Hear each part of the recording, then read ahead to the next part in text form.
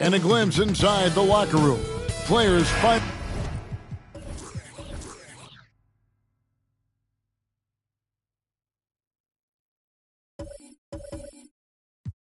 Few.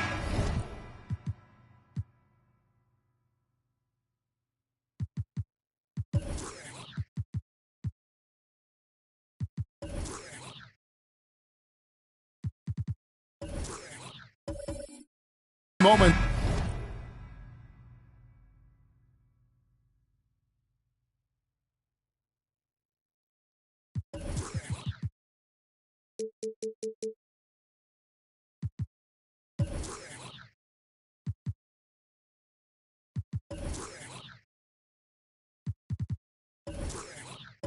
To prepare for the game and the task ahead. So Atlanta will get the first possession. A look at the Magic starting group. Chris Bosh is out there with Russell. Then there's Person. Then there's Kemba Walker. And it's Caldwell in at the 2 spot. Spins. Walker the pass to Caldwell.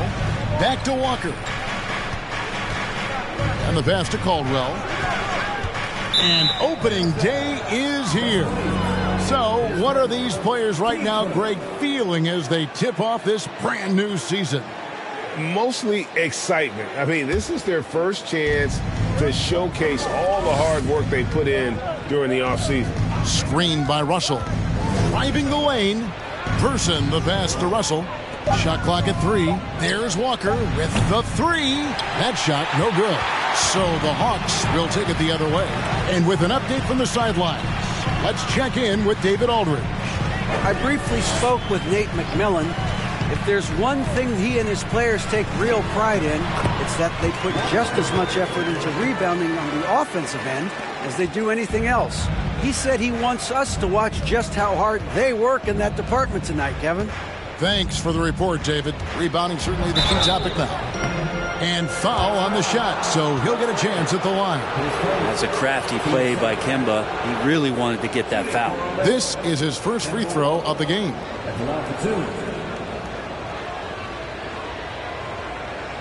Take a break. Take a break. 2 shots.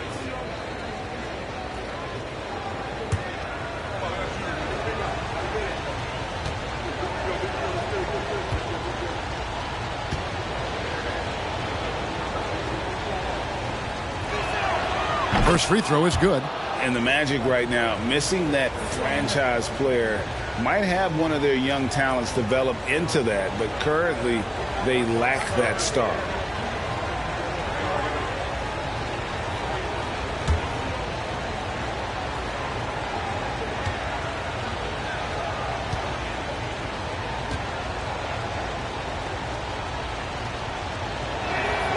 And so Walker nails both of them. And as we know, Greg, the NBA is a star-driven league. Hard to contend without a top 10 player on the roster. The Magic have been patient in their approach, and one player taking a leap this season would be huge. And here's Bosh bringing it up for the Orlando Magic. Person the pass to Walker. Shoots over Frazier. And the shot is long. You almost have to assume he's going to knock those down when he is that open. Williams with the ball. And he's fouled pretty hard on that shot, but he's got the chance to pick up the points at the line. AGA, what about these Hawks? They can really be fun to watch. Yeah, and they just need to be more consistent, Kevin. It seems they can beat anyone on any day. If they can start doing that regularly, we're talking about big things in the future.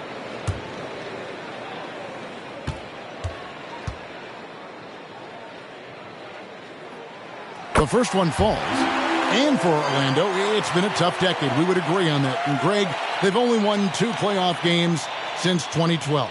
Well, they've only made the playoffs twice in that span as well. So They've got a lot of draft picks lined up in the next few years, and they need to make good on those high picks.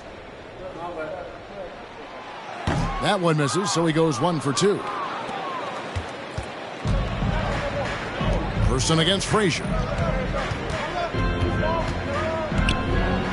We're just about 2 minutes into the first quarter. Person with the bucket. Just setting the tone with an aggressive move to the rack. And where's the help defensively?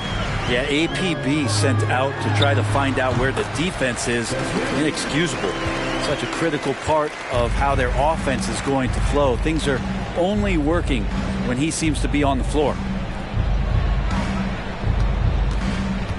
Frazier against Walker. Russell, a screen on Frazier. Walker with nobody on him. He buries the jumper. Walker is elite when it comes to getting free and knocking it down from the mid-range. Williams dishes to Boozer. Now Williams. 2 points. That one goes. Williams has got 5 points so far. Boy, he is looking confident. Love how they're using him so far. Yeah, right now I don't see any let up. I think he's going to just keep putting his foot on that gas pedal tonight. Person against Hudson. And he drops in the layup off the glass. We've seen the lead change hands quite a bit in this one. And guys, I think each team knows they can win this game. Just a matter who can catch that momentum. Now here's Frazier. Fouled on the shot and picks up 2 points. So 1 free throw coming up. Working his way for a high percentage look. That's just smart basketball. Man, that's a painted possession right there, a masterpiece, especially when the defense is not a factor. The Hawks have converted 1 of 2 free throws so far today.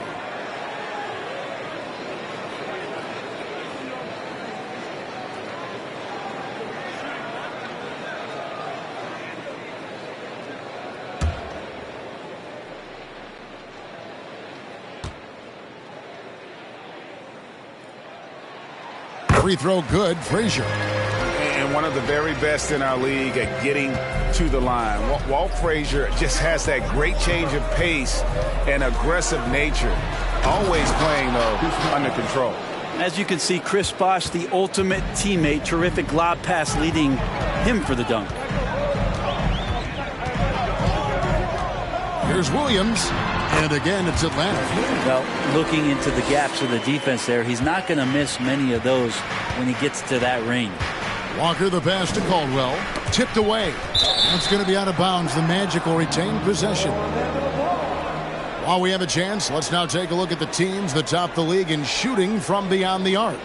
The Hawks second. Everything clicked for them last year, especially on the perimeter, and they shot a very high percentage. A lot of that due to their offensive schemes. Here's Person, screened by Russell. Person kicks to Russell. Walker in the corner. Good, and the assist goes to Russell. Walker's got 7 points. And you don't want to lose sight of the smallest man out there. Kemba Walker can make big things happen. Passes it to Thurman. Williams dishes to Frazier. Down low. Goes up on the wing. Walker with the rebound. And it's Walker with the ball, bringing it up for the Magic.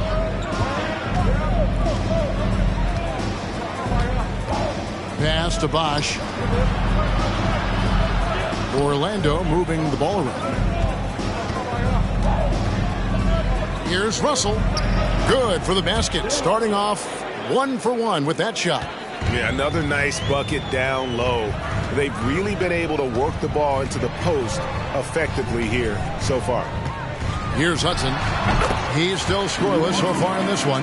And Hudson, I mean, this is a guy who scored 30 points in a college game with a broken hand. That's why they call him Sweet Lou. The shot. Walker's shot is off. Hawks have gone 6 of 9, shooting it well. Frazier scanning the floor. Here's Hudson.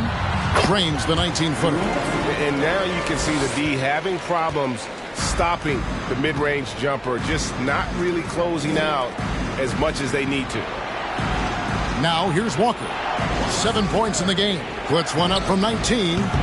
Misses off the right iron. Is it getting cold in here? This is a tough one. Crucial that he starts to work a little harder for a higher percentage shot. Outside Boozer. Outside Williams. Driving in. Pass to Hudson. He lobs up the alley-oop pass. Stolen away. Nice job to interrupt the alley-oop attempt there. There's Walker with the three. Another miss by Orlando. The Hawks have gotten 7 of their first 10 attempts to fall so far. Excellent pace to their offense. Outside Boozer. Here's Hudson. Again, the Hawks score. Impressive, really, from that short 17 area. They are not missing many. Guys are looking for a spark here. Yeah, a cold stretch offensively, for sure.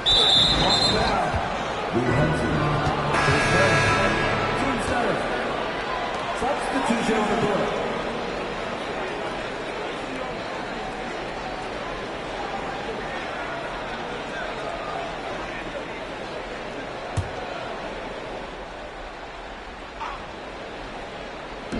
We've got 1:28 left to play here in the first.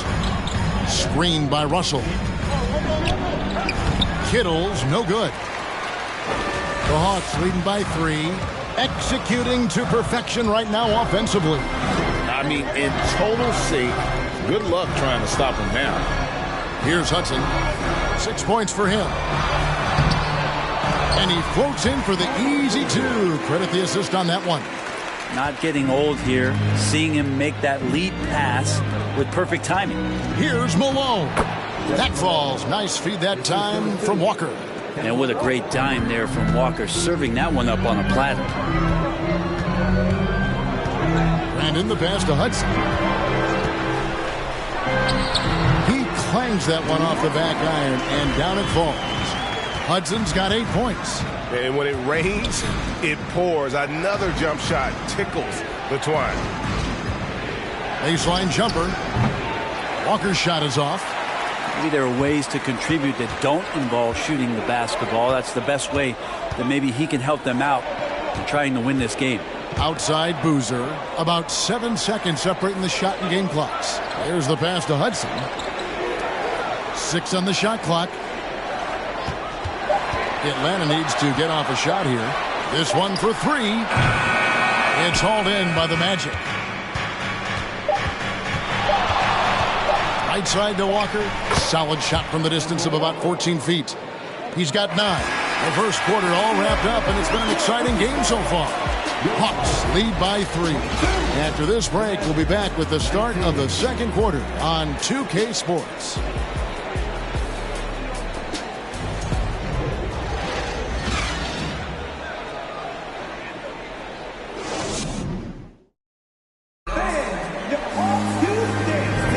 Some good action already in this one, but a fairly even matchup after the first quarter of play.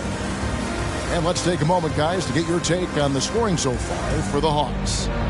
So far in this one, guys, it's been the shooting. In particular, from mid-range. That has been huge for them. Getting to the inside is really important, but it's how close you can get to the basket. It feels like these guys are all around the rim in their attack tonight. So with Williams on the bench, here's who's on the floor for Nate McMillan.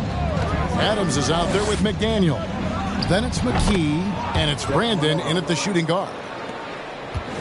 The Hawks leading. Pass to Adams. Nice ball movement here by Atlanta.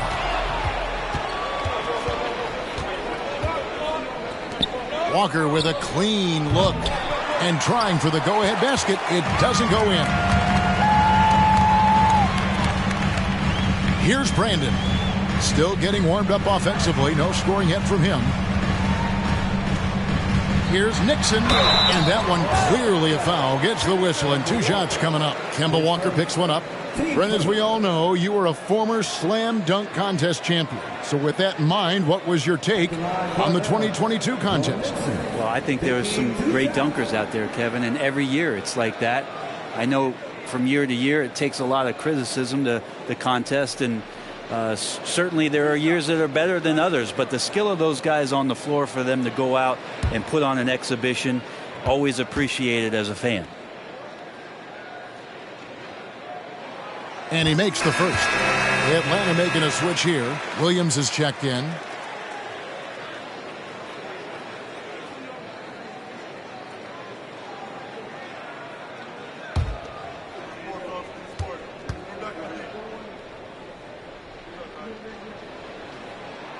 And that one goes in. 2 from the line that time. Now you can tell he's feeling confident right now at the line, and when he's on, he can be lights out. Here's Sprewell. Oh, and he pops it off the glass. Wow. Time now to turn to our sideline reporter, David Aldridge. David. Thanks very much. Orlando has a very young roster. Coach Jamal Mosley says, one thing I've said to them is dominate the simple. The more we can keep it simple, the better we'll be. Not overthinking things, just playing off instincts and reaction. Kevin, back to you. The place to start. Makes a lot of sense. David, thanks. Here's Adams. First shot, first basket. He's out of the blocks fast. Now that's a high percentage look when the D doesn't fight over the screen. And the coach over there just asking for one simple thing, and that's some effort. Got burned on that one. Here's Caldwell. Nothing yet on the scoreboard for him. With his first shot attempt, no good off the front iron. The game has been very close in a lot of areas, but rebounding has been the one differentiator thus far. Here's what the Hawks have lined up on their schedule. On Saturday, the Los Angeles Clippers will come into town.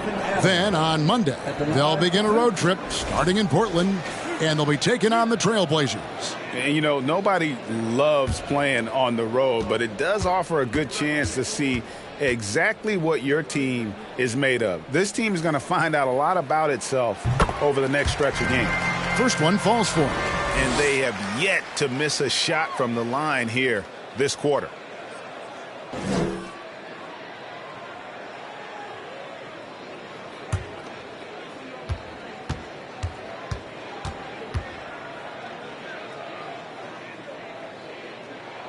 And so Adams nails both of them. And it took them a while to find their touch at the line, but they have been red hot here in the second quarter. The Magic trail by 7. Outside, Malone. Pass to Jones. Here's Sprewell. And he could not get that one to go. A lot of contact, and he'll go to the line for 2. You can't doubt that Sprewell has the talent. When focused, he's an incredibly efficient scorer as well. The Magic have gone 2 for 2 in the game at the line.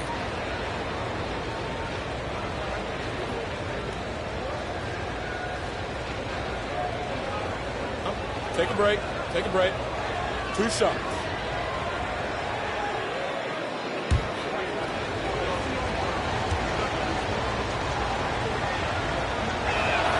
And the first one drops.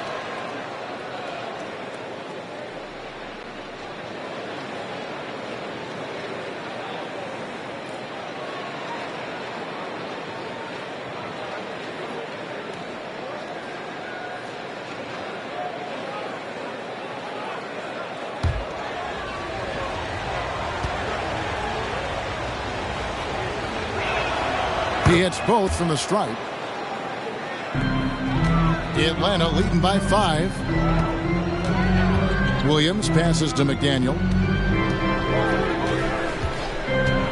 Outside Williams. Here's Adams. Shooting foul as the whistle blows. He'll shoot 2 free throws.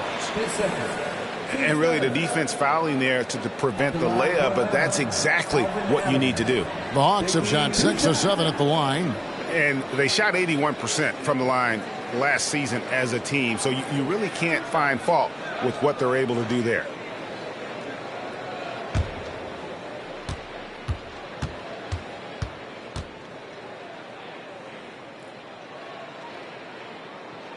And he knocks down the first one. Frazier, he's checked in for Atlanta. Persons checked in for Orlando.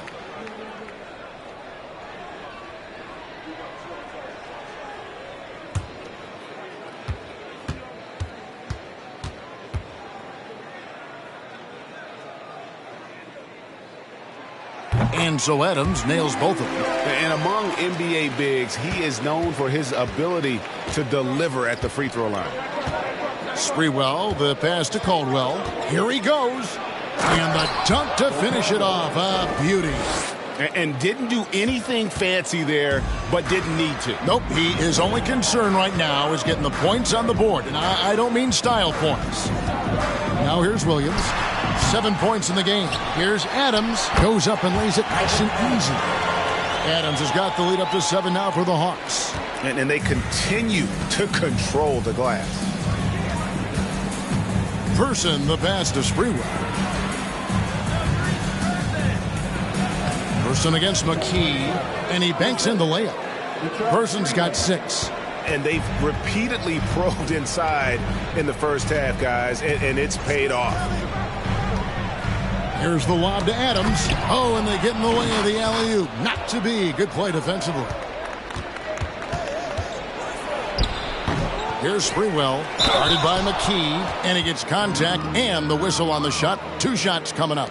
And Atlanta gets called for the foul. The Magic have looked good at the line tonight. They're perfect in 4 attempts. And last season, as a team, they knocked down 79% of their free throws, so those are numbers you'll be happy with.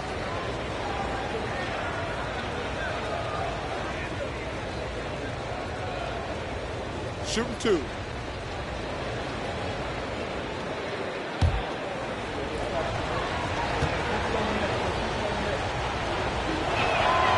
And he can't get the first one. Well, it's interesting to watch him because he's putting his body on the line to get to the line. We didn't see this during the first quarter, but he's making up for it here.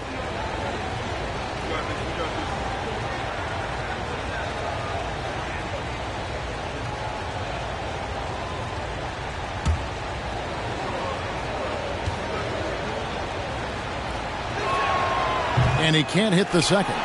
That's a strange trip because typically he's pretty much money from there. Frazier the pass to McDaniel.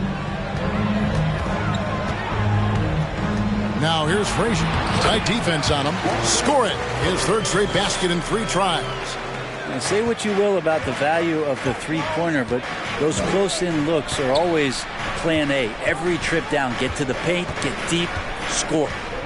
Here's Sprewell, and it's good off the glass. Now here's Frazier. 7 points in the game. He dishes it to Adams. The rebound by Chose. That's the only kind of defense that's going to cut the mustard here tonight. You got to stay on top of a guy like that who can play at such a high level offensively. Atlanta leading by 5. McDaniel, no good. He creates such a great opportunity right at the rim, and he just can't get it to go. Even with the defense, not really a factor. Here's Sprewell.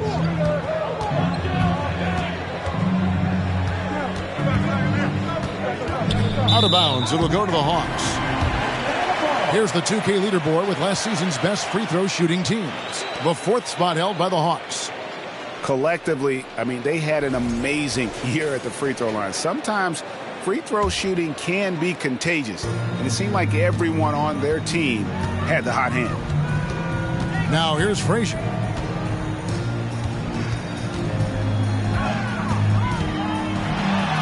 He makes another one. That's 4 up and 4 in to start his game. I just think that's trouble. You're gonna let that guy shoot layups. You're asking for it. And it'll be Orlando with their first time out of the game right here.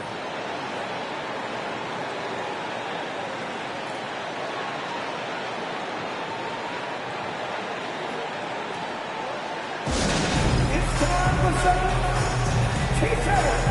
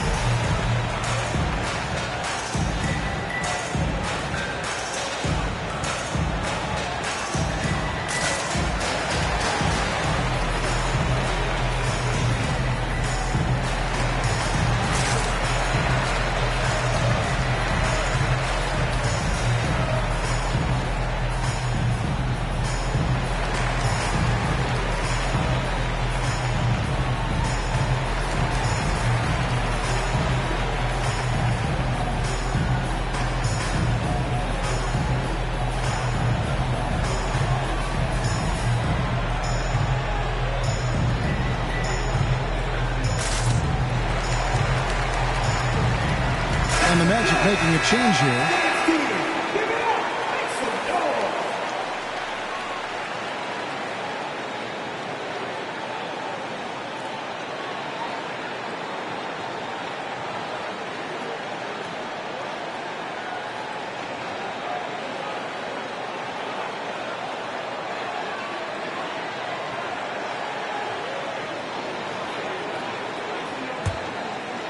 Here's Caldwell.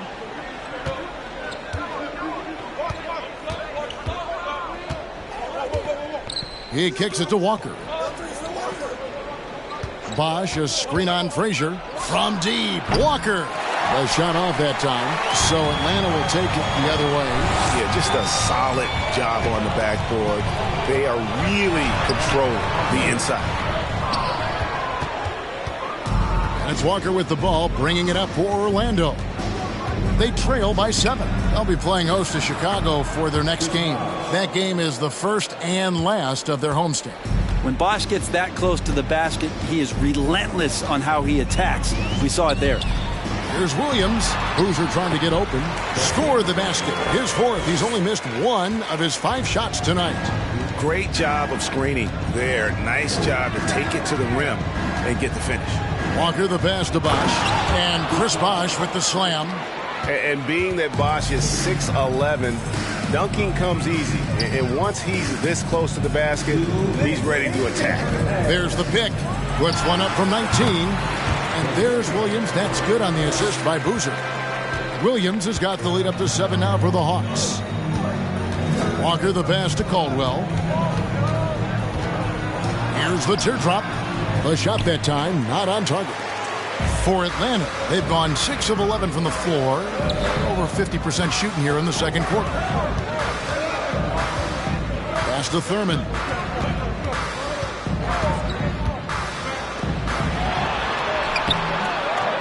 The shot, no good. Nice D from Russell. The Magic trail by 7. Walker surveying the floor. Screened by Russell.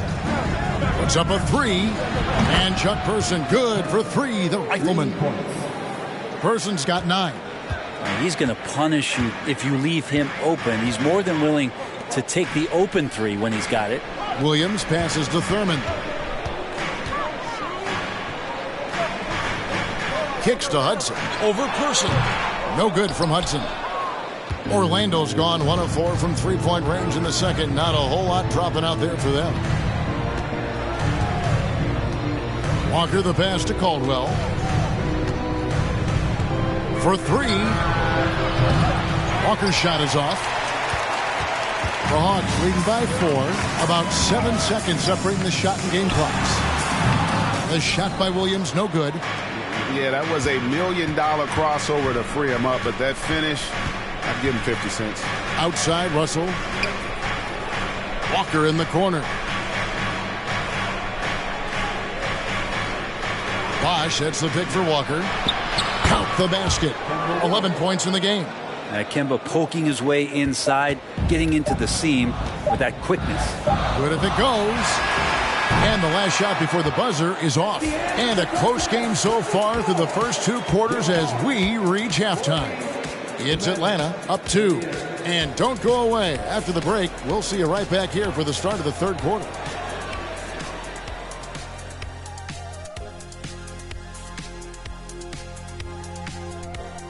Hey everybody, halftime is upon us, and a battle is also upon us. Not Kenny and Shaq this time, thankfully, but 2 outstanding players through the first half. Uh-oh, there's a duel at the point guard position, really testing each other's ability to run things. Cerebral battle. You see, in basketball, Ernie, point guard is like chess. The center play, well, it's a little simpler, like checkers. And talking about our game involving the Magic, not a lot of separation here at the half. The stat that jumps out to me is their lousy three-point shooting. The perimeter is looking like a lost cause for them. Might want to switch it up. Right, because even if they start hitting those shots, threes alone aren't going to solve their problems. And that's all for us. Now it's time to send it back to Kevin Harlan for the beginning of the third quarter.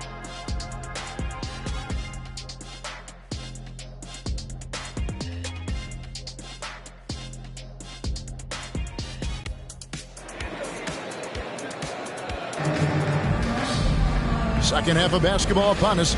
We may be in for an exciting finish based on how close of the game it's been so far.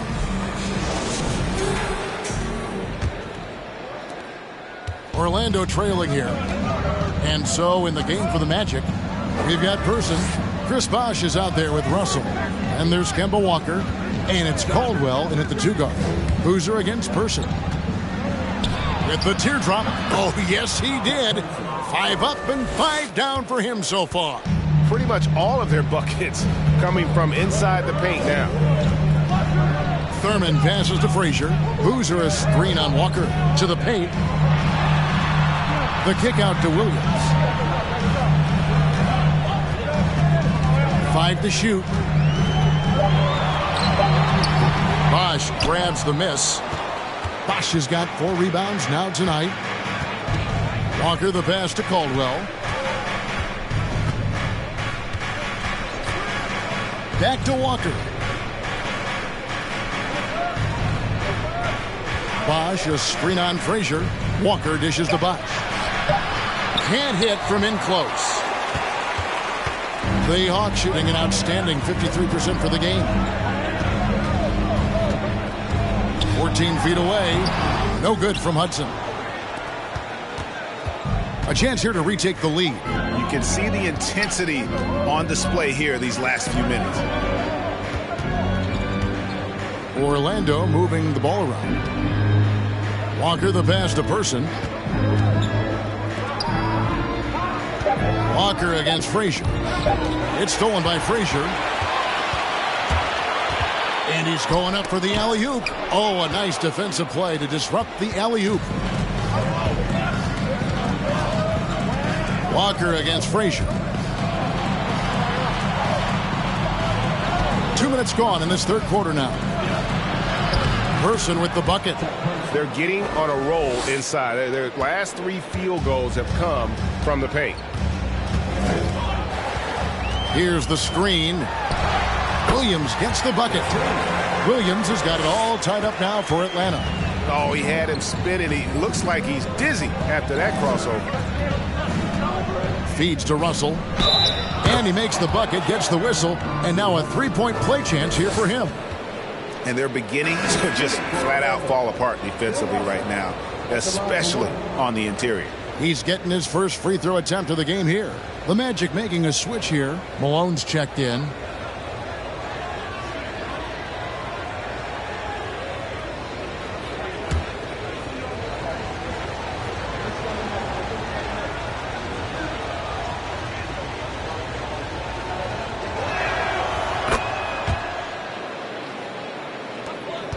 The Hawks trail by 3. Williams passes to Nixon. Williams a screen on Walker. Here's Thurman. And Nate Thurman is the charter member of one of the NBA's most exclusive clubs. First player in league history to ever record a quadruple-double. Very few guys have pulled that one off. Take a break. Take a break. 2 shots.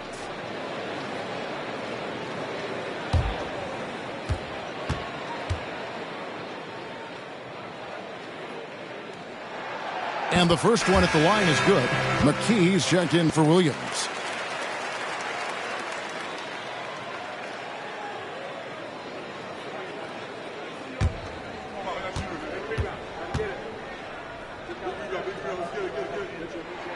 And he makes both free throws.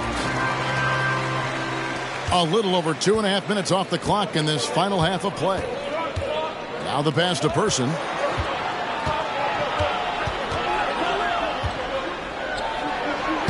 It's good for the 7th time this game. He's shot 7. He has made 7. That's the kind of aggressive and assertive play they need as we get closer and closer to crunch time. Nixon, the pass to McKee.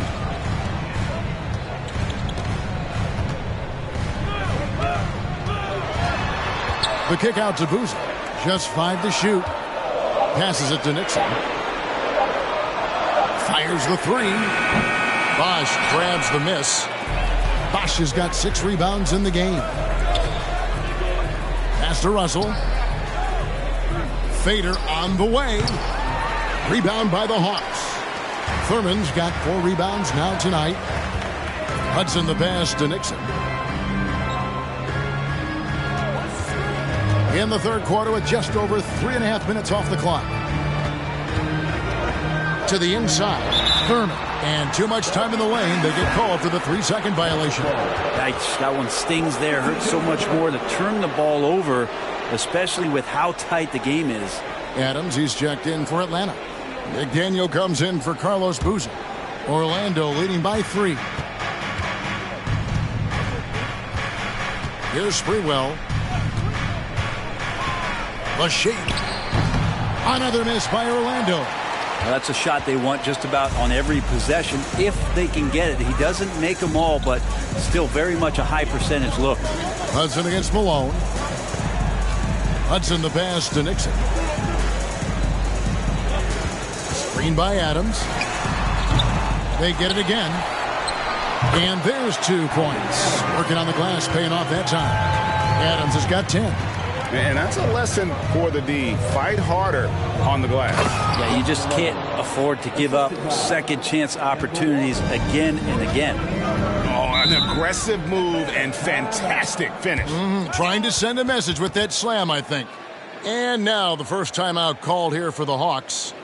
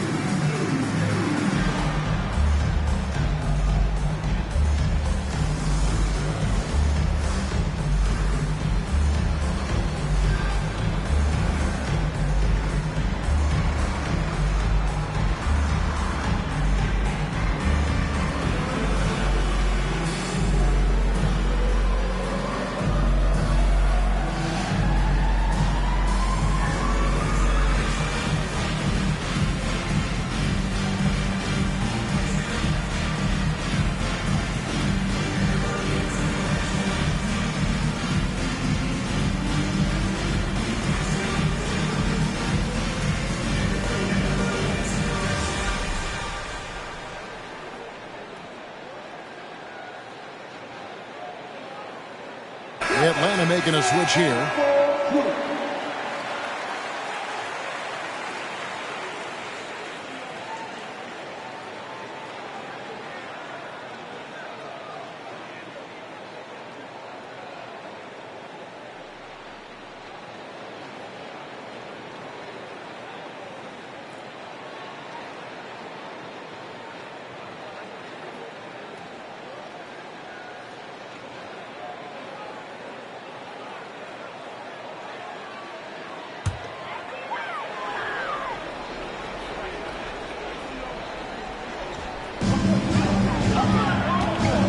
Here's McDaniel. He's guarded by Douglas. Jams it in off the great move. Oh, just solid on the one-handed slam. And guys, when it's a tight ball game like this, he's the guy they want with the ball. Now here's Walker. 11 points in the game. Pass to Sprewell. Dudley with a screen on McKee. And there's the feed to Dudley. And that'll be 2 free throws coming up. Officials on the call with the foul. And a chance to catch up on some numbers here. Scoring breakdown for the Magic. They've been playing some really physical offense, just attacking the paint as much as possible. And I tell you what, they have been very successful with that strategy. Well, they've also put an emphasis on driving inside in this game. The defense hasn't been able to stop them from finding those gaps.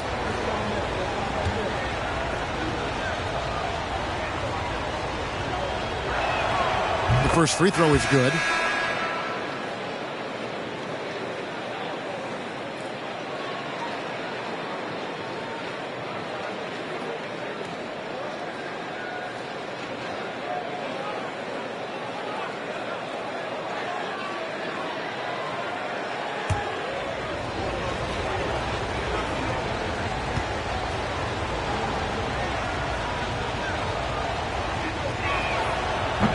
He makes one of two that time. The Hawks trail it. Inside. It's stolen. Here's Sprewell. Guarded by McKee. Sprewell, the pass to Malone. Here's Sprewell. 6 to shoot. Shoots over Adams. Here's Jones, and the layup's good off the glass. And the rebound and the follow show you what he is all about. Gritty and determined with a soft touch to match. Here's Nixon. The pass to Brandon. Adams with the screen on Malone. Here's Brandon. Shoots the 3. And it's Nixon missing. Orlando leading by 4. Here's Sprewell to the wing on the left. Picked his pocket. McDaniel, the pass to Brandon. The Hawks working the ball around.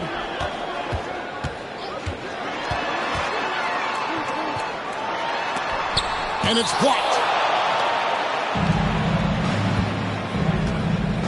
1:39 left in the third quarter. Kittles passes to Malone. Got a piece of it. Atlanta making a switch here. Frazier's checked in. Walt Frazier.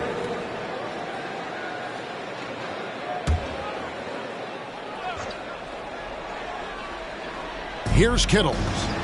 He's been quiet so far. Still no points in the game. Shoots over Frazier. They get the rebound. Out left to the wing.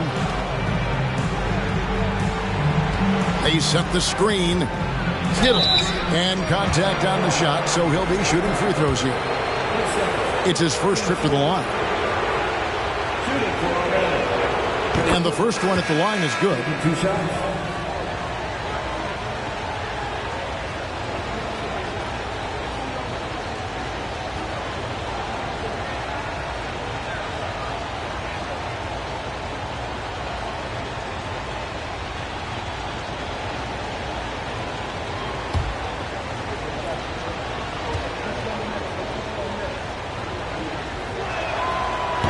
Second free throw, no good. The Hawks trail by 5. Guys, they're looking for a way to score here. Yeah, they've had a tough time taking the lid off. Passes to Adams. Adams with the screen on Dudley. Shot clock at 6. It's blocked. One-on-one here.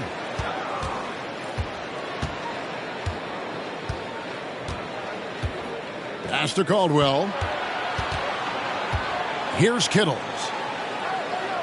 Pass to Caldwell. Here's Jones. Here's Kittles. Off target from outside. 4 seconds separating the shot and game clocks. Here's McDaniel. Over to the left wing. Here's the lob to Adams, and Adams with the slam. And how about the incredible timing on that alley-oop? He absolutely hammered it down. Here's Sprewell.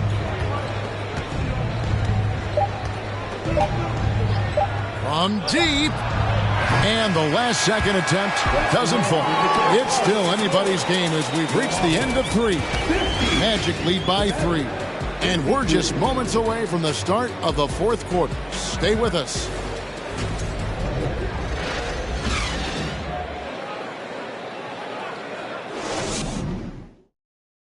And now we have a moment to reveal our State Farm assist of the game. Yeah, an easy choice tonight. Look at the precision on this pass. Put it on a platter for him. Well, there's a way to break down the defense with the handle, but you can do it with the pass. Prime example of that right there.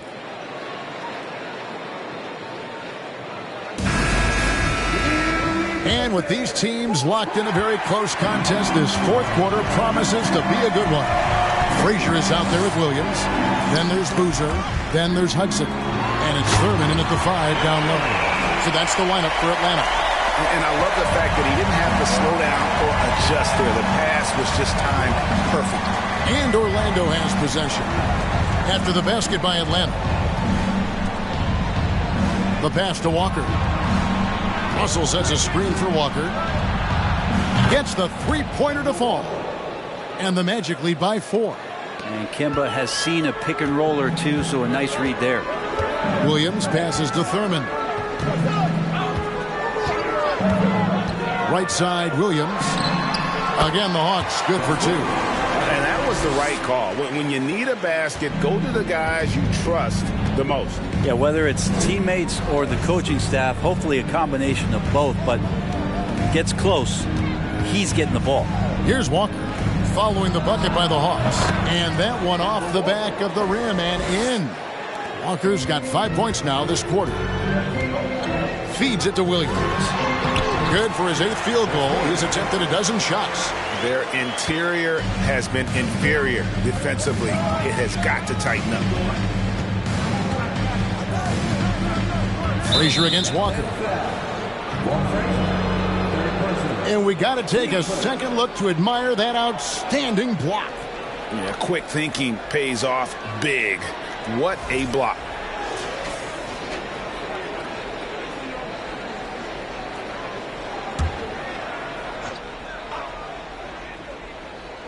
We've gone about a minute and a half into the 4th quarter. Passes it to Person. Magic moving the ball around. Well, his shooting has been a little bit below par. You think about what this lead would look like if he was on. Williams passes to Thurman to tie it up. And it's Russell with the rebound. Here's Caldwell. He's guarded by Williams. Russell. Great positioning on the putback. And this is the problem. The length, the timing. Russell, one of the very best at corralling misses and turning them into points. Now here's Williams. Got a piece of it. And it's out of bounds. Last touch by Russell. Great energy on the deflection and a good job disrupting their offense. Yeah, appreciate the work right now on the defensive end.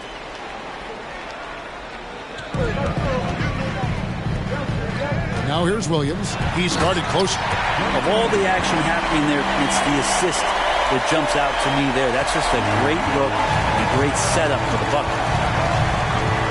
Knocks it loose. Out of bounds. Atlanta takes possession. Malone's checked in for Orlando. Substitution. Jeff Malone.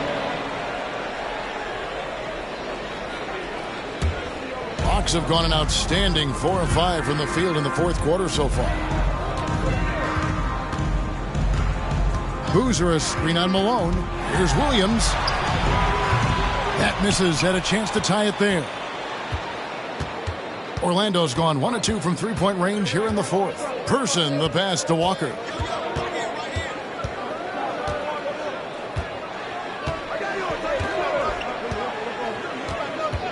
Clock at 6. Pass to Person. Fires the 3. Rebound by the Hawks. Well, the D really getting away with one there. No one on him. And that's going to be good 9 out of 10 times. Frazier kicks to Williams. Boozer with the screen for Williams to tie it up. Good. Great play set up by Frazier. Williams has got the game tied up here for the Hawks. Moving it around. 8 of their last 10 coming off assists. And here's Walker. Bosch, a screen on Frazier. Here's Walker. Plenty of room to knock down the shot. Walker's got 7 points here in this quarter. Time called here. The Hawks decide to talk it over. Getting the latest now from our sideline reporter, David Aldridge. David, it's all yours. Take it away. Hey, guys, I was able to hear Nate McMillan talk to his team during the break. He told them to stick with it. He said, this game is right here, guys. This is our game to take.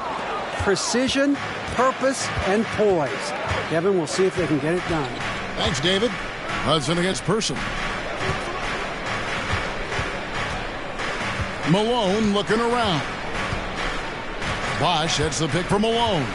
And a lot of contact on that one, so he'll shoot 2 here. Yeah, the defender all over.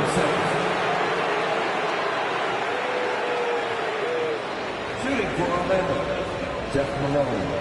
2 shots.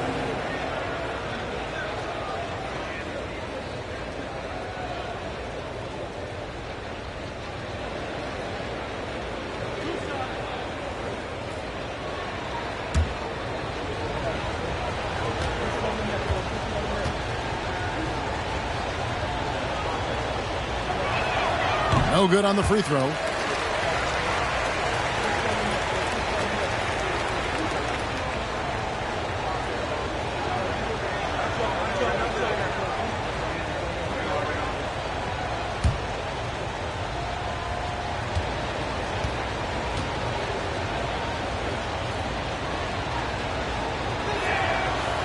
So we can't get either to fall.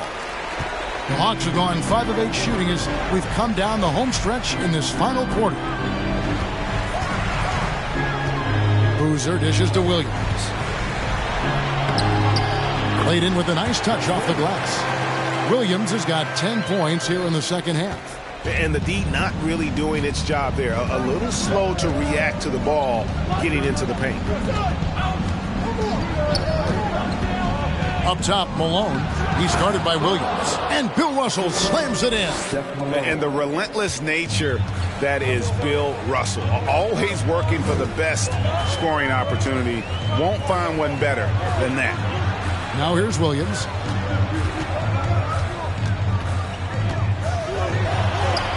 Softly drops in the floater. Williams has got 23 points. And that's 10 straight points in the paint. The defense nowhere to be found. Now a timeout called by Orlando.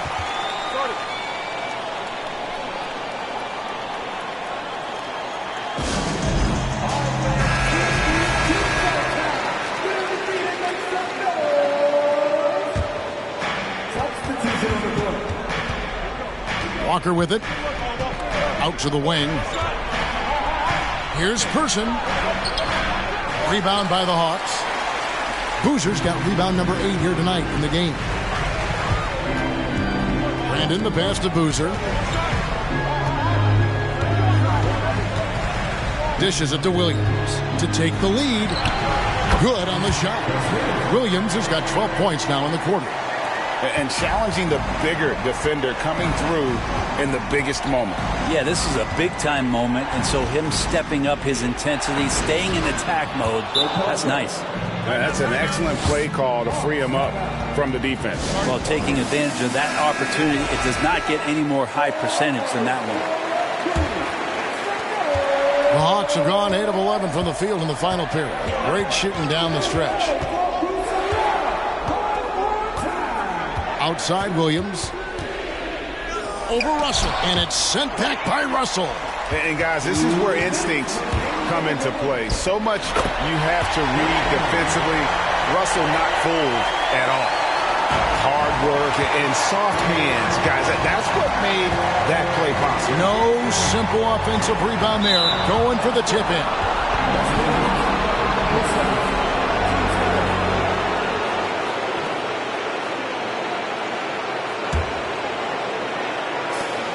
A minute 50 left in the fourth quarter. Now Walker. Down to 5 on the shot clock. And good. Got the English that time as it falls. Walker's got it all tied up now for Orlando. Williams looking around. Comes up empty from 19 feet out. And they're in position to take the lead. And how big would a bucket be at this stage of the game? Outside, Walker. The feed to Bosch. Stolen by Boozer. Outside, Williams. Buries it down low. Williams has got 16 here in the second half. When a player gets a feel for that floater, it can really make things tough on defenders. You're just not sure how to guard him and where your point of commitment is. Now here's Walker. On the top of the key, it drops. And tie game. That is a huge basket right there. That is world class. Love seeing that there. A huge possession, and he nets it. Now here's Williams. Not a lot of room. Driving to the basket. That's how you draw it up right there. A screen to shed the defense, a quick move to the bucket, and you get the lay-in. Walker the pass to Person. And no good. Had a chance to take the lead there.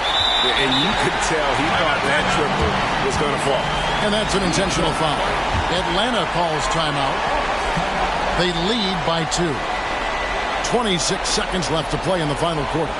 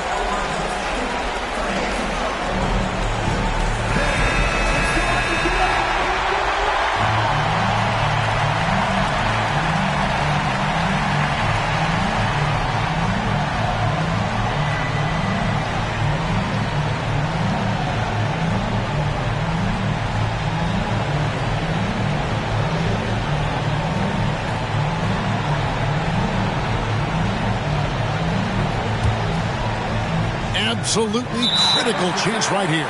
They need this one to go their way.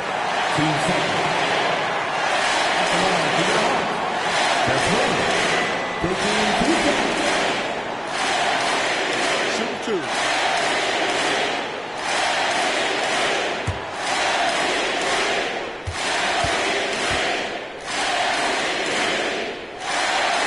He doesn't hit the first, and that was the one they really wanted. He's got one more, though.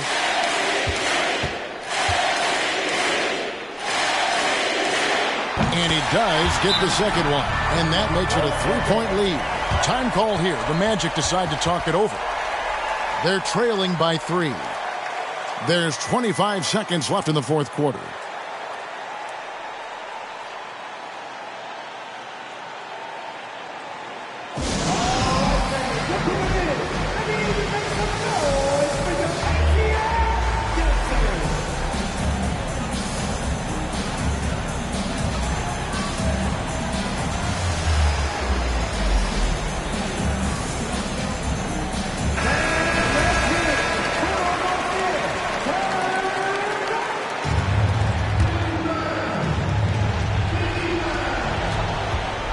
Just 1 second between the shot clock and game clock.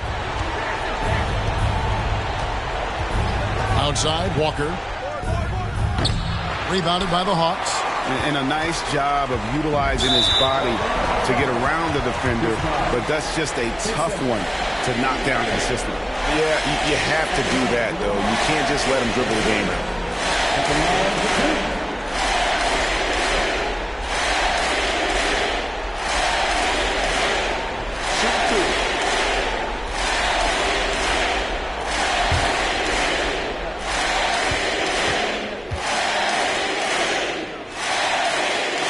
And he cannot get the first one to drop. Tough one to miss.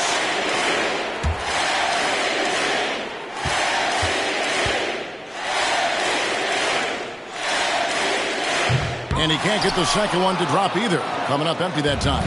It looks like he was a little tight on the line that time. Could have and should have closed it out. And this is what dominating the glass looks like. He just cannot be contained.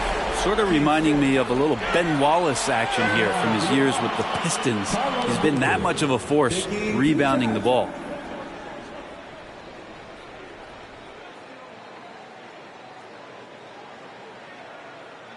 Shooting 2.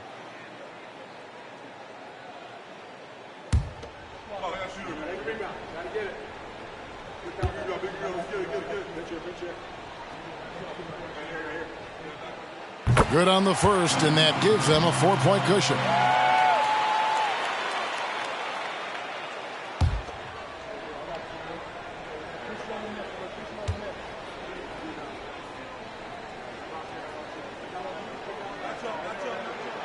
So he gets them both, and it's a 5-point game. Ooh, I think that's a wrap. And I can tell you, you can't have more pressure-packed free throws than the ones that are going to seal the game. And so the Hawks take the win. It was up for grabs right until the final seconds.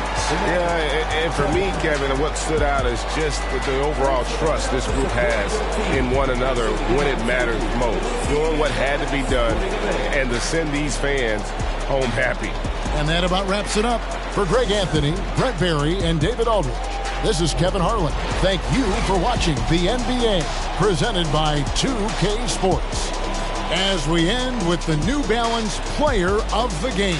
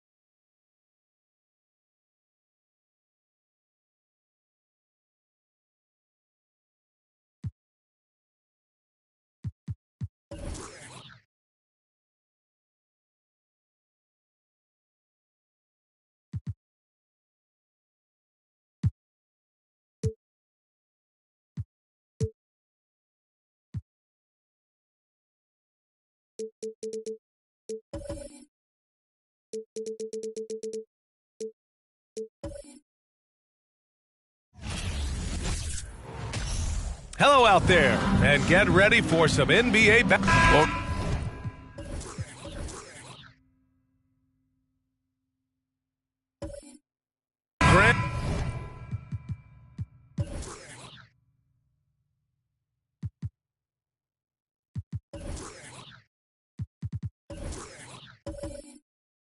Everyone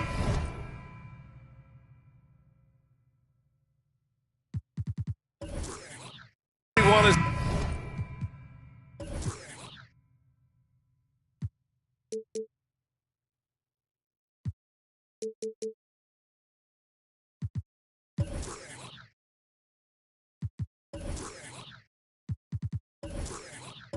excited for this season opening contest. That includes the fans, but even more so the players. Well, there's nothing like a season opening contest. Yeah, both teams would love to kick things off with a big win, so expect to see them giving their all on the floor here tonight. All right, let's check out the starting group for the Thunder. Yeah, and despite being the youngest team in the league, the Thunder have been solid defensively the last couple years. A great sign going forward for this franchise. And looking at this Oklahoma City roster, what makes them so good on D? Well, they have loads of length.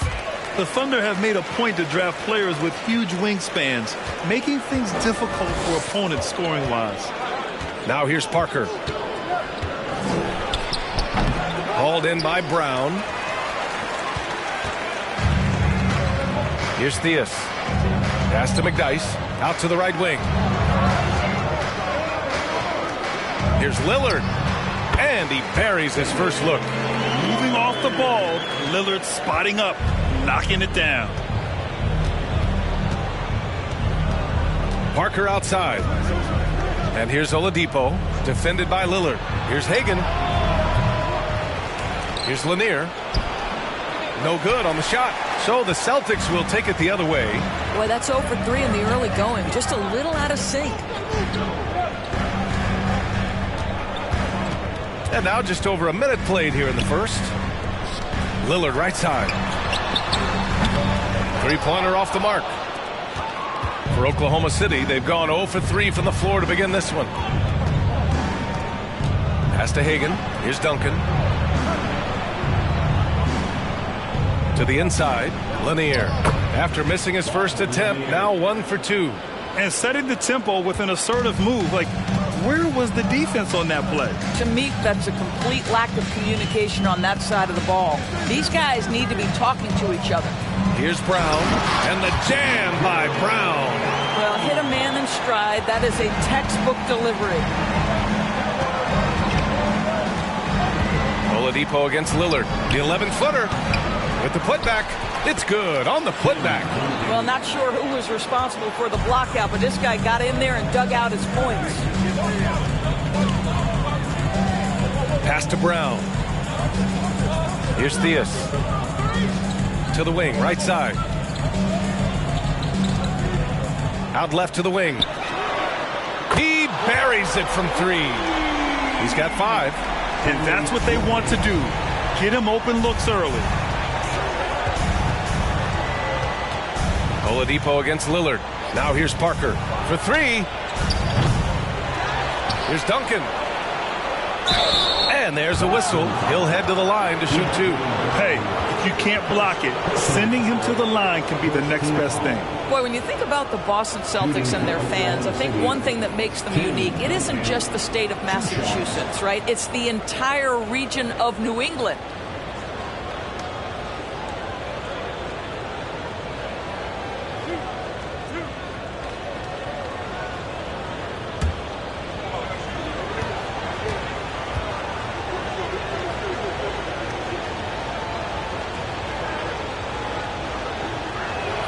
And he makes a first. Yeah, Doris, if you're anywhere in the northeast portion of the U.S., you're going to see a lot of Boston jerseys. Well, Maine, New Hampshire, Vermont, Rhode Island, they all adopt the Celtics as their hometown team. But here's what's even more impressive, B.A. Go to any NBA city, any of the other 29 cities, and you are going to see Celtic green jerseys. That is a fan base that travels well. And that's good as he hits both shots. And here in the first, approaching 3 minutes played. Here's Theus. Pass to Lillard.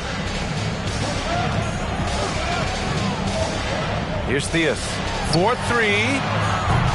The shot that time not on target. Well, you can see why the defense dared him to shoot it. That's not really his spot. Parker outside. Here's Hagan. Ooh, can't tie it up as that one's no good. And the defense got away with one there. I mean, that's a shot he typically makes. Lillard can't get it to go. And this is exactly who you want taking that shot. He just missed it. Good. That's a move you won't see many guys make. Impressive stuff. For Boston, they've gone 3 of 6 from the floor. Pass to Lillard. Brown inside.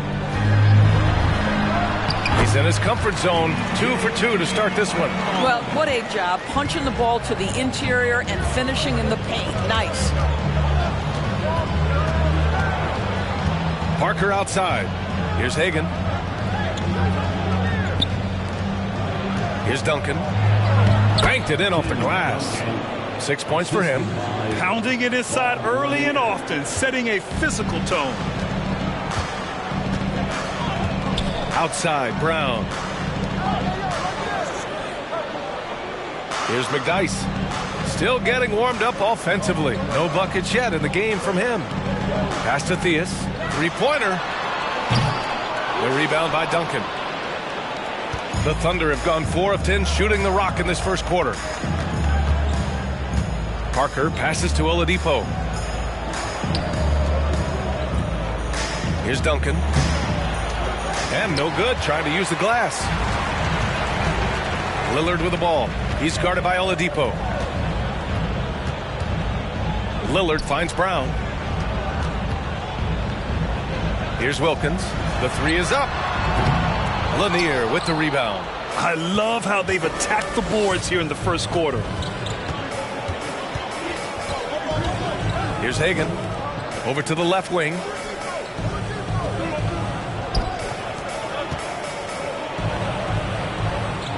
Here's Lanier. Drops in the short one. And you like the balance here. Not just falling in love with the three ball. Here's Theus. Parker defending. Pass to McDyess. To the left side wing. Stolen by Parker. And a fast break now for the Thunder.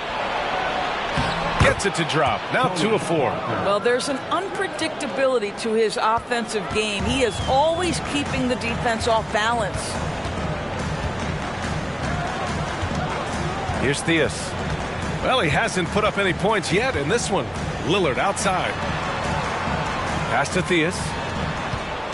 6 on the shot clock. Brown with it.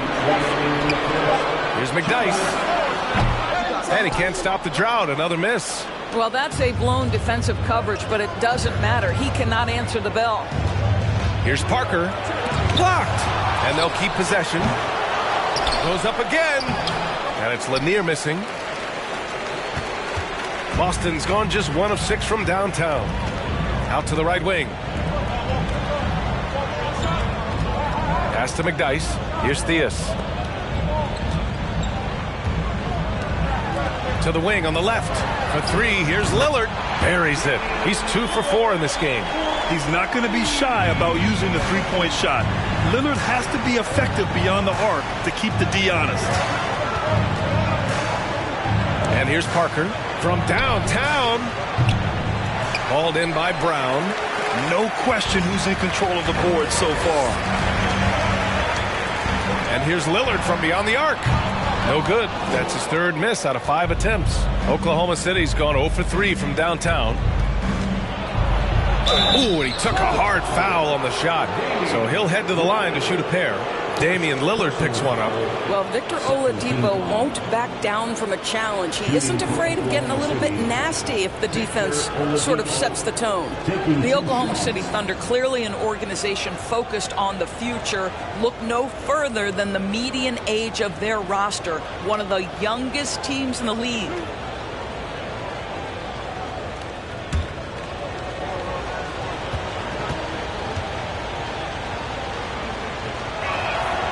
First free throw is good.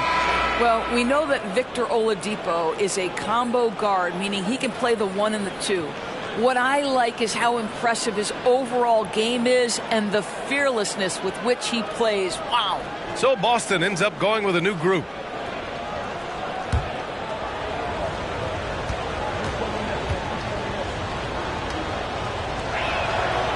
So he hits 1 of 2 from the stripe. Boston trailing. Pass to Carr. Out of bounds, it'll be Oklahoma City's ball.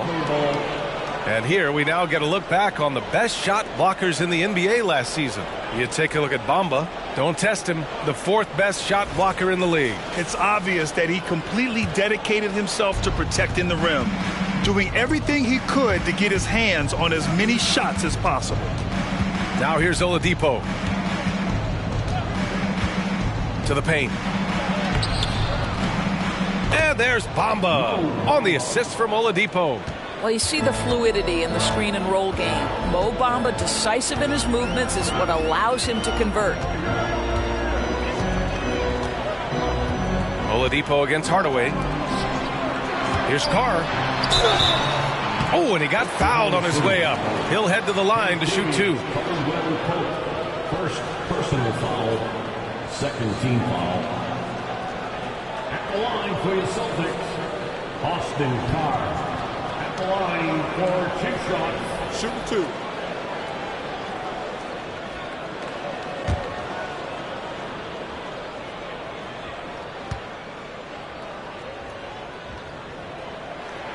And he knocks down the first one.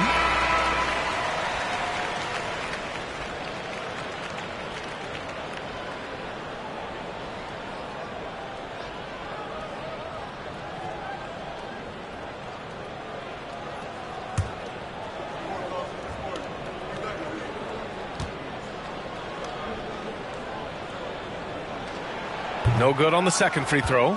And they've come out with a fearless approach on the boards. Now Kuzma, pass to Bamba. It's Markkanen on the wing. And the layup is good off the glass. And the Thunder lead by 4. And so the first quarter is in the books. It's the Thunder. They're up by 4. After this break.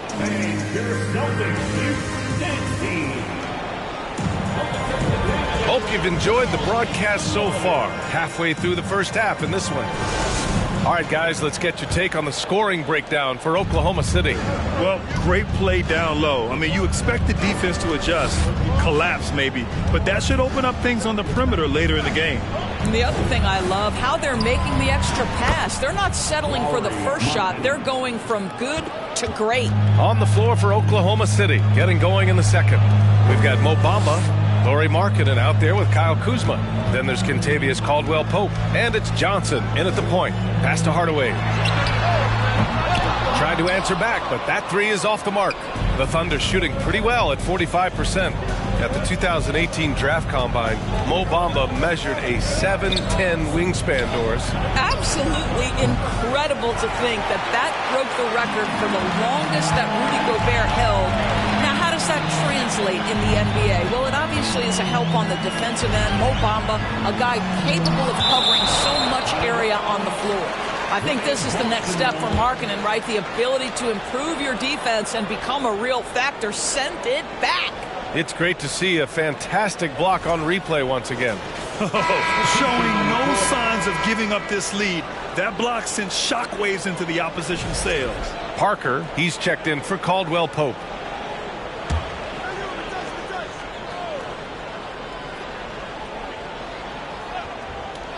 And about a minute gone in the second quarter. Pass to Carr. Now Hardaway. 4 on the clock. Releases. Ooh, pops the J after a cagey pass fake. Thunder with a lead. Parker passes to Johnson.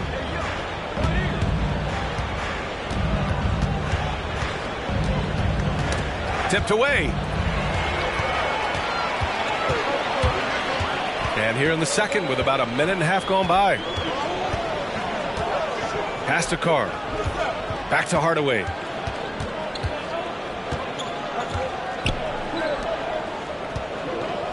And there's a pick. Just 5 on the clock. Here's Posey. And he dunks it down. And it's so hard to stop the putback when you let him live at the rim like that. Boy, once he gets his hands on it around the rim, it's too late. How about the activity level, the effort level? This team right now feeding off his energy. Kuzma, right side. Goes back up. Rebound Boston. Boy, that's one he wishes he could have back, especially against soft defense. Outside Hardaway.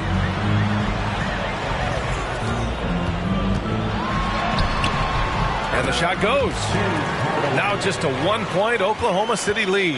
Impressive. I mean, challenging at the rim against length. You just have to love the aggressiveness. You have got to believe that you can score against size on the interior. How about the aggressive, assertive move there? Bamba, that's good. Well, Mo Bamba, if he gets that kind of position, turn the lights out. Now for those joining us now, we're in the second quarter, about 3 minutes gone by. Out of bounds, it'll go to the Thunder. And now a look at the upcoming schedule for the Boston Celtics. On Saturday, the Los Angeles Lakers will come to town. Then on Wednesday, they'll take on Kristaps Porzingis and the Brooklyn Nets. The Thunder have gotten 2 of 5 shots to fall this second quarter. Parker inside, defended by Hardaway. Kuzma, the pass to Parker. Now here's Johnson. The 3. Nice start for him, sinking his first shot. Well, you know it takes courage to draw charges. Guys get trucked all the time, and they still call a blocking foul. You think more of those should be no calls, Grant? You know, B.A., courage is the right word. If you're willing to step in there and sacrifice your body for the sake of the team, you know what? If you don't give them a charge, I prefer the no call. I like that idea. Hardaway's shot is good. Well, after a less than stellar start in the first quarter, you like to see that shot go down. And the Thunder call time here. And you have to think that one advantage this Celtics team has is a deep roster. Lots of quality guys they can assemble different ways. They're pretty adaptable. There they are. Make some noise for Celtics Entertainment.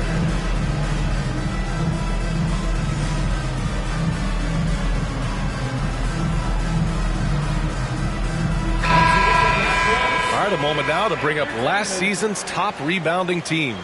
5th on the list, the Celtics. Well, they made a huge commitment to rebounding last year, and it showed in the numbers. They were spectacular.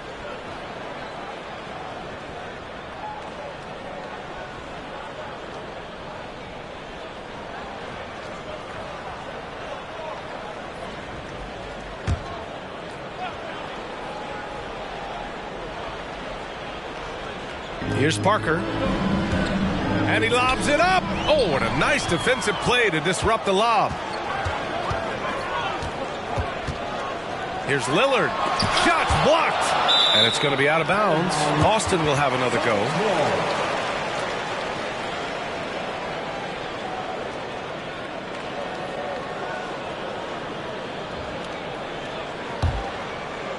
Pass to Wilkins. Lets it fly from 18. And he tries it off the glass, but it's no good. This has been a close game in a lot of ways, but they do have an edge on the boards. Here's Oladipo. Here's Duncan. Basket is good with the setup from Oladipo. Give him 8 points now. Well, Victor Oladipo's passing skills probably unappreciated. This guy is very unselfish and capable. Brown, a screen on Parker. Theus. The rebound by Duncan. For Oklahoma City, they've gone 4 for 7 in the second quarter.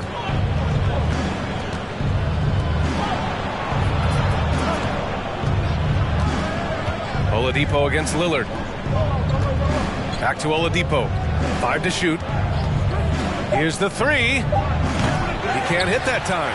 And Boston going the other way now. The Lakers will be traveling in to face them after this one.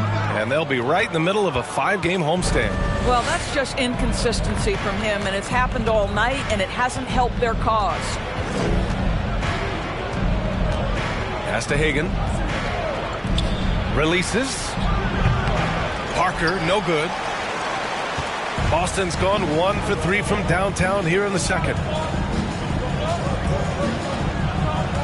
Here's Theus. Parker defending. And here's Lillard. Lots of room. And that one drops for him. Lillard's got 7. What's incredible, he doesn't need much space to let it fly. Lillard's shooting touch does wonders for his team spacing. Oladipo finds Parker. Here's Hagan. Cash money on the open jump shot. And the Thunder lead by 5. The value of good ball movement isn't lost on this squad. Pass to Brown. Here's McDyess. Well, he hasn't scored yet, but I'm sure that'll change. 2 minutes. Here's Wilkins. And the Celtics another three. They've got some ground to make up, and shooting the three ball more consistently like they are now should help them do it.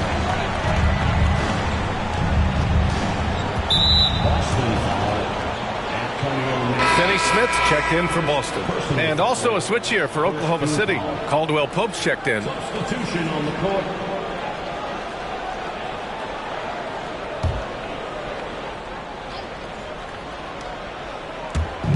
A minute 39 left in the first half. Here's Hagan. Shot from the top of the key. And it's in after a nice bounce off the right iron. Caldwell Pope's got his first basket. Well, deliver the pass where your teammate can do something with it. Nice. Boy, you think back to that Laker 2020 title run. One of the most unsung heroes was Kentavious Caldwell Pope. Think about how good he was in the Orlando bubble. Brown can't hit. That's 2 points they should have had. I'm sure he'd love to get that look again. Shoots off the step back.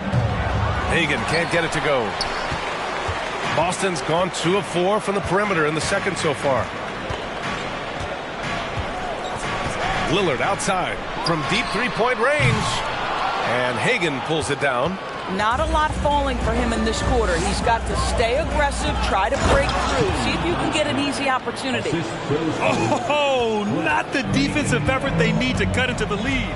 Boy, good call. You have to at least try to protect the rim.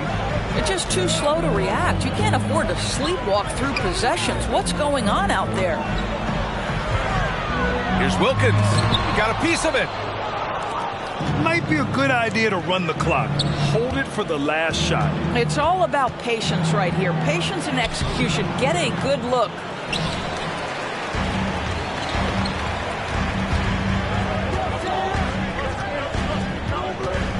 Pass to Finney Smith. There's the three. No good on the buzzer beater. And we've reached halftime in this one.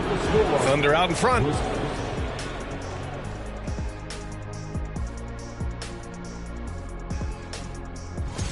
And Kenny, were there any specific teams you look forward to playing?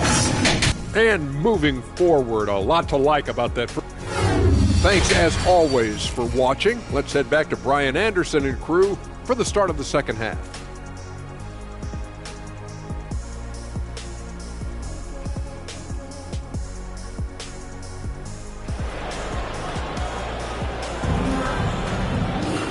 And as we get into this third quarter, as we've seen so far, neither team able to create much separation on the scoreboard.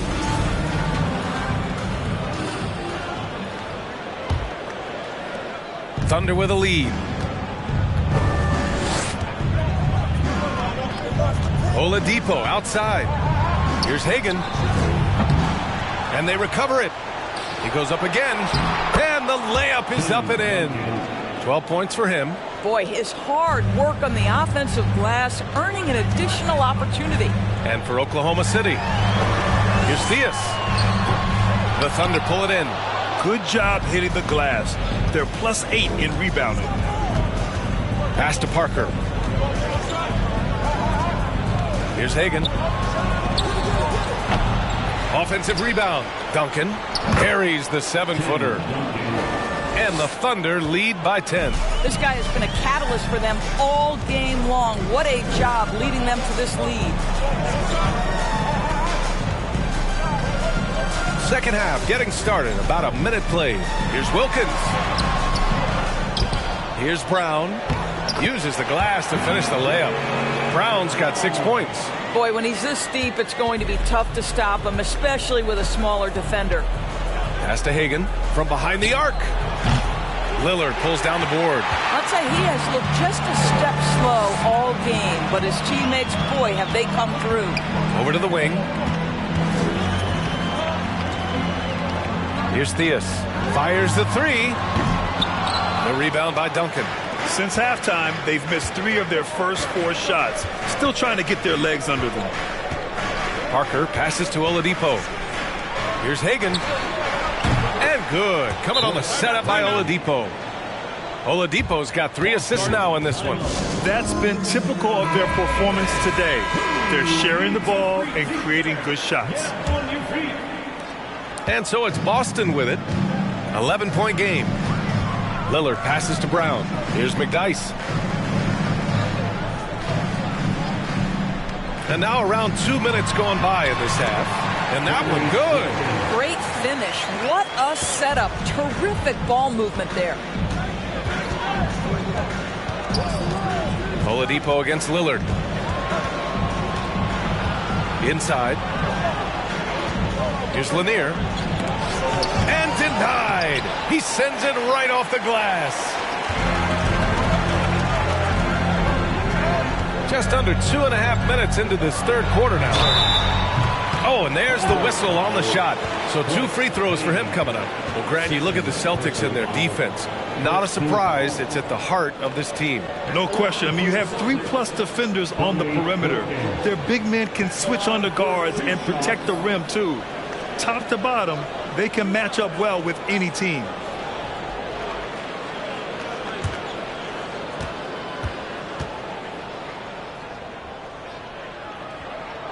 And the first one at the line is good.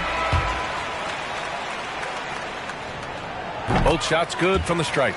It's not luck that he's so steady at the line. It's through repetition and hard work. Lillard against Oladipo. Pass to Hagan. Here's Parker. Off target with the 3. For Boston, they've gone 2 of 5 in this third quarter. Here's Wilkins. And he'll draw the foul. He'll head to the line for 2.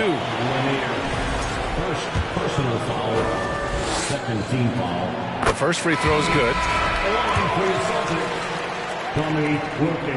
It's both from the stripe. They're doing some good work at the line this half.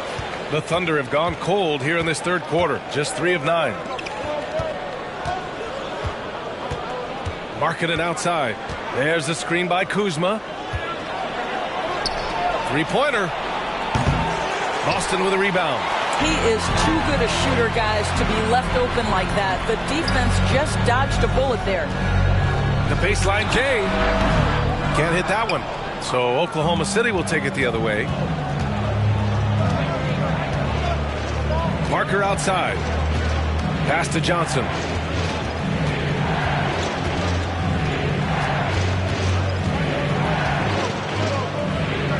Back to Parker. Down to 5 on the shot clock. Up and over Hardaway. McDyess with a rebound. I think he's gone completely dry. Nothing is hitting. And this is where you hope that he can find something easy so he can see the ball go through the net. And the whistle on the shot. Got some contact there. Misses the shot, but he'll shoot 2. At the line for the Celtics, Tim Hardaway. At the line for 2.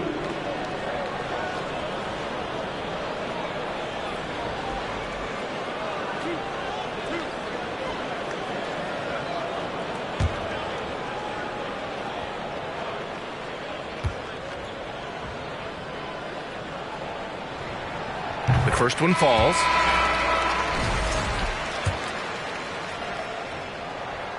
So he gets them both. Oklahoma City has gone just 1 of 5 from 3-point range here in the third quarter. On the wing, Kuzma.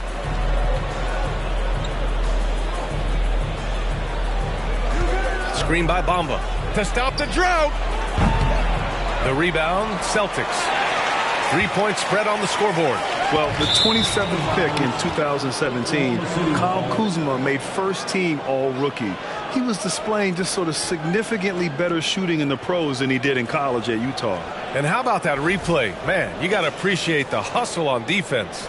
And this is exactly why he's out here, in order to block shots in tight games like this. Parker finds Markkanen. Now Johnson. Screen by Bamba. Fires top of the key. And yes, it goes. Got a little English on that one. Johnson's got 5 points. Well, you look at Kuzma's shooting percentages. His rookie season still his most efficient, Grant. Yeah, B.A. I mean, he stayed at about that same level but as an offensive-minded player, if he can progress a little, that would certainly help his value. Kuzma outside. Pass to Markkanen. Launches it. It's not going to go for him. And Boston going the other way now. Here's Carr. Played it in with a nice touch off the window. And now just a 1-point Oklahoma City lead. Terrific energy at both ends to sustain this run. They found their composure on both ends of the floor, and that is what triggered this run. The Celtics making a switch here. Finney Smith's checked in. And Oklahoma City with a change here too. Caldwell Pope's checked in for Parker.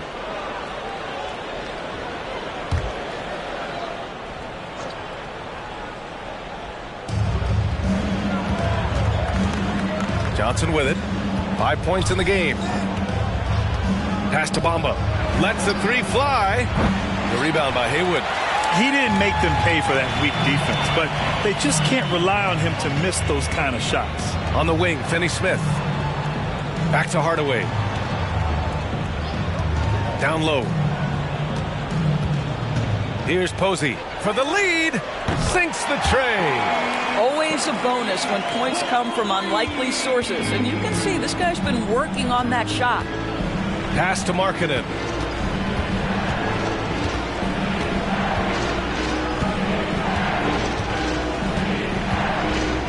Back to Johnson. 6 to shoot. Bamba, screen on Hardaway. Kuzma for 3. Gets rebounded by Carr. The Celtics with the lead. There's a minute 47 left in the third. Outside Hardaway. Pass to Carr. Back to Hardaway. The three is up. And the Celtics another three. Well, obviously, the defense has not been great this half, and you've got to be able to address this quickly. Brown, he's checked in for Boston. And a quick check now on the teams that led the league from the charity stripe a year ago. Boston in second. It's one thing to be aggressive getting to the line. And last year, they made good on the opportunities when they presented themselves.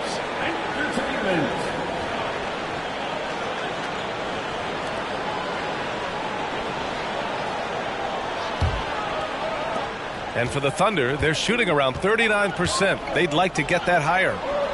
Pass to Markkanen. Kuzma for 3. Buries it from 3.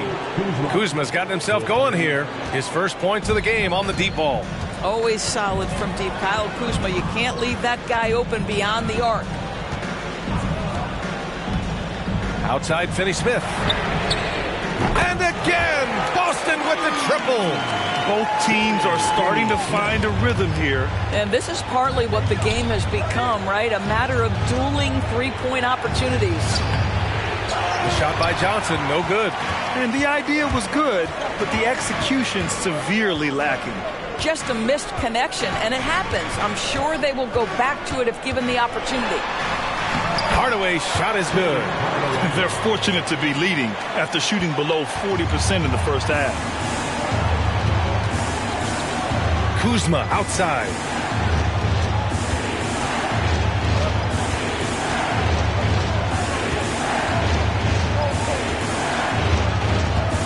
Clock at 6. It's stolen. Here's Carr. Pass to Posey. Finney Smith with it. Ooh, poked away. And stolen by Markkanen. Kuzma, the pass to Johnson. Puts up a 3. Oh, no good on the last second attempt there.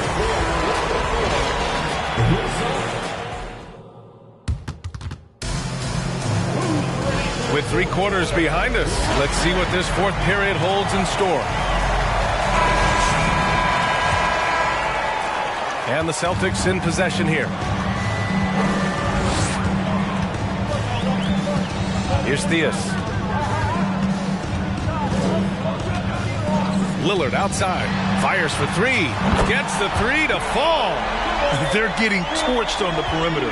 4 of the last 5 buckets have been threes. And for the Thunder. Parker finds Oladipo. Here's Hagan. And good. Coming on the setup by Oladipo. Well, that possession to me highlights the importance of creating for your teammates. Pass to Brown. Here's McDyess.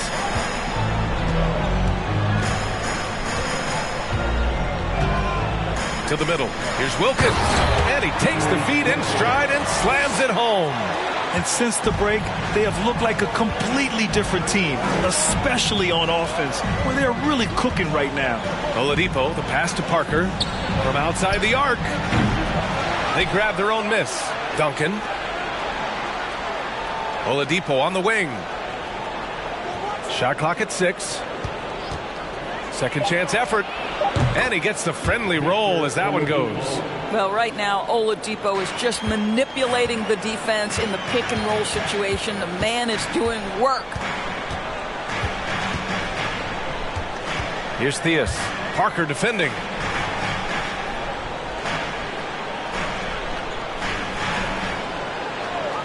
To the paint. Here's Wilkins. Lays it up and in off the pretty assist. And the Celtics lead by 10. And just totally relentless, only increasing the intensity level. One thing I enjoy is watching players who don't pay attention to the score. You lock in on the moment and play the right way. Now a timeout called by Oklahoma City.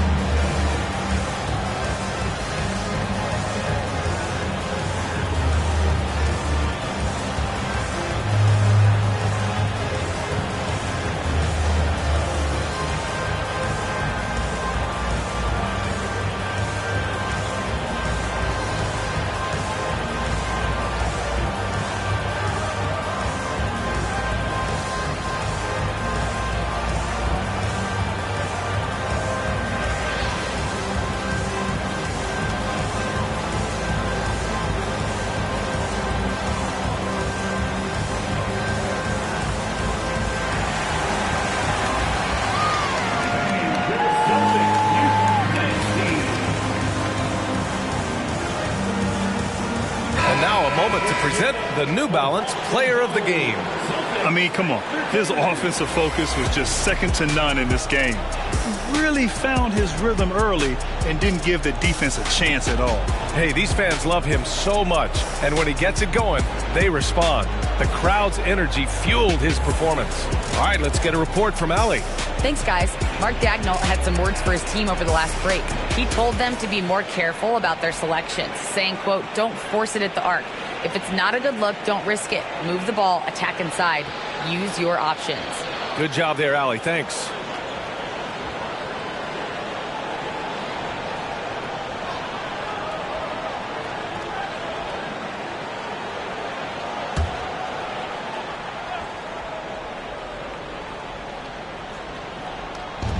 Pass to Oladipo.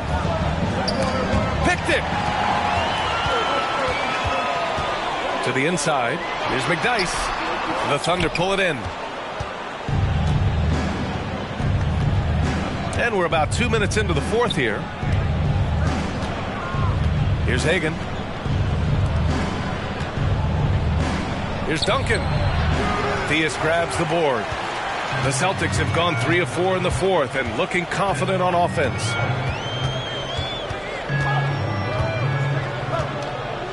Pass to Brown.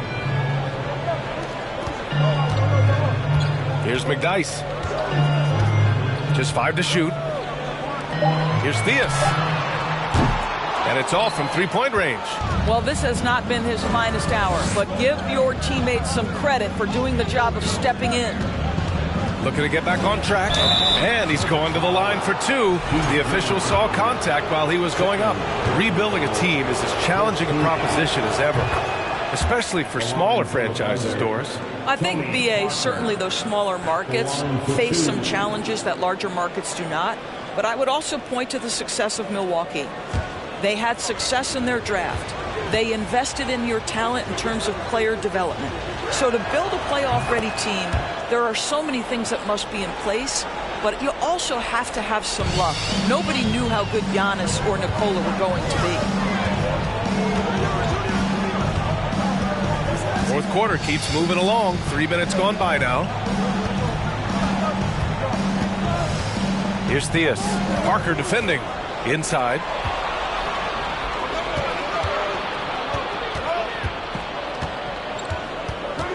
Pass to Oladipo. Lets it go from deep. Wilkins with a rebound. Boy, a wide open shot from his favorite spot. That is one he'd like to have back. Out to the wing. Here's Theus. Lillard outside. Knocks it loose.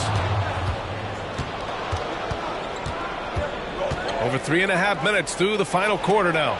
Oh, rejected by Lillard. Pass to Theus. Here's Wilkins. And the powerful one-handed slam. Just great offense. The screen freeing him up for the slam. Hey, without that screen, he doesn't get a clean look at the rim. Boy, that's a play you just practice time and time again, and that's the result of the work put in. Controls the rebound and the putback. The way they've hit the offensive boards in the second half, you would think they're the team that's leading. Here's Theus. Pass to Wilkins. Oh, that bucket gives him his 7th field goal in 12 tries. You know, I thought in the first half this guy was pressing. He was rushing. Now he's settled into the game. Parker outside. Now here's Oladipo. Defended by Lillard. Here's Hagan. And good. Coming on the setup by Oladipo. Well, he had trouble making shots in the first period, but rounding into himself here in the second. Boston's gone 1 of 2 from deep in this quarter. Here's Theus.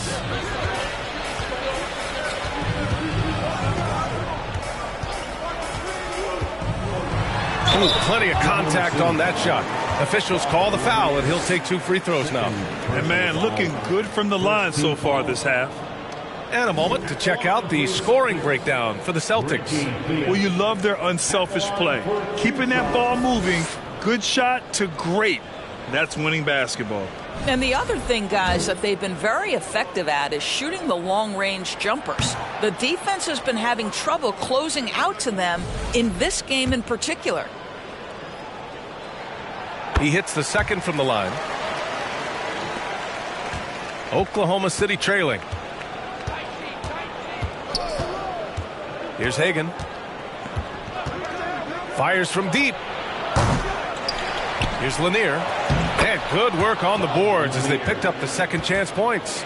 This is when your interior D has to be on high alert. The Celtics have gotten 5 of their 7 shots to fall in this final quarter. Pass to Brown. Here's McDyess. Here's Wilkins. There's the steal. Here's Hagan. 17-foot shot on the way. Off the window. It's good. And now just a 4-point Boston lead. Defensively, you can't afford to get stuck on the pick. You know exactly what that takes. It takes energy, it takes activity, it takes intensity. Down low. And down it goes. Jam that one home. He was grabbing the rim to extend the hang time. Hey, maybe making sure the landing was kinder than the takeoff. A minute 37 left in the fourth quarter. Here's Hagan. Here's Duncan. And it's flushed down. A nice jam. And when the game is this close, you have to go all out. He certainly understands his role, huh? When the shot goes up, just crashes the offensive glass. And that's so demoralizing to your opponent. To play great defense and have the possession end that way, that's tough to take. Here's Hagan.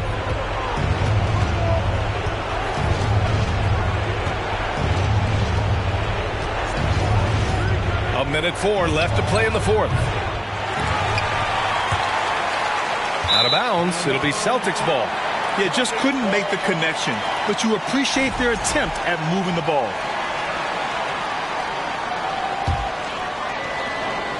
There's 57 seconds left in the fourth quarter. Lillard against Oladipo. Back to Lillard. The three-pointer off the mark. Every moment counts here. They have got to get moving. This is the very definition of desperation time. You've got to score every trip. He is just not taking smart shots out there, a pattern he has fallen into tonight. And an intentional foul right there. Trying here to put the game out of reach. And that's why it's important to play this one smart. Second personal foul. Third team foul. He gets the first, and that makes it a 7-point lead. You know, it's the production plus the leadership that makes Lillard one of the most valuable players in this league. Now a timeout called by Oklahoma City. They trail by 8. 30 seconds left in the fourth quarter of this one. Guys, your thoughts? It's going to be tough. They've got to get a quick hoop and then immediately foul. 30 seconds left to play in the fourth quarter. Here's Theus. The rebound by Duncan. Here's Oklahoma City now. For three, Oladipo. That shot missing. Here's Theus. Parker defending.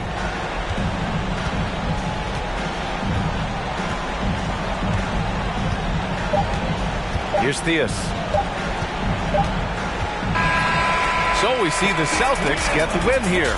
This one was a fun one to watch. They were clearly in the driver's seat down the stretch. They really were, B.A. They played with great intensity on both ends of the floor, and they didn't allow their mistakes to get the better of them. And that about wraps it up.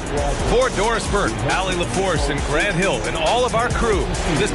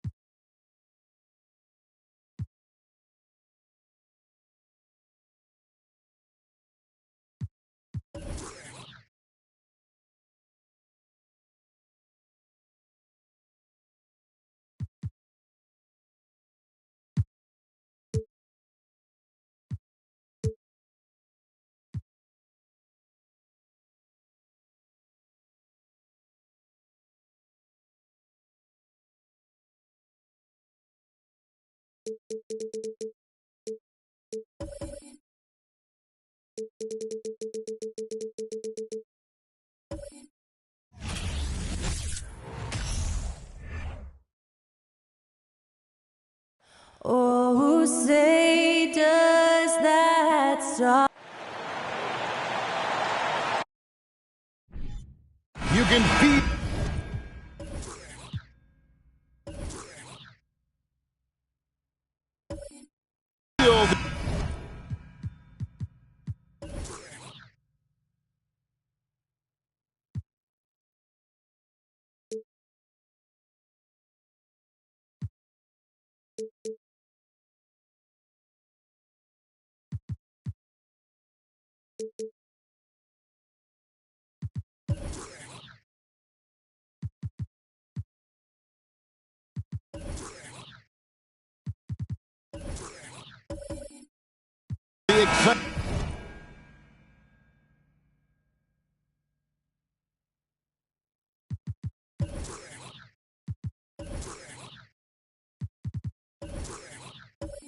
For the new season.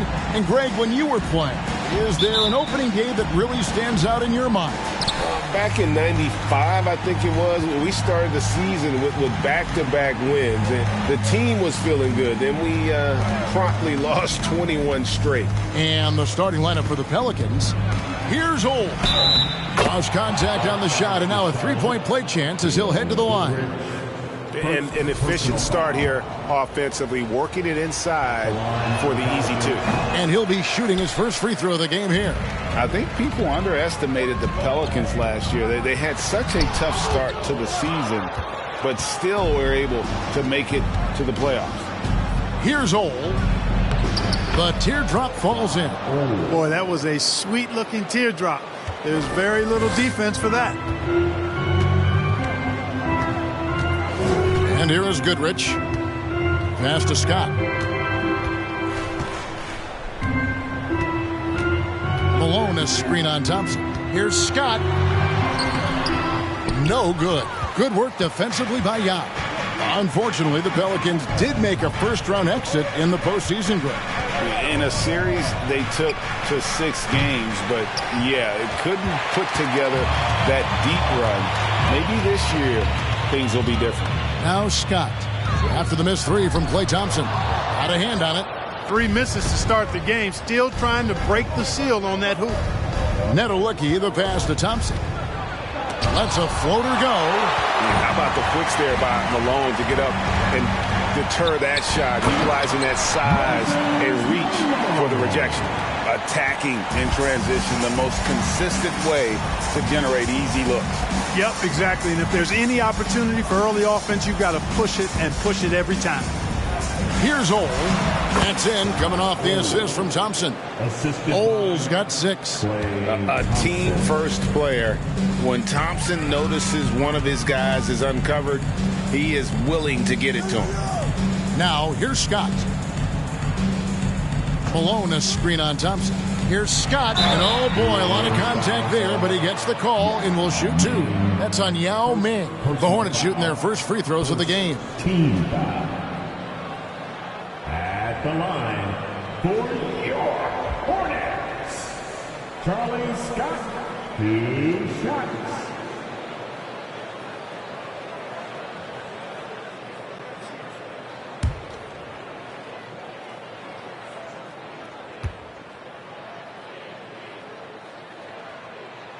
And he makes the first.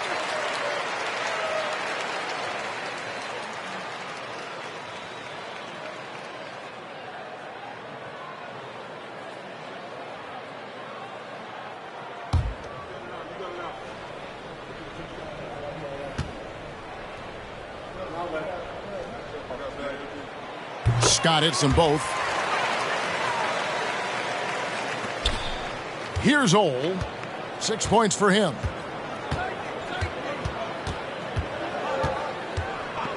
Shot, high post. Doesn't go for him. And the Hornets now going the other way. They're looking for a little bit of redemption in this one after the loss to them here last time. And their last time playing this club, foul trouble became a big problem for them. Their starters had to take an early stint on the bench. They've just got to be more careful tonight. It's that simple. I mean, those guys are too valuable. They need them on the floor. The Pelicans have gone 50% from the field, hitting 3 of 6 since the opening tip. Thompson passes to Ole.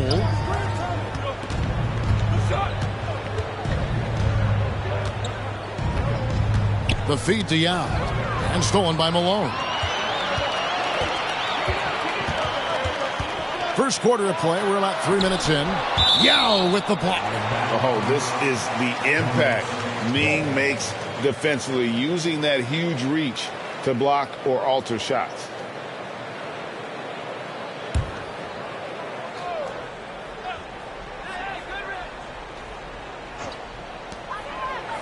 Pass to Barry. Malone kicks to Scott. Malone a screen on Thompson. Williams trying to break free. And New Orleans pushing it up now. Thompson with the ball. Gets that one to fall after missing his first 2. 1 for 3 from the field. And out in the open court, Clay completes the break. Fearless finisher. Outside, Scott. 6 to shoot. Malone a screen on Thompson. Fires for 3. The shot's good from Barry. And that shooting touch of Barry, one of the best in the game. Silky smooth from just about anywhere on the perimeter. Let's check in with our reporter, David Aldridge. Well, we were able to talk with Steve Clifford. He said they know the challenge going up against this team that can score so many points in a hurry. He said we cannot try to match these guys basket for basket and get away from our defense. Because if you slack off these shooters even a little bit, then they really go off. We'll see if they can find that balance tonight and even this season series. Back to you, Kevin. All right, David, sounds like they're very concerned about preventing an early run by their opponent. No doubt. You don't want to play catch-up if you can avoid it. They're going to lean on their defense to try to keep this game in check. Yeah, and you know, it's a tall task. Great offense tends, in most cases, to beat great defense. They've got their work cut out for them. And now the first timeout called here for the Hornets. Fans, please give a big round of applause to your Hornets Music team.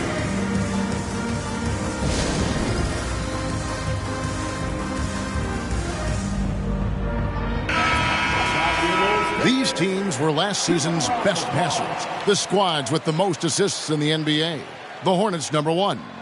The way these guys move the ball offensively was really a joy to watch. Great teamwork and unselfishness, and that's why we saw those great assist numbers a season ago.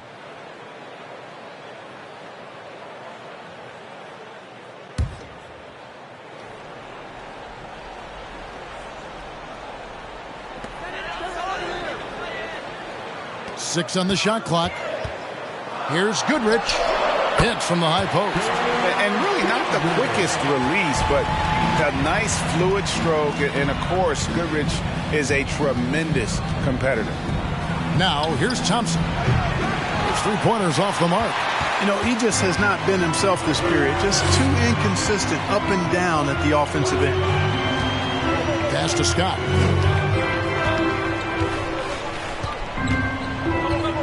Malone a screen on Thompson. Here's Scott with the drive. Lays it up and banks it in. Now how about how he sets his man up there, runs him right into the screen, and then gets the basket. Ole passes to Yao. Here's Ole. Yao with the screen on Goodrich. Back to Yao. And there's the pass to Nedolicki. Thompson from long range. It's rebounded by Charlotte. Boy, this is bad. Tough to watch. I mean, this is really bad. He's stone cold this quarter. Man. To the middle. Malone misses. Boy, that defense smothered him in there. Love the intensity. Ole passes to Pettit. And the 3-ball is good. Pettit's got 6. Just focusing on the task at hand, that's all you can do. Yeah, these teams trading punches right now. I mean, it's table tennis. Back and forth we go. Here's Barry. Used the shot fake to create the angle, but couldn't get it to fall. Thompson looking for an opening. 2 minutes remaining in the first. 2 minutes. Here's Ole. He's covered by Goodrich. Thompson against Scott. New Orleans needs to get off a shot. Drains it from beyond the arc. 9 points in the game so far. The defense a step slow, and you can see the results. That's 3 in a row from out there now, so they've got to do a better job contesting. Now here's Goodrich. Passes it to Scott.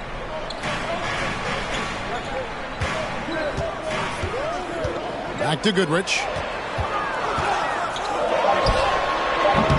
No good on the shot, a bit long that time.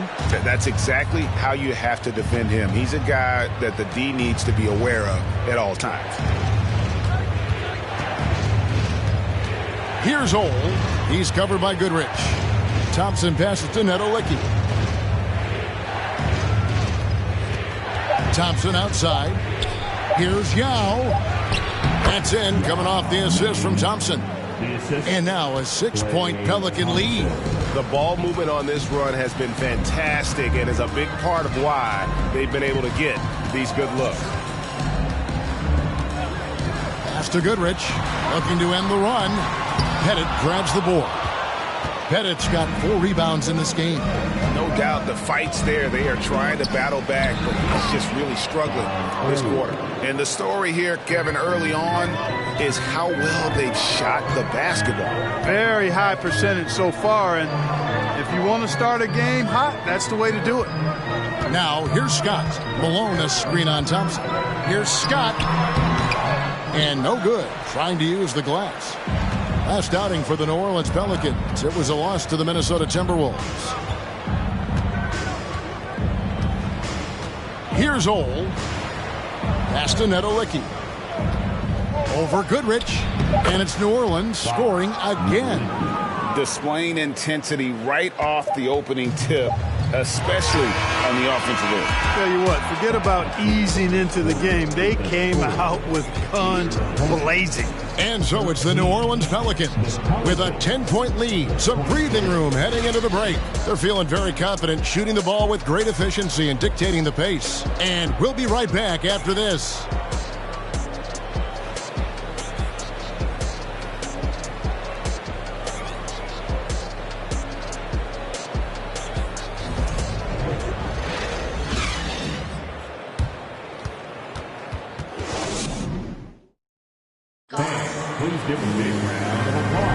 And if you're just tuning in, we've got a wide margin on the scoreboard, but plenty of time left for a comeback.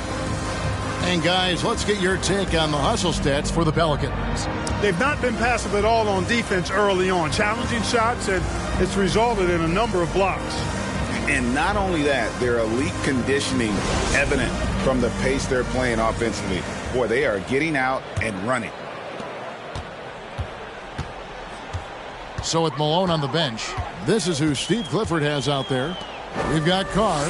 He's out there with Eric Dampier. And it's Bridgman in at the small forward position. And the shot goes in. Bridgman's got the opening basket here in the second quarter for Charlotte. He does not lack for confidence, and he shouldn't. I mean, this guy's a dangerous scorer. Murray outside. The pass to Conley from deep three-point range. That's no good. Misses his first shot of the night. Hornets trail by 8. Now Armstrong, who is outside. And it's off from three-point range. Lets it go. The offensive rebound. Cycling. Yeah, that's something they can always count on from Cycling. Strength on the backboard, coupled with that soft touch at the rim. He's had some huge nights on the boards over the course of his career. Ball's knocked loose. And pushing it up. Here's New Orleans. Here's Boosie. And 2 free throws coming up. Unable to get that one to go with all the contact. And the accepted wisdom is role players tend to play better at home than on the road. And I've always wondered, Clark, how does that affect them more than stars? You know, I don't know if I actually buy into that. I do think there's a comfort level when you're at home. I think it's always a little more pressurized to be the home team because you have some additional distractions. Typically, role players are a little more inconsistent overall just based on their particular positions, but that's why you don't call them stars. You call them role players.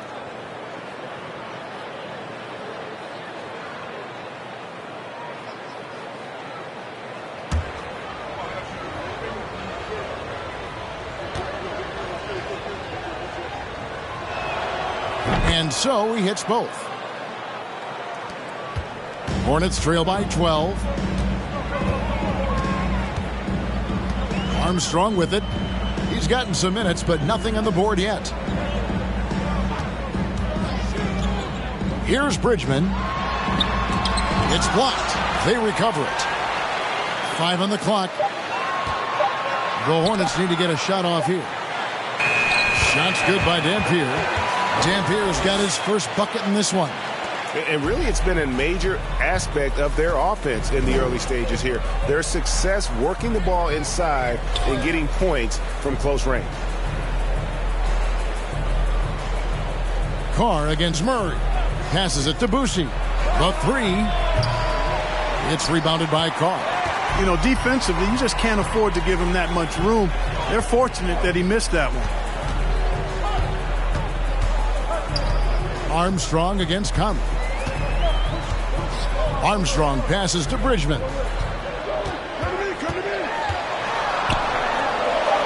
He kicks to Dampier. The shot, no good. Now New Orleans will take it the other way. The Wizards on the road to face them after this game. That game will be a quick pit stop before hitting the road again. New Orleans moving the ball around. Carr against Murray. There's the lob to the hoop. Trying to go for an alley-oop, but excellent defense and anticipation there to stop it. Quarter number 2, around 3 minutes gone by. Very dangerous to leave a guy like that open. Lucky break there for the D. Bennett, the pass to Shikely.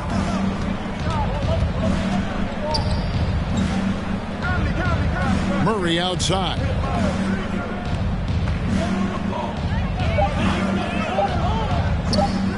From deep. They get it back. Head it. And it's sent back by Dampier. And in the second quarter, a little under 3.5 minutes played already.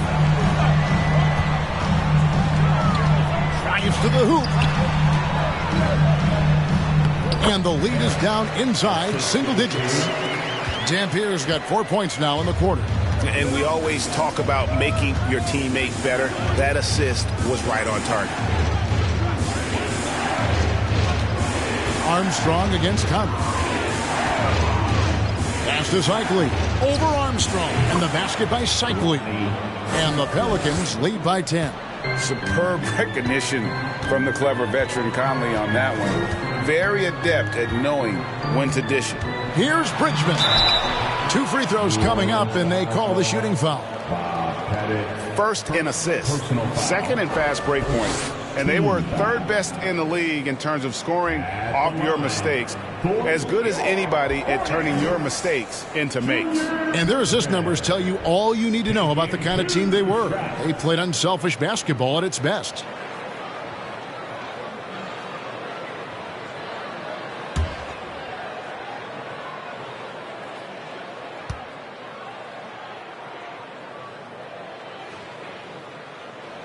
That free throw, no good.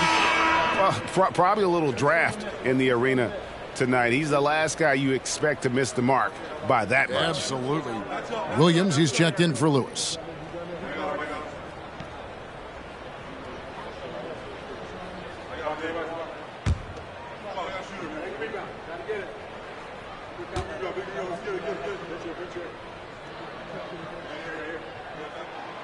And he's good on the second. And Bridgman is a real jolt of energy for this team. He's a guy who can score in a hurry. Here's Ole. He's got 11. Down low, here's Cycli. That's in, and he's now 3 for 3 and looking sharp. And I like the fact that he really was unfazed by that scoreless first quarter, and now you can see him getting into a rhythm. He takes it in. It's deflected. A good board there, Kevin, but overall they're getting slightly out-rebounded. And that's a good place to start if you're going to try to find your way back into this game. Get to work on the glass. Here's Armstrong. Rejected by Murray. And he's able to get it back. Here's Carr. Whistle blows. Basket is good. So a chance here for a three-point play. Yeah, exceptional play there to take the bump and still get it to fall. I like to call that stick-to-itiveness, getting everything he possibly could out of that play. The Hornets shooting their 5th free throw of the game here. Yeah, last year, collectively, only 74% from the line. And it's something they know that if they improve, can really have a big impact on their success. Yao, he's checked in for the Pelicans. Thompson comes in for Murray.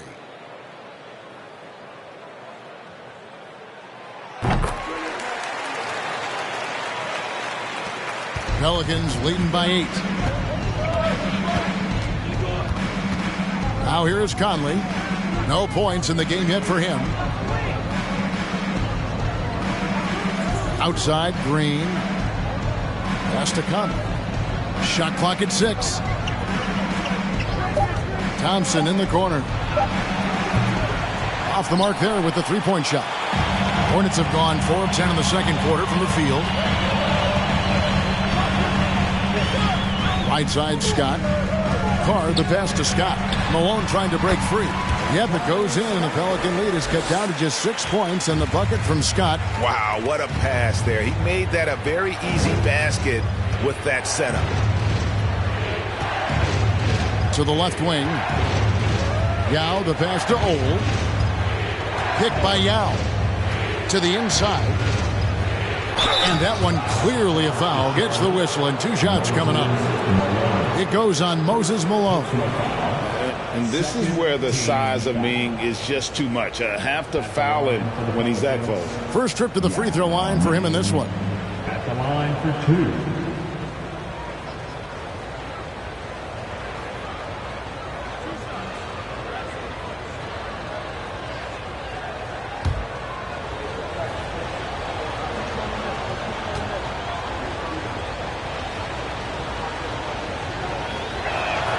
And the first one drops. You know, he's such a huge figure from a cultural standpoint. Yao is also someone teammates love playing with because of that easygoing personality. Charlotte making a switch here. Barry's checked in.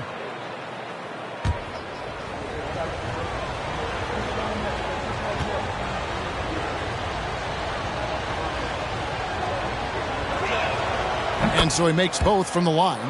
As we've gotten closer to halftime, their style has become more and more physical. Boy, it certainly appears to be the case. I mean, they've spent a lot of time at the foul line this quarter, and that's the result of attacking the rim and being physical.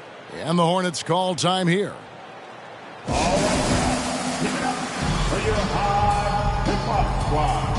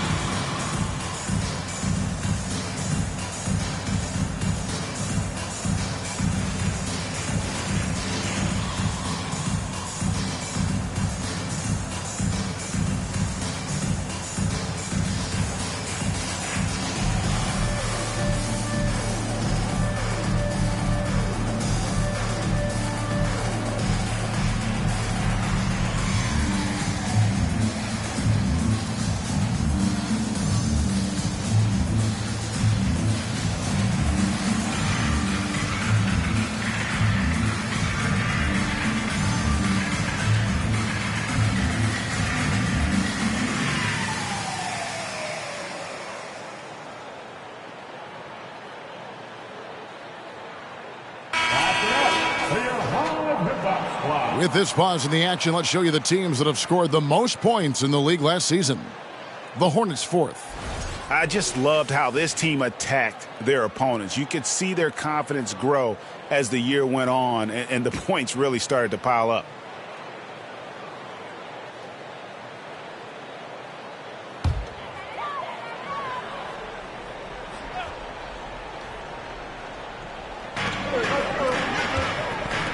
Here's the three. Now Meng pulls it in.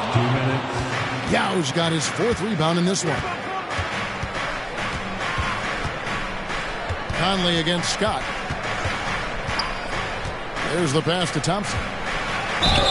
And the call on the shot that sends him to the line.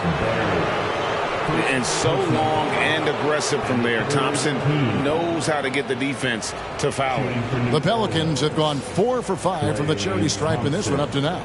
Yeah, and 79% from the line as a team a season ago. Pretty reliable in that regard.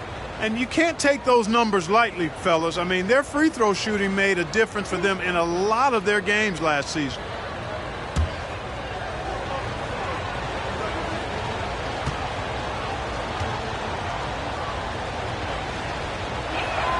That free throw good from Thompson. A legendary shooter, Thompson is also a versatile defender who plays with great energy on both sides of the ball.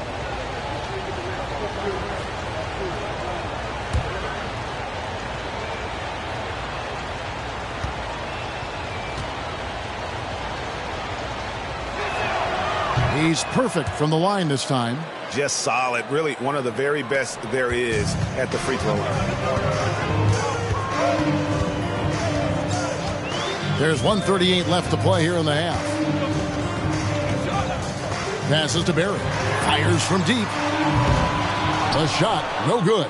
So the Pelicans will take it the other way. Here's Ole, defended by Scott. Green taking his time here to the left side wing. 6 to shoot. Green with a screen on Scott. And the Pelicans miss again. Hornets trail by 10. They've been struggling here on offense. Yeah, a bit of a dry spell for sure. Barry misses. New Orleans has got nothing but zeros from long range in the second quarter. 0 of 4.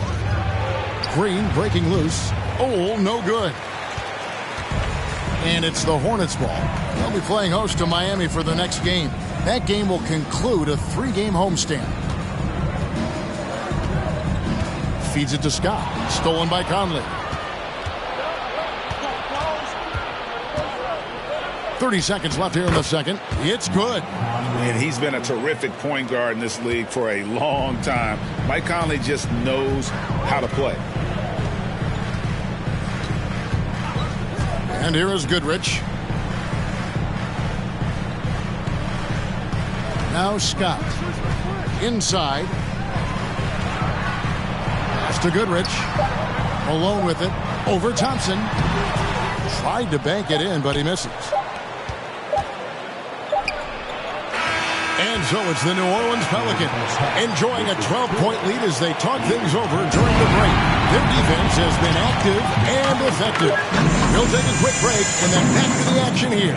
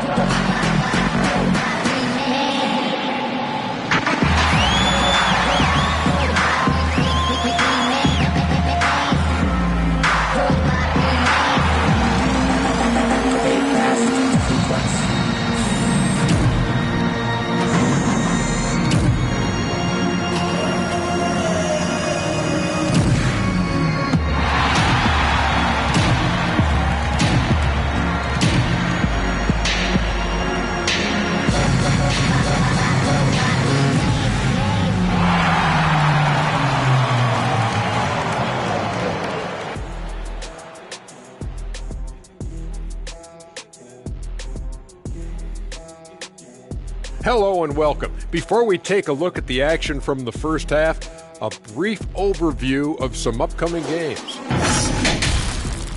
They're going to be out on the road for a bit. You want to win early because those trips feel twice as long when you're getting beat. You're not wrong about that one, Shaq. I mean, it hurts when you're on the losing tour.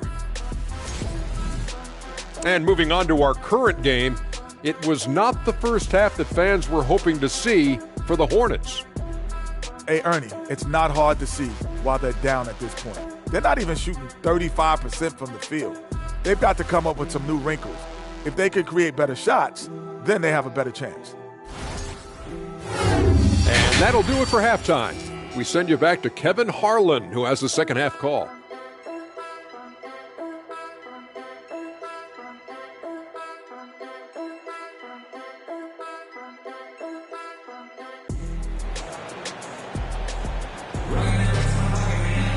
And after a very lopsided first half, we'll see if things play out a little more evenly here in the second.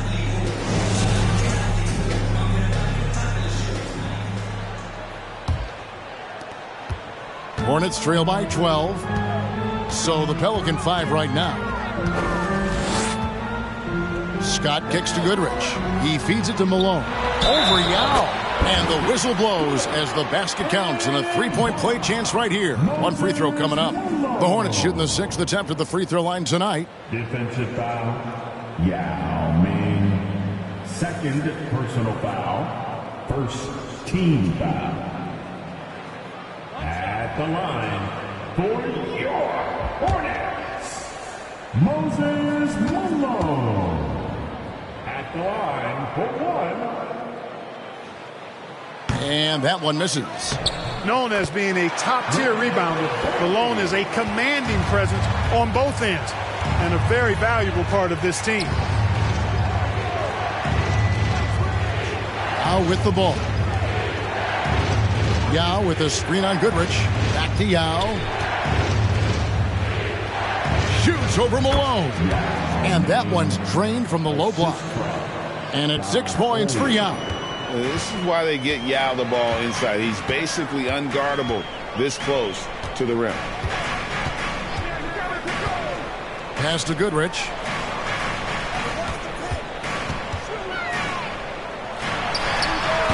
At the tip. Here's Malone. And there's the foul on the shot. He'll go to the line for 2. And New Orleans gets called for the foul. There's no let-up in Malone's attack. He is relentless, which makes defenses nervous. The Hornets shooting their 7th and 8th attempts at the foul line tonight.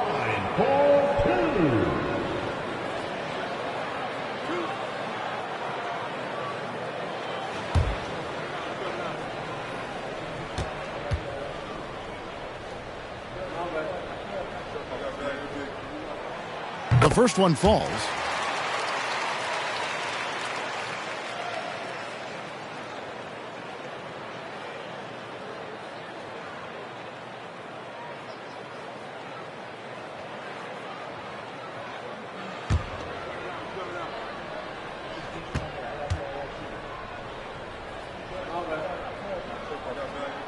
And both free throws good for Malone.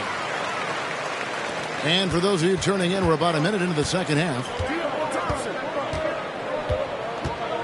Thompson against Scott to the paint. Malone with the steal. Scott inside. That one good for 2. Scott's got 8. Yeah, we all know Rick Barry can create for himself, but we get to see there what kind of passing skills he also possesses. What a sensational feat. Here's Thompson. The feed to Yao. And stolen by Scott. On the wing, Goodrich.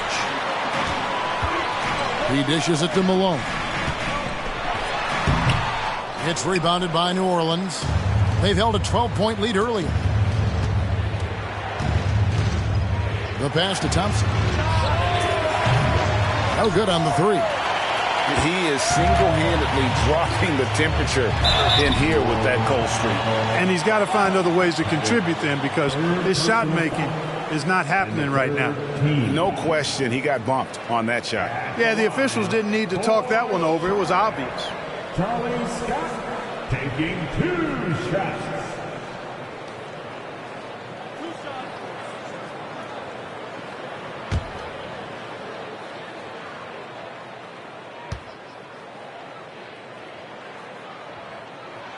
And he knocks down the first one.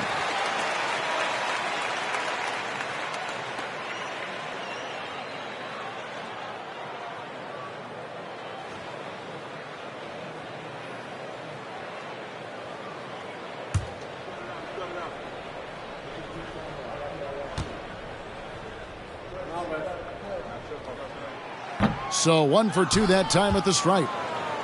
Pelicans leading by 5. Nedelicki, the pass to Thompson, and it's blocked. Outside, Scott, the 9-foot shot. Williams kicks to Scott.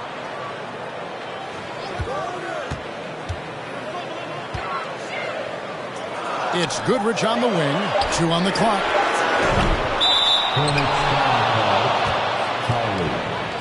And right now, let's watch that terrific swat. Reads the play well there and gets himself in the air at just the right time. Terrific denial.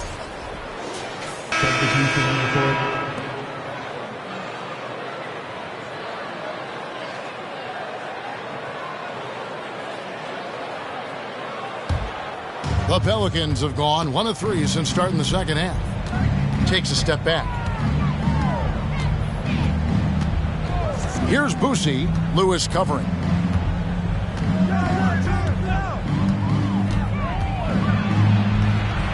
Here's Boosie.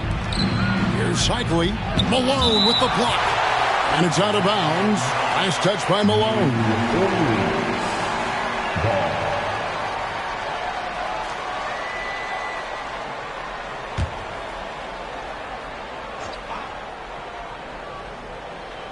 Just 3 to shoot. From deep 3-point range.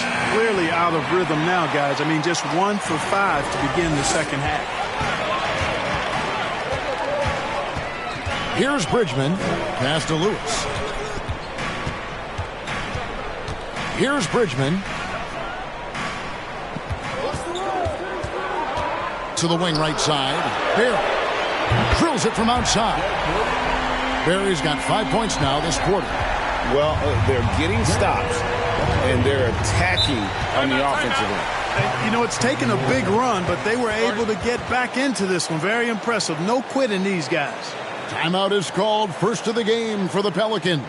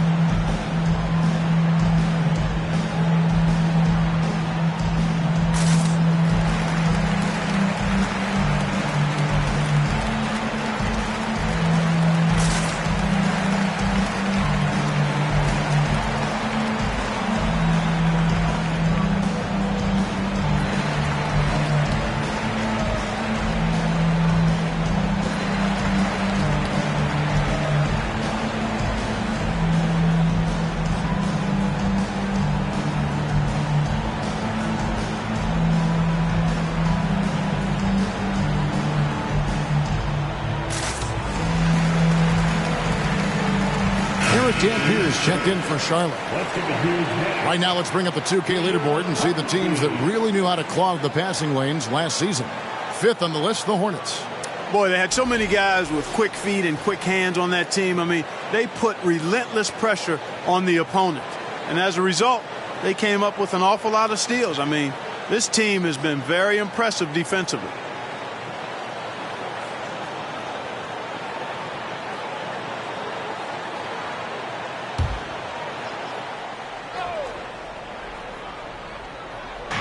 Just under 3.5 minutes played here in the third quarter. There's the screen. Trying to get something going. And foul on the shot. He'll shoot 2 at the free throw line. I'll tell you what, he earned his money on that foul. Yeah, if you're going to foul, then make sure that you don't give a chance for the and one. These are his 3rd and 4th free throw attempts of the game.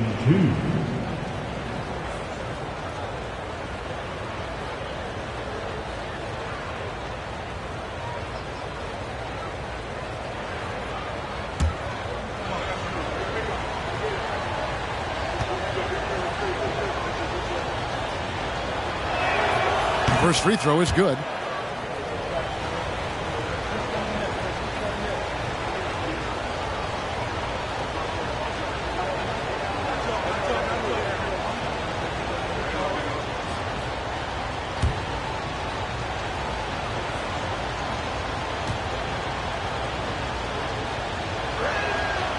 Good on both. Second half here. We're just over 3.5 minutes into it. Here's Bridgman. Pass to Berry. Beyond the arc. Nedelicki with the rebound. Pelicans leading by 4. Pass to Boucy. Stolen by Lewis. Plays it in off the breakaway. New Orleans has gone 0 of 2 from deep to start things here in the second half. Here's Boucy. Lewis covering. Bennett the pass to Thompson. And the pass to Pettit. Shot clock at 5. And the Pelicans miss again. And here's Charlotte. They're on a 14-4 run. Here's Berry. It's good. This game is all even. Berry's got 7 points here in this quarter. Yeah, they're going to have a nice little run here. Hornets foul call. Murray's checked in for New Orleans. Conley now comes in for Thompson. Second team foul. Checking in for the Pelicans. Murray, Mike Conley.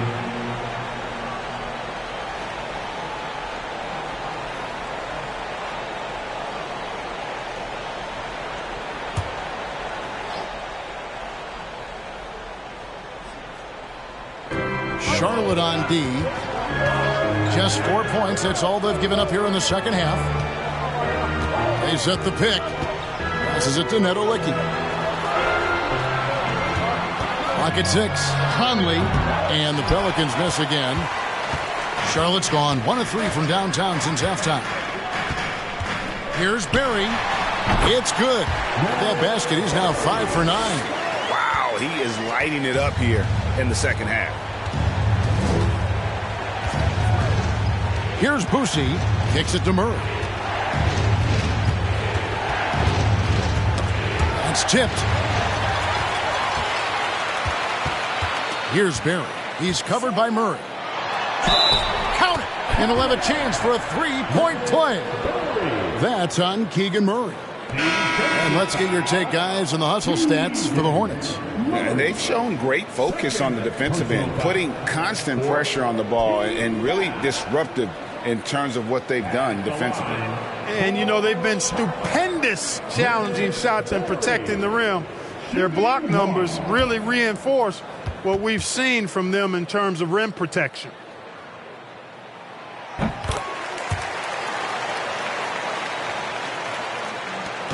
And so Conley will bring the ball up for New Orleans. It's a 5-point game. Pass to Boucy. And oh boy, a lot of contact there, but he gets the call and will shoot 2. Third and second chance points. And they were in the top 10 in steals. It was one of those things we always heard about last season. Get a little sloppy with the ball, and they will make you pay. And what really jumps out is their ranking in second chance points. They did some major work on the glass. Greg, those points really added up over the course of last season.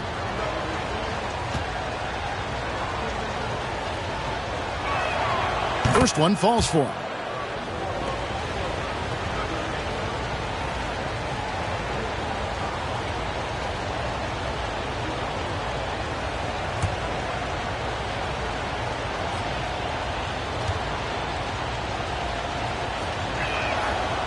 He doesn't get the second one. Hornets leading by 4. Here's Lewis. Basket is good. He'll get a chance for one more at the line. Boy, you look at the defense, not nearly the hustle or energy at that end of the floor. It's the exact opposite of what it was in the first half. The Hornets have shot the ball pretty well from the line, going 8 of 11. At the line for your Hornets, Freddie Lewis. At the line for 1.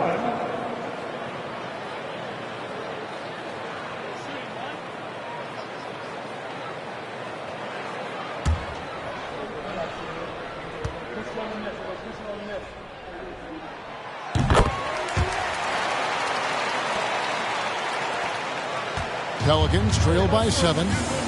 Timeout called here. The Pelicans decide to talk it over.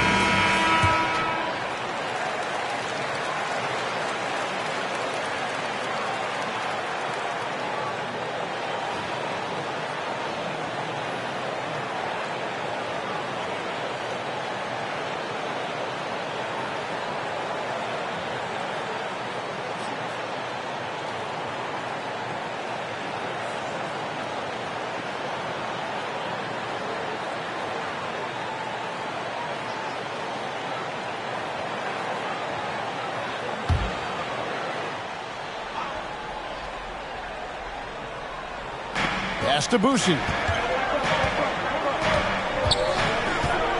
And Green now, top of the key. He kicks it to Conley. Just 5 on the clock. Murray outside. And again, no good by New Orleans. Hornets leading by 7.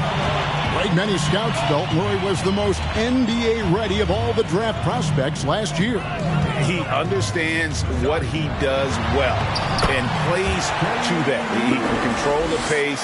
It's hard for defenders to speed him up, and he gives you versatility at both ends. Here's Boucher. Lewis covering.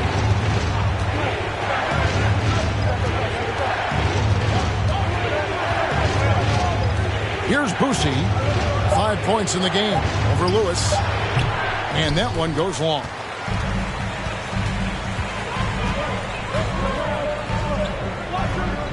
The pass to Barry. Takes it up with both hands and rips it down. Yeah, letting it rip. They're just having fun right now. Yeah, offensively, they've just been rolling. Impossible to stop. There's the pick. Here's Boucher.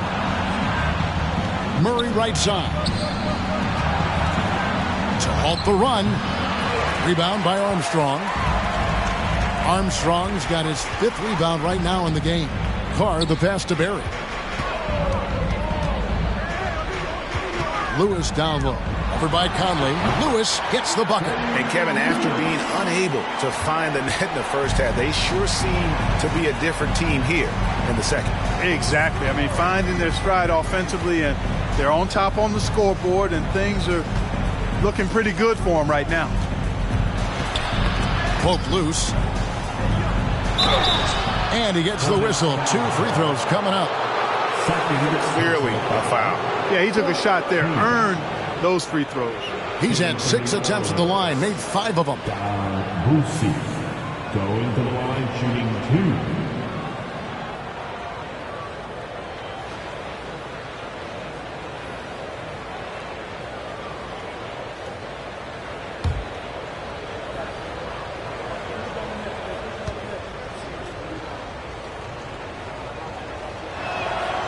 That one is off. So both teams making some changes here.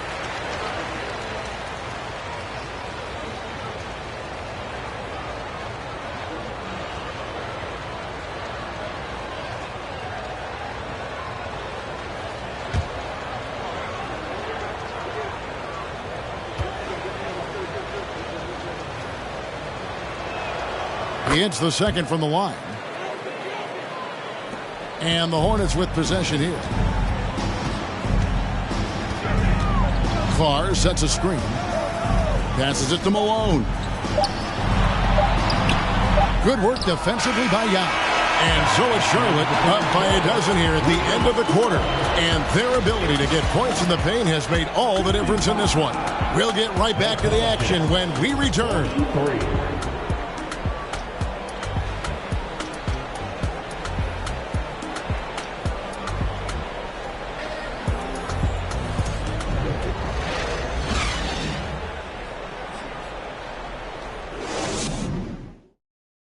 And let's take this chance now to show you the State Farm assist of the game.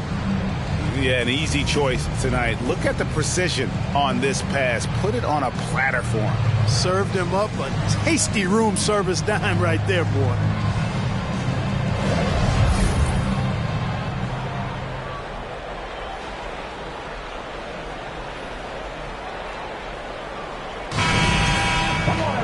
And with the fourth quarter upon us, time is running out for this game to become competitive.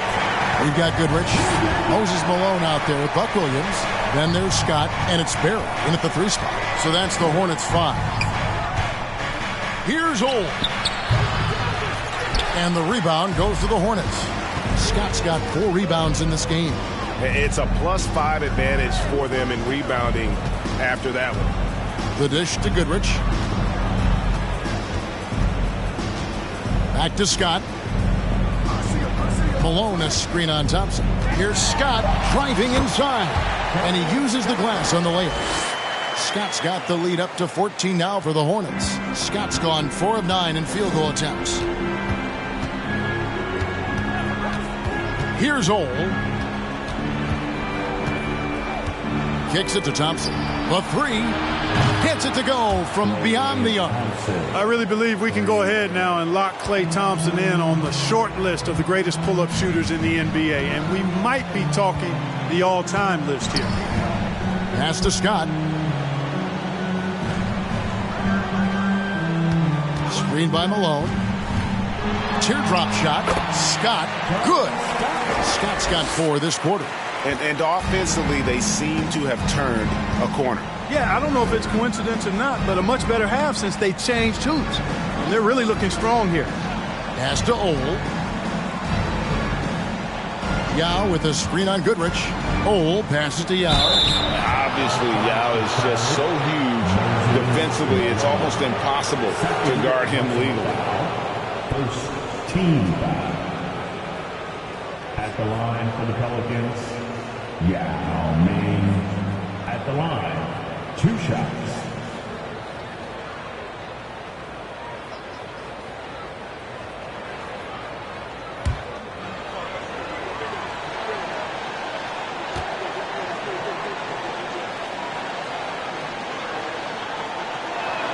The first free throw is good.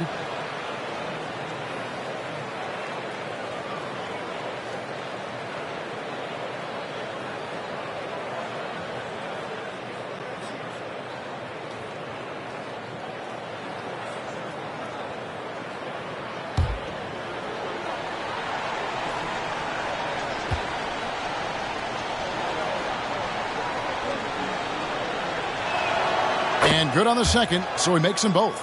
Really always a plus to have a big guy stroke it from the line like that. The soft touch on full display. Now here's Goodrich. Outside, Scott. Yao with the block. And we're about 2 minutes into the fourth quarter now. And there's the pass to Ole. Back to Thompson. To the inside. No good there, and that would have cut it to single digits. Hornets leading by 11. Outside, Scott. And here is Goodrich. Outside, Scott. And that's going to be too many steps. Gets the whistle on the travel. And really, he played mistake-free basketball up to that point. That's the only time he's turned it over so far. Pelicans trail by 11. A little over 2.5 minutes have passed here in the fourth quarter. Passes it to Thompson. Pass to Nedolicki. And it is flushed down with a nice jam. Yeah, he just punched the ticket on that one. That'll get the job done. Powerful two-hand jam. I tell you what, if he's got a few more of those in him, this lead will really start shrinking. Over in the corner, Williams. On the wing, Goodrich. Screen by Malone. Here's Scott. No good off the back of the rim. For New Orleans, they've gone 2 of 4 from the field since we started the final quarter of play. Pass to Nedolicki. New Orleans moving it around. Now inside, working on Williams. Now can't get it to go. The drive by Scott to end the cold streak, and he sinks the layup. And the Hornets lead by 11. You know, in the first half, they shot just a little over 30% from the field, but since the break, that number's gone up. Here's Ole. He's covered by Goodrich. Count it, good. No doubt about it. He has done a ton to help his team, but he's going to have to do even more if they want to have a chance to get back in this one. Now Goodrich. He kicks it to Scott.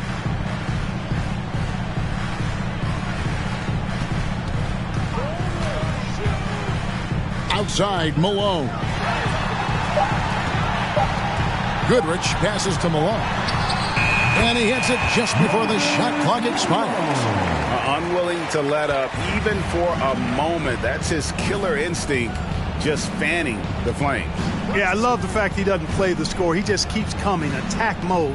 He doesn't know how to step off the gas pedal. Now the pass to Yao. That's in, coming off the assist from Thompson. Thompson's got his 5th assist in this one. They are just killing him on the interior. Yeah, you can't say that with enough emphasis. I mean, the defenders are just not being aggressive enough down low. You got to play with some physicality in the paint. Scott with the ball. Picked up by Thompson. And it's denied. Here's Pettit. Out to the right wing.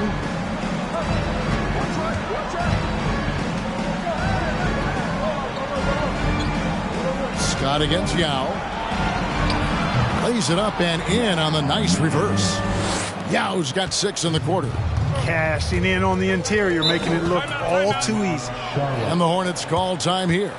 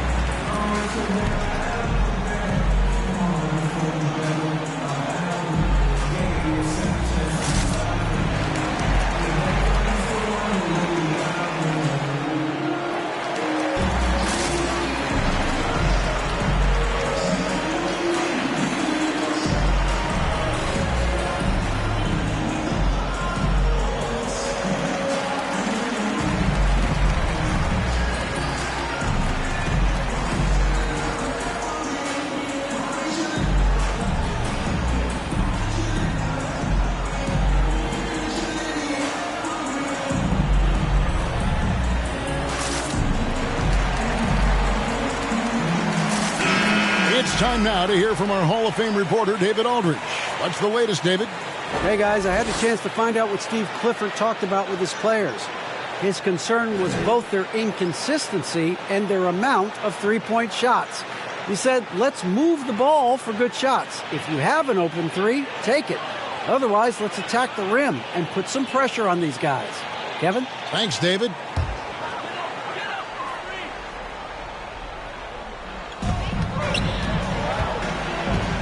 Goodrich with it. Pass to Malone. Feeds to Williams. And that's out of bounds. Charlotte will retain possession. Yeah, gets a finger on it, but just can't quite come up with the steal. Clearly a careless pass. He got away with one there.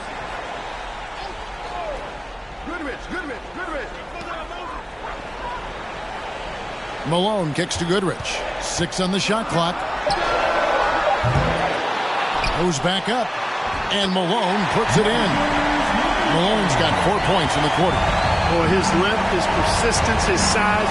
Moses was custom made to own the glass. Great offensive play right there. Yao with a screen on Goodrich. And with that, the Hornet lead is cut down to 7 on the bucket from Yao. I like the play call. Very solid, making perfect use of the pick to get a great look. Pass to Malone.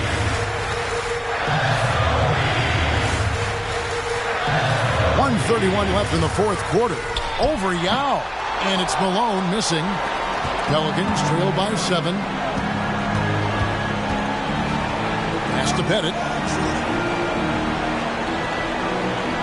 Here's Nedelicki.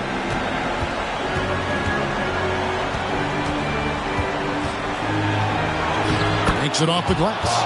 And you want him taking big shots for you in big moments. That one was as easy as it gets. Well, you don't want to give him any open shots at this stage. Never mind a layup. Come on now. My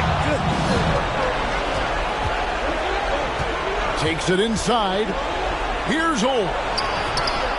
He goes up again. And foul on the shot. So he'll get a chance at the line. Yeah, way to play and attack mode and get to the line. And, you know, the defense gets their money's worth on that foul. Stopping the layup and not giving up the and one.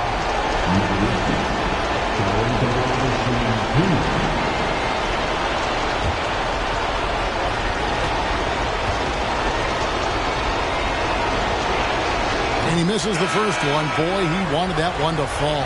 Charlotte making a switch here. Lewis is checked in.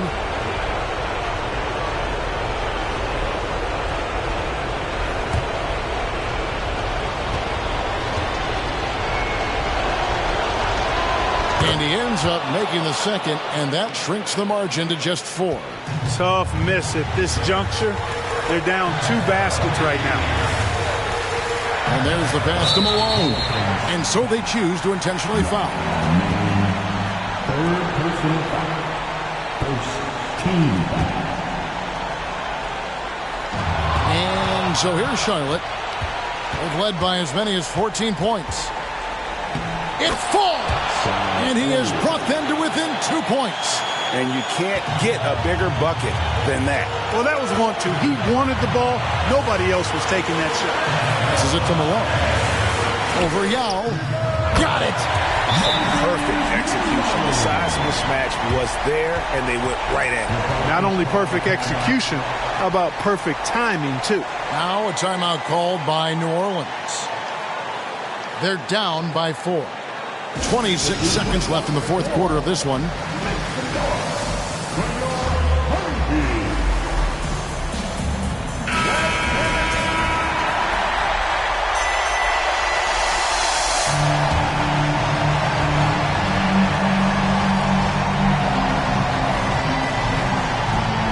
.26 seconds left in the game.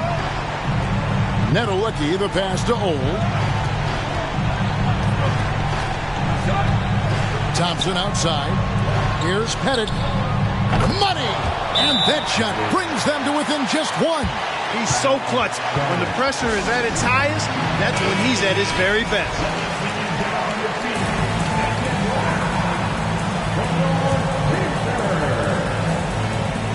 And they go to the intentional foul. Yeah, that's right. No other option but to foul and hope for some misses. Yeah, they have to extend the game. I mean, plain and simple. Use every second you can on the clock here. And so he drops them both. It's a three-point game. Yeah, how about the nerves there? Those free throws put them in a very good position. 3 points clear.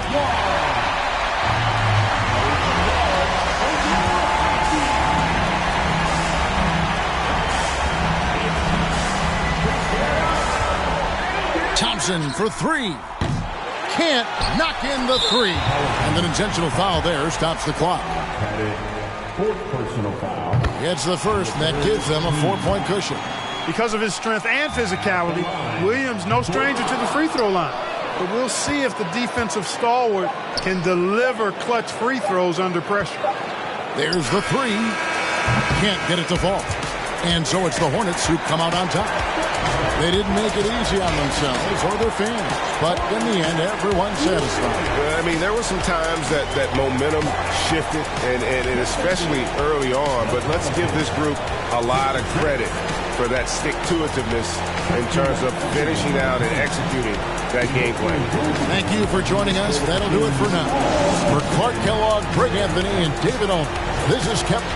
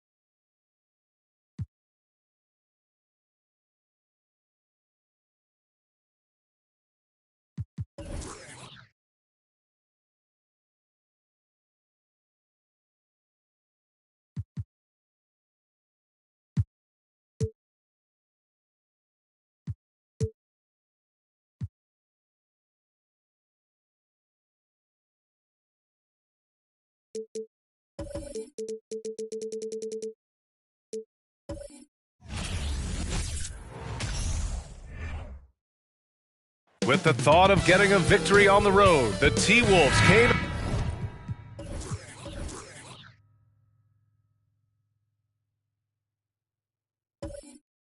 into the arena.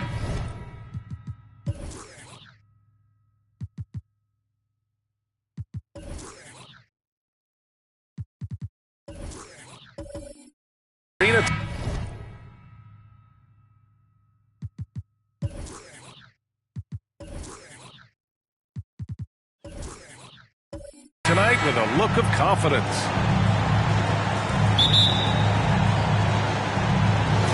And the Bulls start out with the ball. And a look at Minnesota's opening lineup. Outside Mitchell from the arc.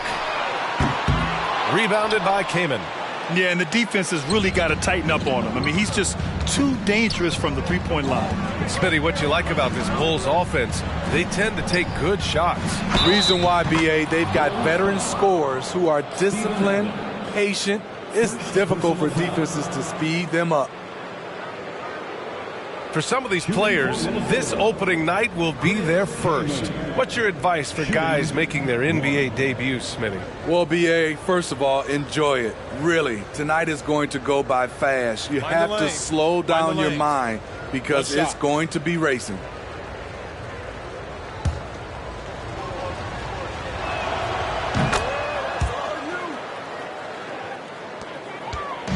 Chicago with the ball. It's a three-point game. Shakes him, and the foul is called. He missed it, so he's got a couple of free throws coming his way. Boy, I love watching Donovan Mitchell. He's a fun player to watch. An explosive combo guard who possesses lots of confidence. Good on both. He's living there tonight, a tough guy to guard without fouling. And the bonus, he's going to knock him down. Outside Johnson, pass to Price, over Mitchell. That one's wide left. Missing that one helps out all the analytical guys from the mid-range. Here's Chambers. Minnesota with a rebound. Last time they met in Minneapolis. They enjoyed a big win in their last meeting, putting their opponent in just terrible foul trouble throughout the game. You can bet that was their game plan from the get-go. Don't be shocked if they're aggressive again today as well. Price gets the bucket. Easy look when the defender isn't fighting over the screen. Reason why it takes extra energy to do it. You have to trust your defensive rotations, but it's worth it. Now here's Mitchell. Pass to Ginobili. And here's Adams. 5 on the clock. The three from Mitchell. Drops in the three. Mitchell's got 5. And that was a little payback for what happened on the other end. Mitchell showing the range. Back to Johnson.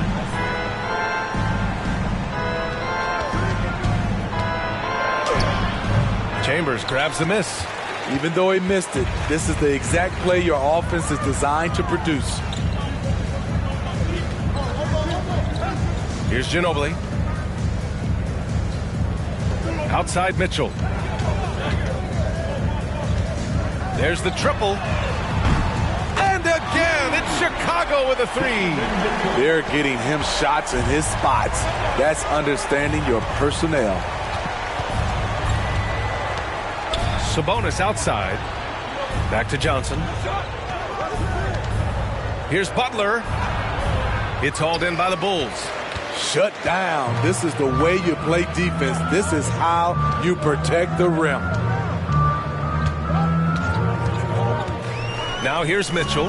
The D's right on him. Here's the pick. From the high post. Ginobili, no good. The Timberwolves trail. Outside Johnson. Pass to Price.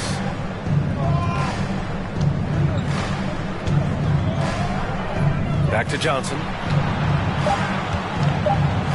Lets it fly. Ooh, and once again, off the mark by Minnesota.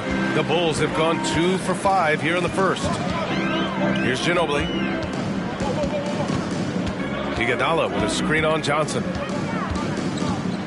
Back to Iguodala. Beyond the arc. And again, it's Chicago with a 3. Such a sweet stroke from Andre on the 3 ball. Always a danger to light it up from there. Pass to Price. Back to Johnson. Tries to snap the cold streak. And it's Ginobili with a rebound. The Bulls have gone 3 of 6 from the floor. Here's Mitchell. Let's go with a 3. Ginobili, no good. Minnesota shooting just about 29% so far. Not great. And he was fouled while in the act of shooting, so he'll take 2 free throws. You know, last year was all about forward progress for the Timberwolves, recording their second winning season since 2005, getting on track for future success. So what do you think the keys are that could help Minnesota continue to grow over last year? Well, you know, there's always room for guys to improve their game, but I think it's really the intangibles, building trust amongst players and becoming a more mature team.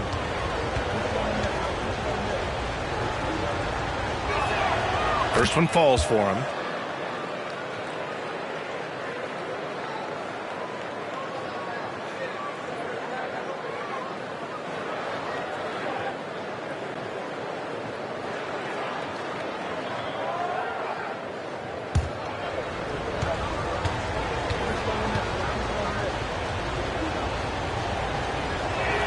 He's off on the second. Kamen. Oh, persistence pays off as they finally hit a shot. He's got 5. I think he caught the defense napping. Those plays can be soul-crushing. Here's Ginobili. Boy, he's been patient so far. Nothing yet on the scoreboard. And it's Mitchell. The miss. Here's Price. Pass to Johnson.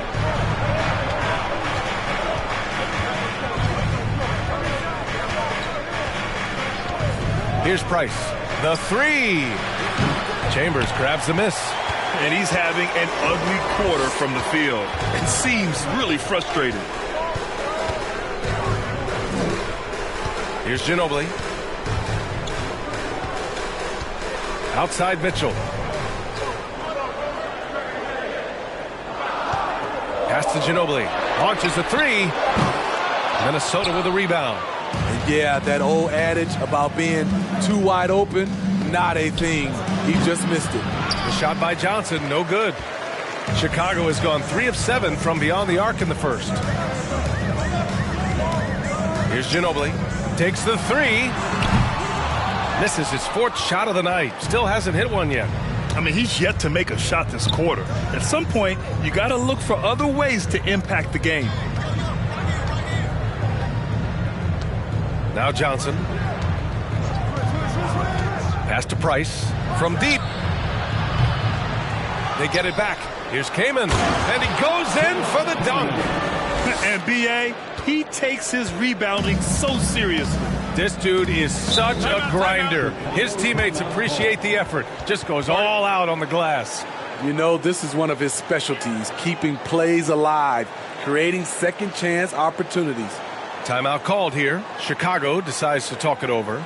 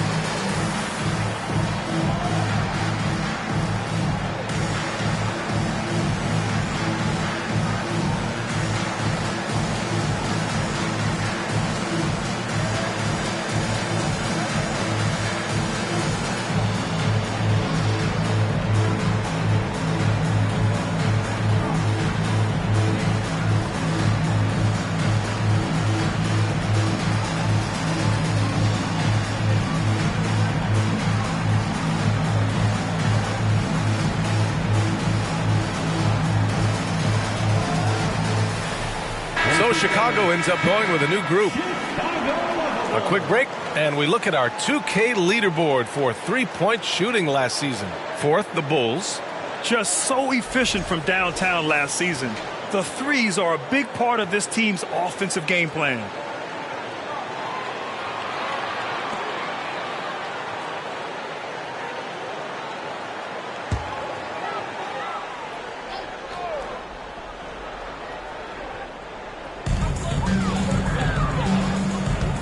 Outside, Williams. Wood with the screen. Williams' shot is good. Beautiful call that time up the floor. The hard screen frees him up for the bunny. Pass to Gilgeous-Alexander. To the paint. And stolen by Wood. Minute 32 left in the first quarter here. Outside, Williams. Inside. Oh, it's stolen away. Here's Cheeks. He's covered by Bagley. Pass to Cartwright. Over Williams. And it's off the back of the rim. No good. And so far, they've had the advantage on the boards. 59 seconds left in the first quarter.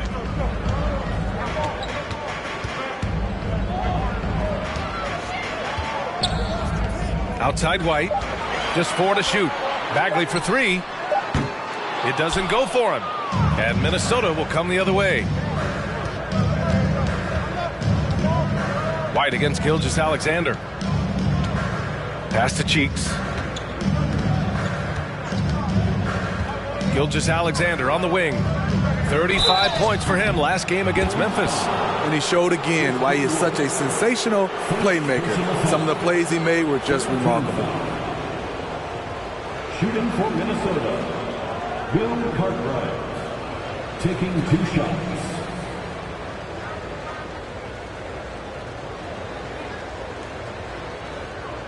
Shooting 2.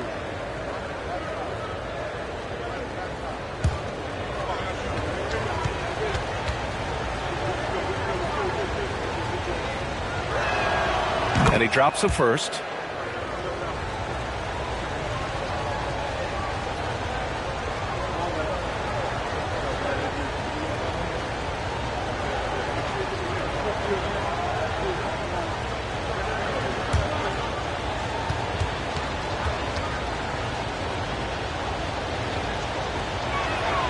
That's also good. So he hits both free throws. It can help a big man's game to hit those free throws. It keeps the defense from getting too aggressive. Just 2 seconds between the shot clock and the game clock. Outside, Williams. 12 seconds left to play in the first. There's a screen by Johnson. Williams passes to White. No good on the 3. Just a big-time effort for Donovan Mitchell, providing a lot of energy for the Bulls. 8 points in the quarter, showing how effective he can be. Back to the game after this break.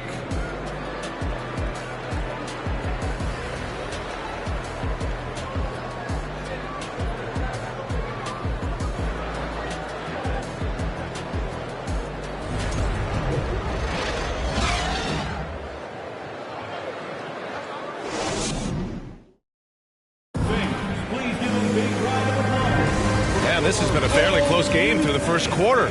We'll see what happens here in the second. And guys, what's your take on the Bulls so far? But things have gone the way they wanted here in the first period. Sometimes you have a quarter where everything just goes according to plan. Superb start to this game for them. Grant, we always talk about great footwork for post players, but how about perimeter players? You know, I'm glad you brought that up, B.A. Great perimeter players have elite footwork. The footwork helps to create the opportunity to score, whether that's shooting a 3 off the dribble or even in the post-up. Great, elite, fantastic, iconic guards who could do it all have superior footwork. Believe that. On the court for the Timberwolves, second quarter underway. The closer the better for Jimmy, but his strong mechanics can make the mid-range work. Here's Ginobili. Boy, no scoring yet from him, but that's likely to change. You gotta love how they've been crashing the boards, fighting hard for every miss. Got it. Now it's a 4-point Timberwolves lead. Selfless pass by Butler. He's always ready to put the team's success ahead of his own. Second quarter, and we're just over a minute in. The 3-ball. The shot by Iguodala, no good. And he probably thought he was going to bury that one. To the left wing. Here's Price. 6 on the shot clock. There's a screen. Doesn't go that time. Now Chicago takes it the other way. His offensive output just isn't there tonight, but his teammates have found a way to pick up the slack. Here's Ginobili. On the wing, Mitchell. Pulls it from 20. It's wide right, hits off the rim. Minnesota in the lead. Oh, guys, the city of Chicago is used to the highest standard. The shadow of those Michael Jordan teams still looms large. Here's Price.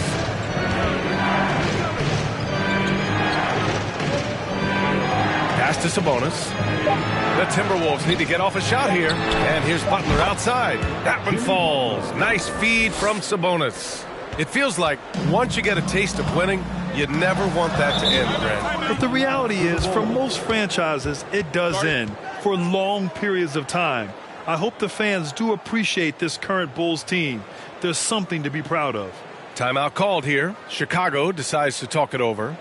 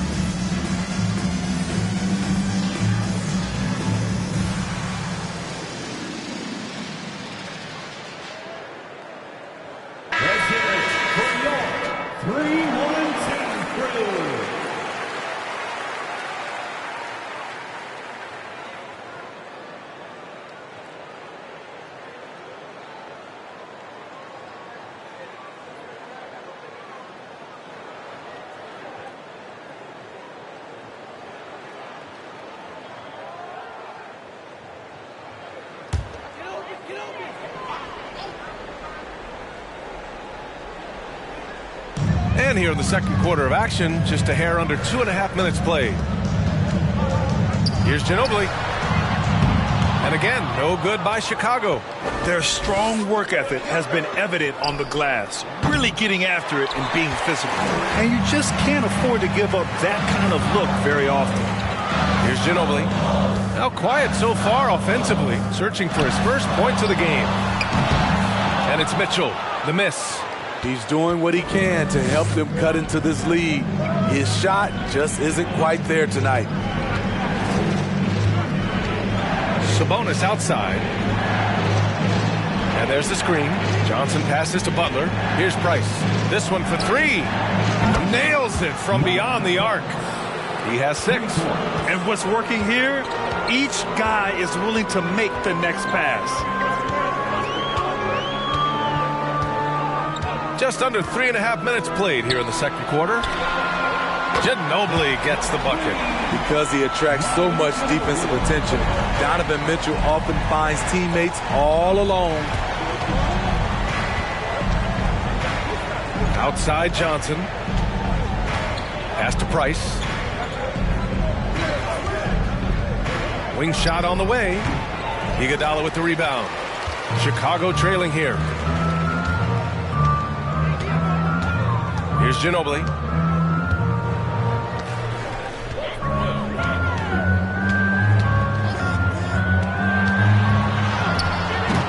The shot no good. Some solid defense from Butler. They keep calling his number, which is partly how they've dug this hole. All right, let's check in with Allie LaForce. Well, guys, Shai Gilgeous-Alexander, one of the deadliest drivers in the league. Coach Nick Nurse of the Raptors said, quote, His first step is unbelievable. It's hard for anybody to keep him in front of him, and once he blows by you, he can slow down, he can sidestep. He's got a lot of things going. Brian? Well, it's fun to watch, Allie. Thanks for that. Here's Ginobili. The Timberwolves getting their last shot to go. Oh, love the intensity in which they're hitting the boards. Well, the great ones make their mark in the playoffs, and Jimmy Butler has certainly done that. Some Herculean performances when the chips were down. Now here's Johnson. Price can't get it to go. He's lost his rhythm completely this quarter, but he's determined to stay after it. Iguodala against Sabonis. And again, no good by Chicago. And granted, last year's playoffs, Jimmy Butler became the first player since Jordan to author multiple 40-point, 4-steal games in a single series.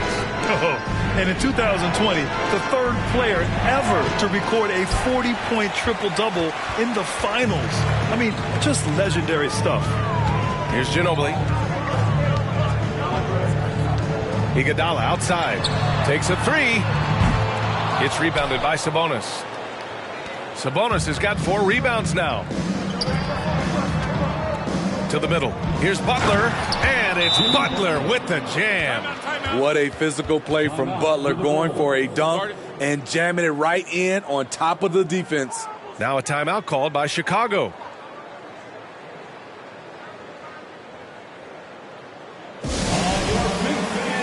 It's time for your Chicago Lovables.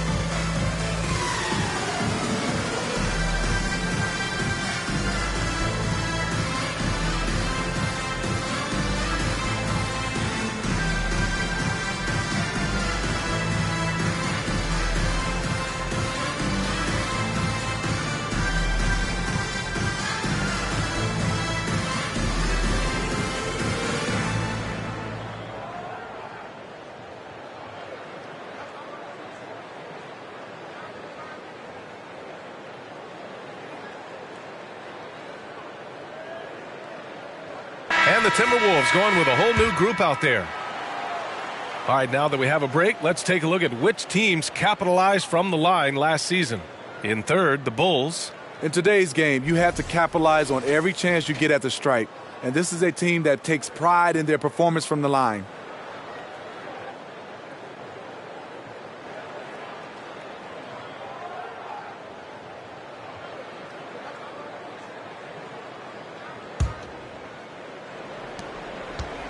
And the Bulls shooting a tough 22% from the field so far.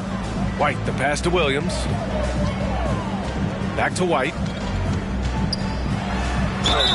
And a foul called on the way up. So he'll take 2 from the free throw line. It's going to go on Shai Gilgeous-Alexander. A solid all-around kid with the size to work inside. Good play by Derek White.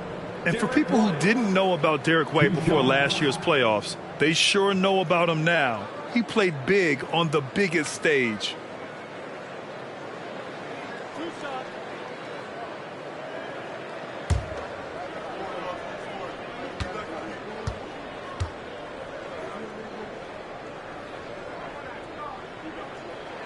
That's good from White. It's amazing how much energy White brings to the floor, Greg. You know, B.A., he has a passion for the game. He's tough, and he's very intelligent. He makes great decisions. He has all the tangibles you're looking for.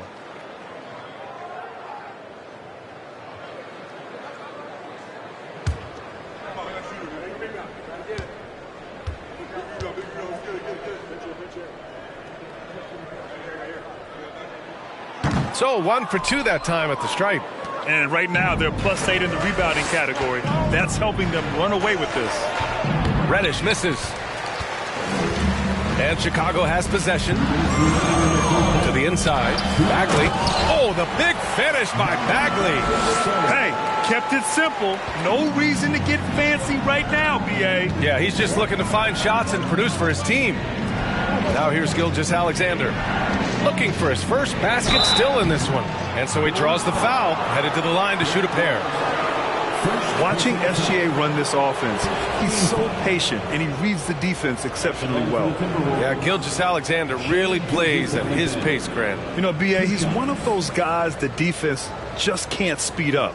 And every move is purposeful. No wasted motion. He methodically breaks you down.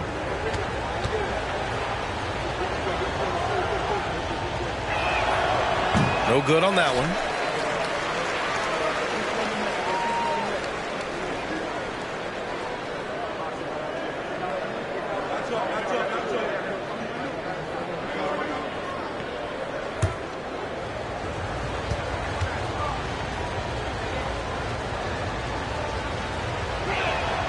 Then he sinks the second. Here's Chicago now. They trail by 9.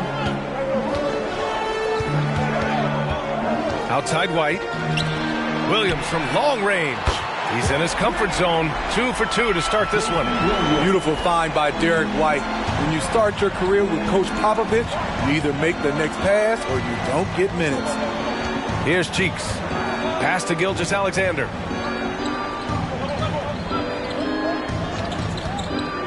Here's Perkins. He's covered by Bagley. And a fast break now for the Bulls. He tries for 3.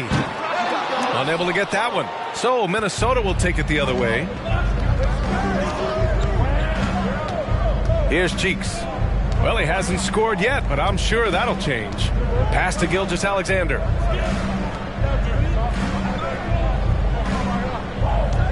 Shot clock at 5. Here's Cartwright. Puts it up from 12. And he's missed his first 2 shots of the game. 34 seconds left in the second. And here's White.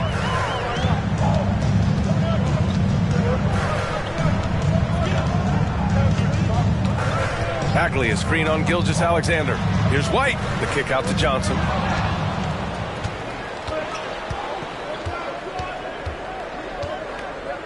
Pass to Cheeks. Here's Perkins. Guarded by Wood.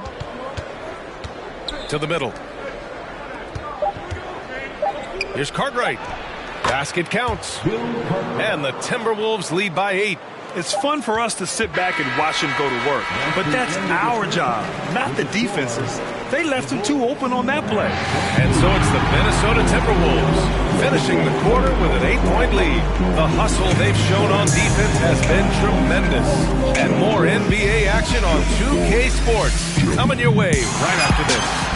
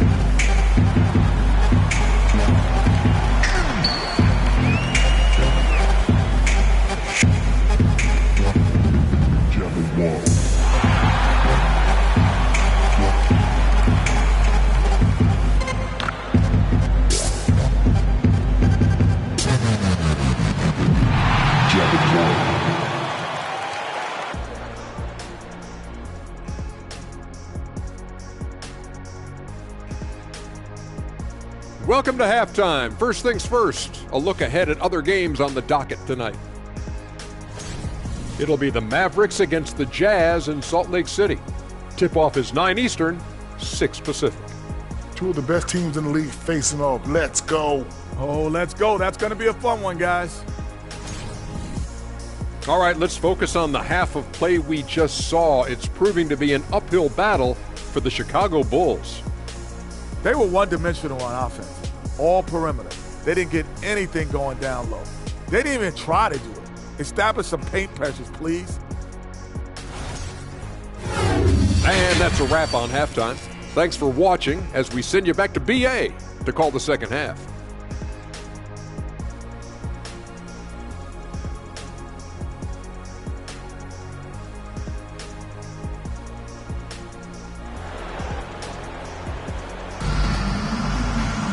And happy you could join us. We've got 2 quarters left to go in regulation.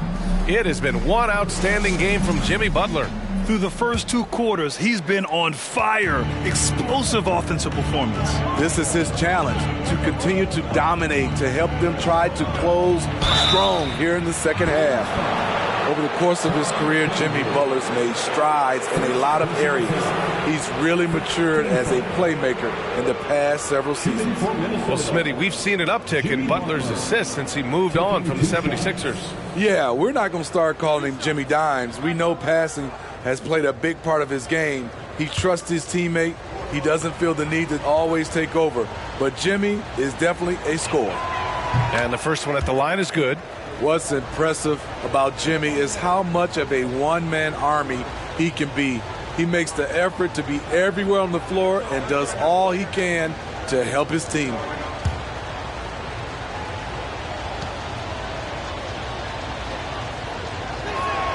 Butler hits them both. And for the Bulls, they're shooting a very low 27% so far in this one. On the court for the Timberwolves.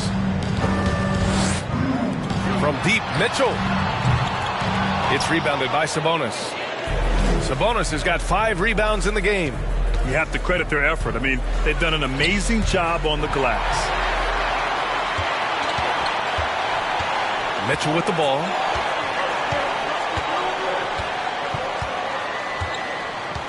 Iguodala outside. And a miss there on the triple. Yeah, and the defense has really got to tighten up on him. I mean, he's just too dangerous from the three-point line. Johnson with a bucket. He's a dynamic scorer, but Jimmy Butler showing the ability to make plays for others. And here in the second half of play, we're just over a minute in. Outside Mitchell. Jacks up a 3. Connects from downtown. Mitchell's got 11 points. Coach doing a great job of putting Mitchell in pick and roll situations. For a young player, he makes good decisions.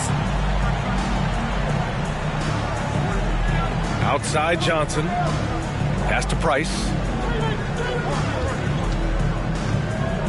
6 to shoot. Over Mitchell. That one off the back iron and out. Chicago is gone, only 1 of 3 from deep here in the third. Here's Ginobili. And the refs are going to rule that unnecessary contact. That's a flagrant 1 foul. You know, it's just hard to watch a player put the well-being of an opponent at risk. He rightfully earned that flagrant. Yeah, the officials are all over that one, sending a clear message that that kind of roughness is unacceptable.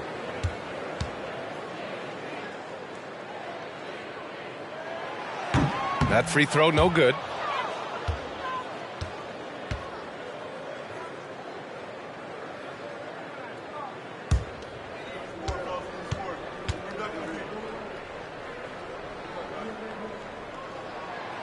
And no good on the second free throw, so 0 for 2 there.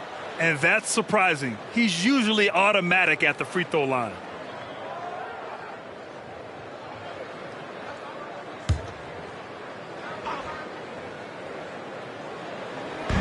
And it's the Bulls with the ball.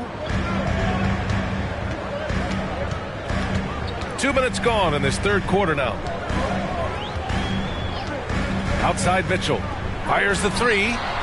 And again, it's Chicago with a 3. As the deep shots continue to fall, you can sense the frustration growing among these defenders. Inside. And it's Butler with the jam. And once Butler gets cooking, look out. His guys need to keep getting it to him. Second half of play here with just under 2.5 minutes passed. Knocks it down from distance.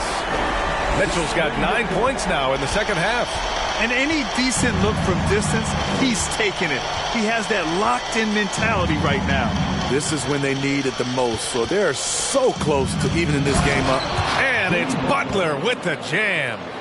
Wow, the strength of Jimmy Butler fends off defenders well when he goes up to score. Timeout called, the Bulls. And the players take this opportunity to get some Gatorade. Getting some fluids in you is so important during these timeouts. Get fresh, keep those batteries charged. Yeah, without proper hydration, a player can completely run out of gas down the stretch of a ball game. And that's something that none of these guys can afford to have happen. If you're going to battle all the way to the finish, you have to be hydrated.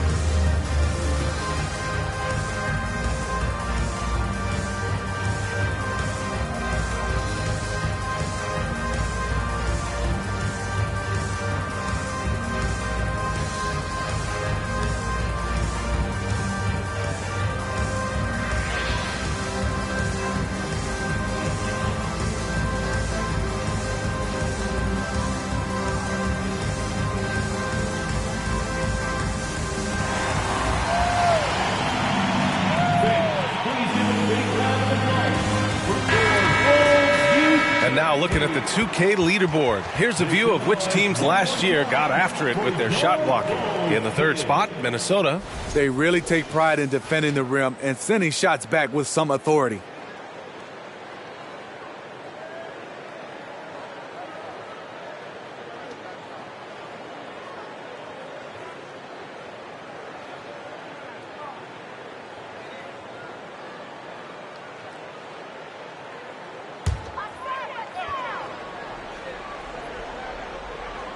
And now we're 3 minutes into this third quarter of play.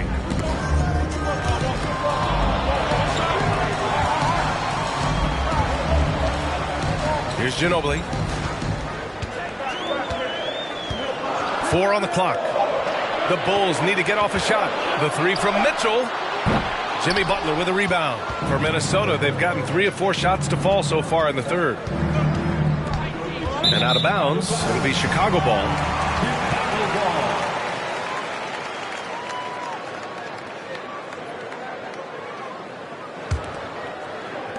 Third quarter of basketball here. A little under 3.5 minutes gone by. Here's Ginobili. Outside Mitchell.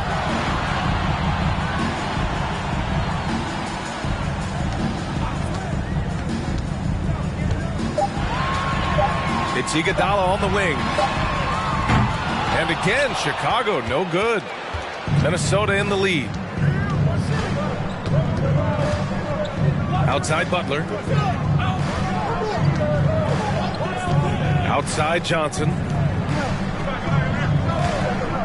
Looking to get it going to the paint. Shot's good by Sabonis. Whatever they did right in the first half defensively, we're not seeing it now. Outside Mitchell.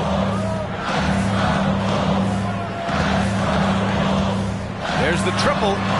Gets the 3 ball to go. Mitchell's got 20. 12 straight points off threes. This defense is not extending very well. And he lobs it up top. Oh, and Johnson slams it in.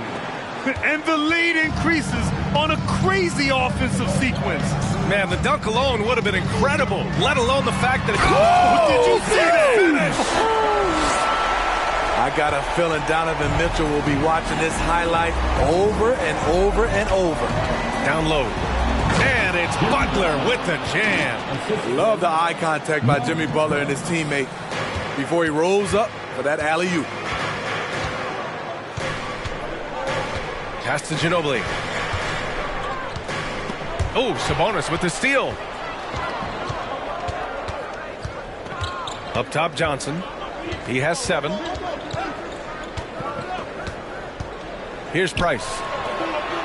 And here's Sabonis. Iguodala defending. Oh, they get a hand on it. 5 to shoot. Here's Price. Kept alive by Minnesota. Here's Kaman. And he slams it in one-handed. Incredible work right there on the glass. Just doing all he can to extend that lead. Hey, once you got him on the ropes, keep swinging away. You know why? Because this defense is reeling. They had the stop there but couldn't secure the rebound. They're still looking for answers. Outside Mitchell to the paint. And it's Chambers missing. And they're up considerably because of their efforts on the glass. Butler with the ball. He's picked up by Adams. Pass to Butler. Now here's Sabonis. Clock at 6. Outside Johnson. Kept alive. And the truth is, this league would have been much bigger had he shot better. Here's Chambers. Here's Iguodala. And again, no good by Chicago. I mean, he's trying to shoot his way out of what's becoming a prolonged cold streak. You know, to me, this is when you want to focus on creating for others. Give someone else a chance. It's called a teammate. Off target from outside. And he probably thought he was going to bury that one. Chicago has gone 4 of 9 from beyond the arc since the break. Here's Ginobili inside. Shot to end the cold streak. Rebound Minnesota. Butler's got rebound number 10 tonight with that last one. 44 seconds left to play in the third quarter here. Sabonis outside. And here's the fast break. Throws it up high. Incredible pass to Iggy. Put it right where he wanted it. Fantastic read by Iggy to exploit the space in the D. And here's Johnson. He's got 7. Sabonis finds Johnson. 7-second difference between the shot clock and the game clock. 2 points. That one goes. This is the consistency he was looking for in the first half. Just took him a while to heat up. So it's both teams making substitutions here. Johnson at the line for 1.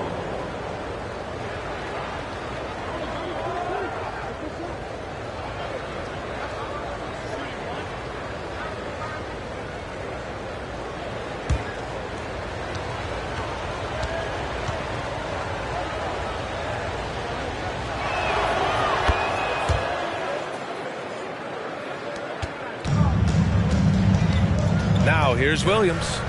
He's got 5.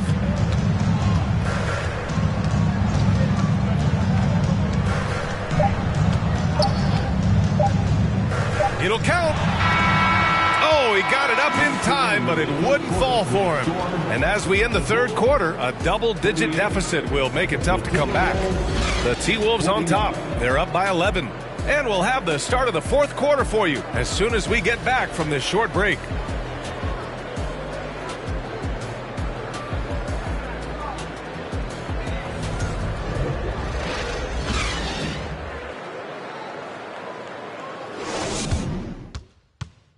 And it's time now to bring you our State Farm assist to the game.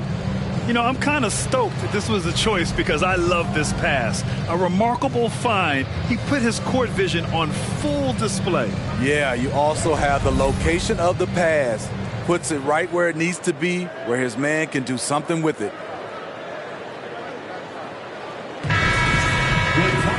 And we reach the fourth quarter in a game that may already be out of hand. Well, Chicago's shooting just around 32% from the field.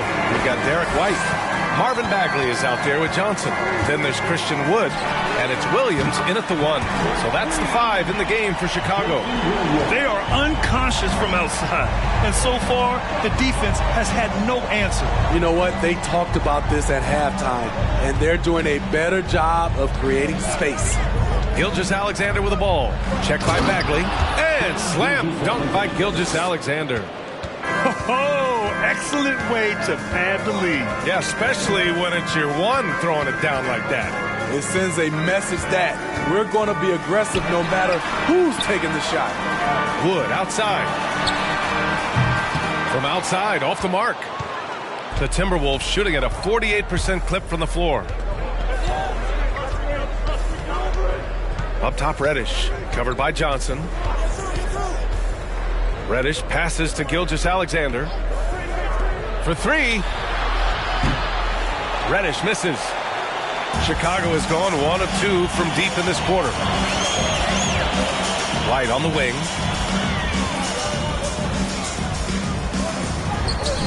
And he comes up with a bucket. That shot takes touch, and it takes finesse. White continues to polish his craft. Williams against Gilgeous-Alexander. Outside Reddish. Perkins. Nice assist and nice finish. Solid play all the way around. And the Timberwolves lead by 10. Outside, Williams. Pass to White. The three from Wood. Nails it from 3. And their perimeter shooting numbers have been up since the start of the second half. For Minnesota, they've gone 2 of 3 to open the fourth quarter. Now Gilgeous-Alexander. They set a pick. Shot clock at 6. And again, it's Minnesota converting. And guys, the way this defense is getting manhandled down low, you have to wonder if they're at 100% right now. Outside, Williams. And again, it's Chicago. Just over 2.5 minutes played now. Final quarter of regulation. Reddish with it. To the middle. Here's Cartwright. And stolen by Wood. Outside White. Pass to Wood. To the inside. Williams against Gilgeous-Alexander. Williams passes to Bagley. Goes up from the block. Again, the Bulls score. When you look at how they've come out in the second half, it's almost like night and day. In this half, a more entertaining one. The pace is picked up, tougher defense, better ball movement. And Minnesota calls time here.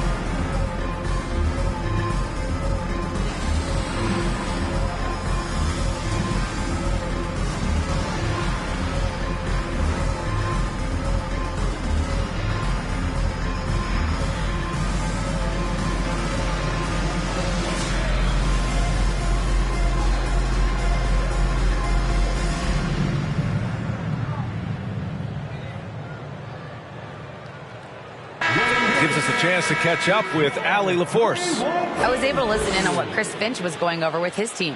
He said, guys, you don't have to chuck up the first 3 you see. Keep your heads up. Keep looking for the best option.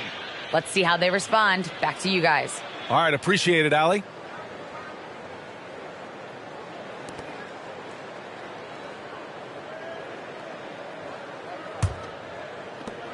For Minnesota, they've gone 3 of 4 in the fourth and looking confident on offense. Pass to Cheeks. A bit under 3.5 minutes have passed here in the fourth. Oh, it's stolen by Iguodala. Down low. And it's slammed in He's just keeping his head up on his swivel all the time. Minnesota in the lead. Here's Cheeks.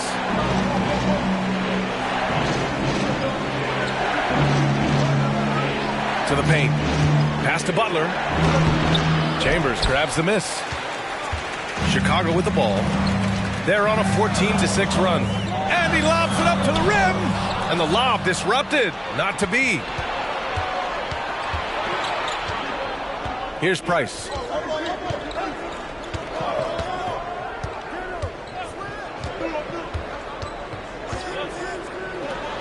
Puts up a three.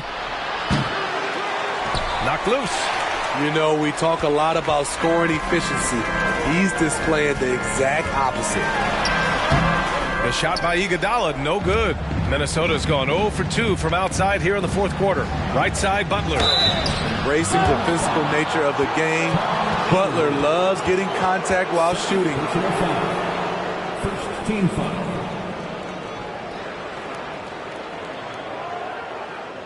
And let's take a moment to get your take, guys, on the scoring so far for the Timberwolves. They are dominating the paint in this one. Consistent work inside throughout the game. Yeah, something else I love that they're doing is driving into the lane and getting the shots they want in penetration.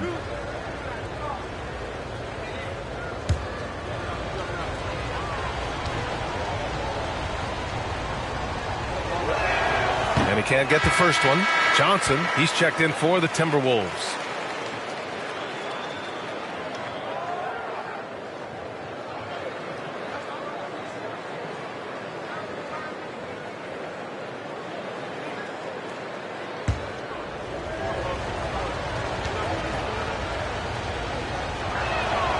And the second free throw is good. Great job there to make this a two-possession game. For Chicago, they've gotten 6 of 8 shots to fall during this fourth. Outside Mitchell. Pass to Ginobili.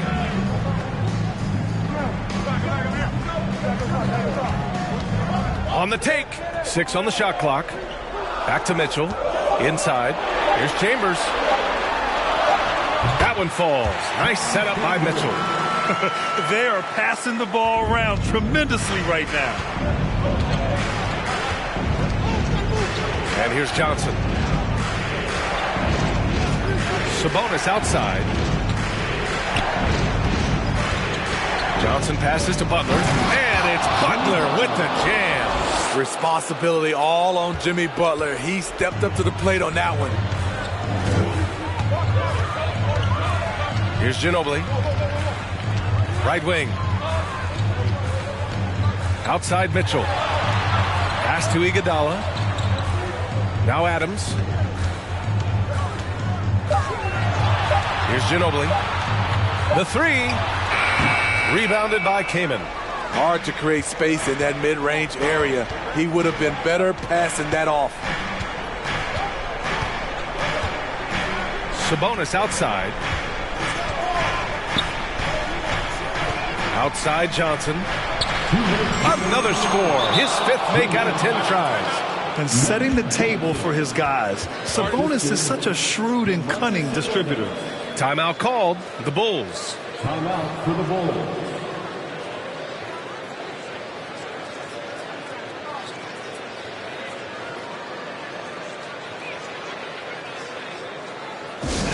Fans, if you want a t-shirt, we have to be able to hear you. So make some noise.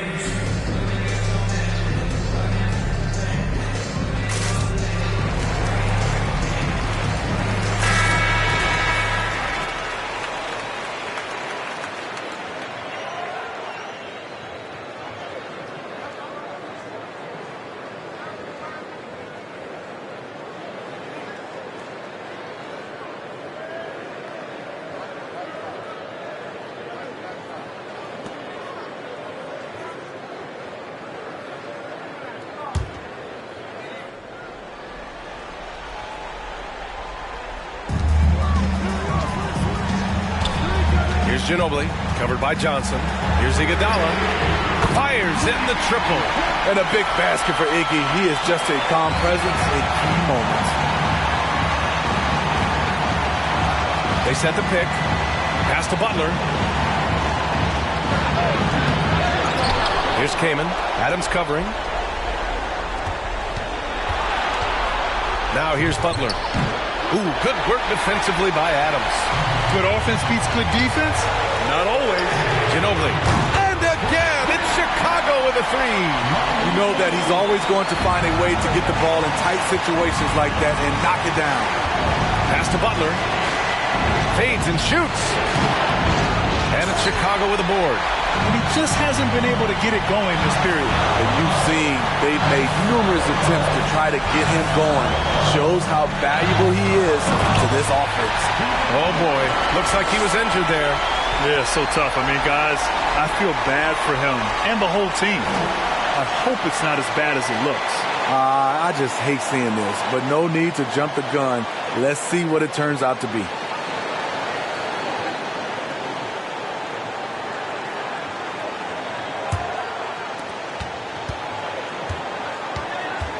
Outside Johnson. To stop the run. Butler can't get it to go. He had it rolling and then lost it for some reason. Let's see if he can get it back while it still matters. An absolutely clutch basket by a big game player in Iggy. He lives for these plays. So great under pressure. Minnesota calls timeout. They're losing by 4. There's 53 seconds left in the fourth quarter here.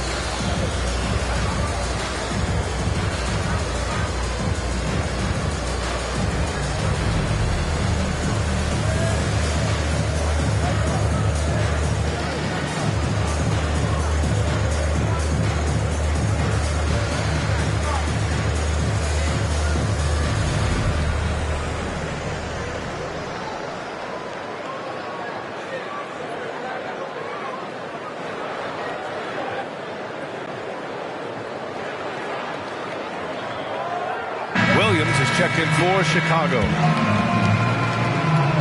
Checking into the game for your Bulls, Jason Williams.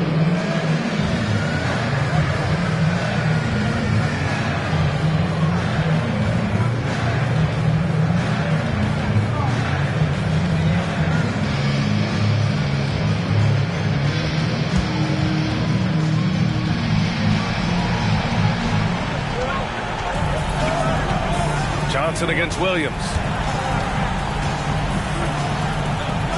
Right side, Butler. Pass to Price, looking to end the run. Rebound by the Bulls. And so they choose to intentionally foul. Second personal foul. 15 foul.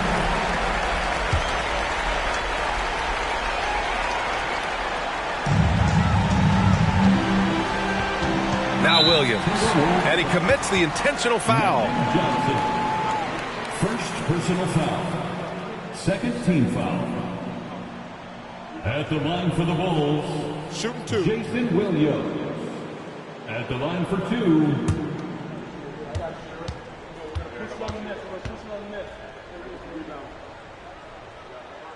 He drops the first one, and that puts him up 5.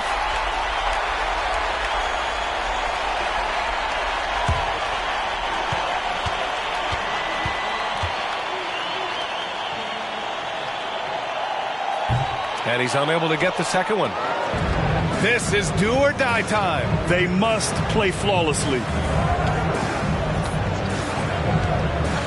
Williams against Johnson. Adams grabs the miss. and they go to the intentional foul. Jimmy Butler, third personal foul. Third team foul.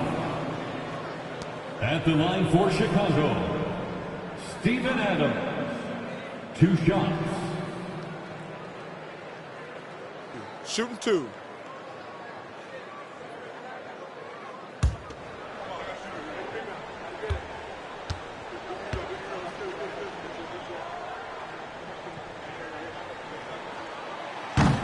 And he cannot get the first one to drop. Tough one to miss. You know what I like about Steven Adams is his intangibles. He's enthusiastic, he's a leader by example, and he's a role model for the younger players. And the second of 2 is good. And that increases the lead to 6. And the Timberwolves call time here. They're trailing by 6. 20 seconds left to play in the fourth.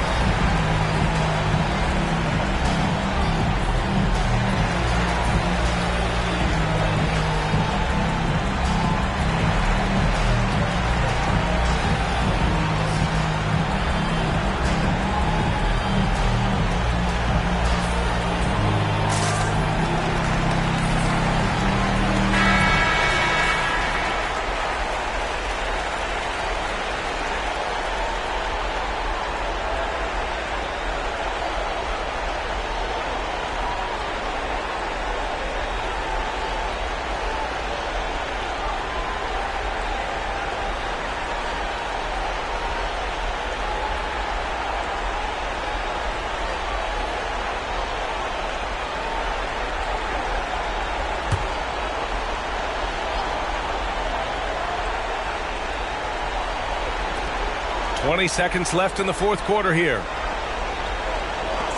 Pass to Price. They need this. Chambers grabs the miss. And now we've got an intentional foul. First personal foul. Fourth team foul. At the line for the Bulls. So the first one drops. And that makes it a 7-point lead.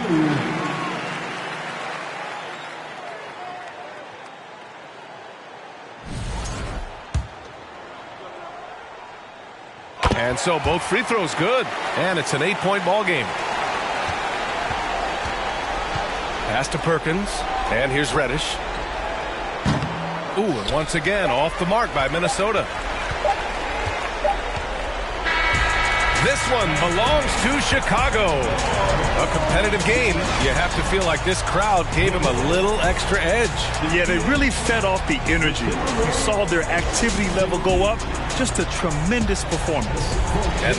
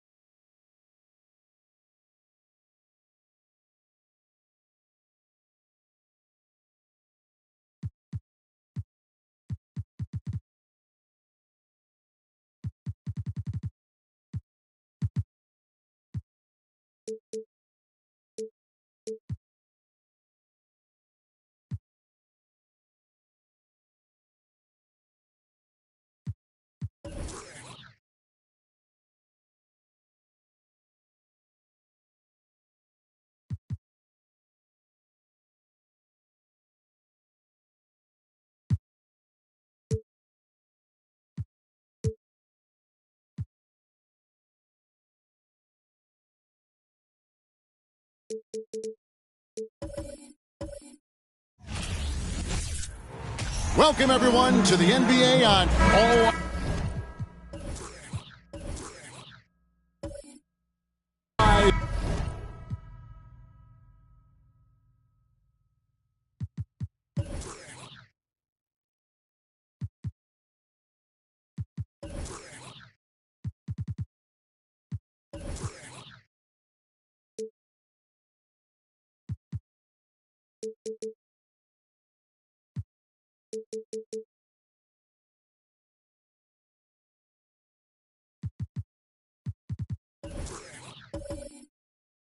Richard.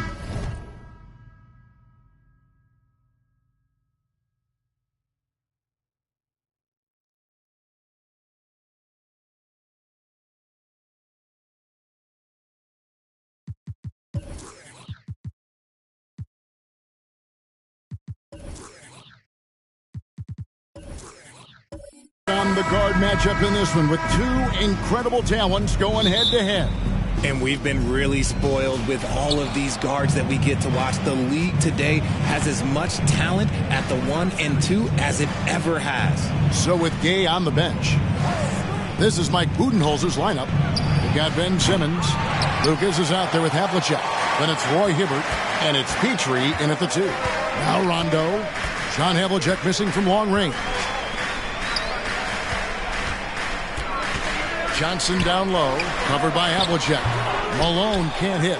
You often expect him to convert these types of shots, but the D must have made their presence felt to prevent that one. And he comes up with the deuce. And here's a guy who loves playing inside. Simmons can play some bully ball down low. Here's Malone. That one falls. That's a guy you want taking shots, a quality offensive player. Here's Petrie. A little over a minute gone here in the first quarter. Here's Simmons. Rebound, Parrish. Defense kind of rolled the dice there, and I'm a little surprised it ended up going their way with the miss. Here's Rondo and Hibbert with the block. Simmons passes to Petrie. Now Hibbert. Outside, Simmons. Hibbert with a screen on Rondo. Back to Hibbert. The basket good off the assist from Simmons. Beautiful to see Simmons working in pick and roll sets. He just knows when to shoot as well as when to pass to his teammate. And the Bucks are on a tremendous run here. The most consecutive playoff appearances since that streak they had back from 1980 to 91. Here's Simmons after Rajon Rondo's bucket. Simmons passes to Petrie. For the 3. It's rebounded by Cleveland. That is not a guy you want to allow open looks for rain. Lucky for the defense, he just couldn't get it to go. Greg, and back to the Bucks. The question is, how much longer do you think is their window?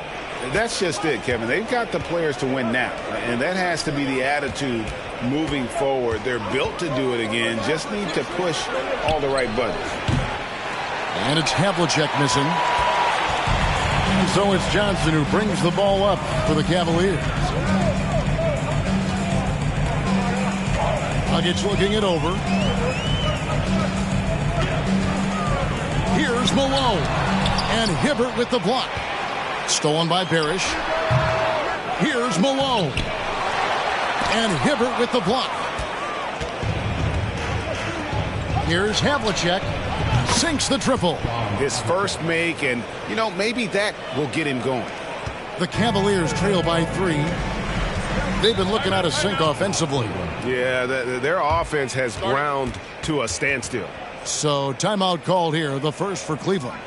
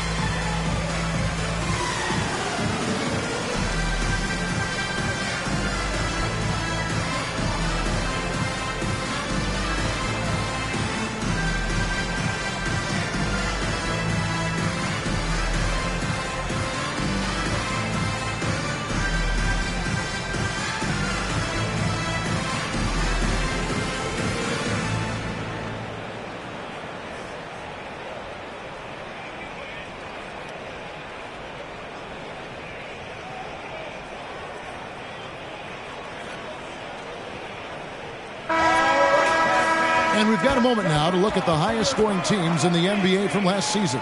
In the third spot, the Bucks. I just loved how this team attacked their opponents. You could see their confidence grow as the year went on, and the points really started to pile up.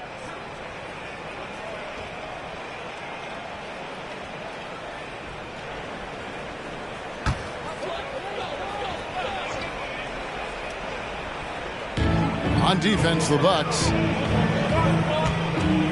Parrish outside. They get a hand on it and stolen by Hibbert. Here's Petrie. It's rebounded by Cleveland. Malone's got his fourth rebound in this one. Just over 3.5 minutes gone here in the first.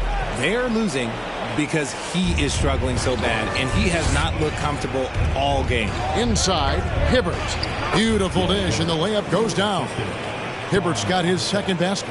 And remember, Havlicek was a highly recruited quarterback, so you see his passing ability on that one.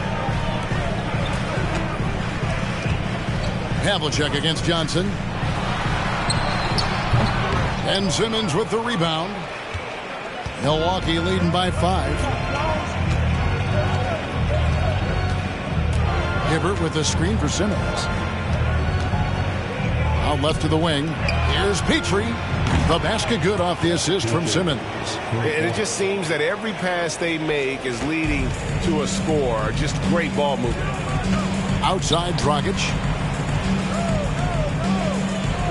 Cleveland moving it around. Pass to Rondo. Johnson against Havlicek. And the shot is good from Johnson. Milwaukee's gone 2 of 5 from three-point land here in the first quarter. Pass to Havlicek. The 3-ball. And again, Milwaukee with the triple. Well, we know Simmons can do this. At 6'11", I don't know that anyone in the league has his vision.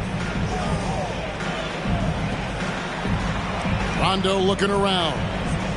Back to Dragic. That one, no good. The Bucks go the other way with it.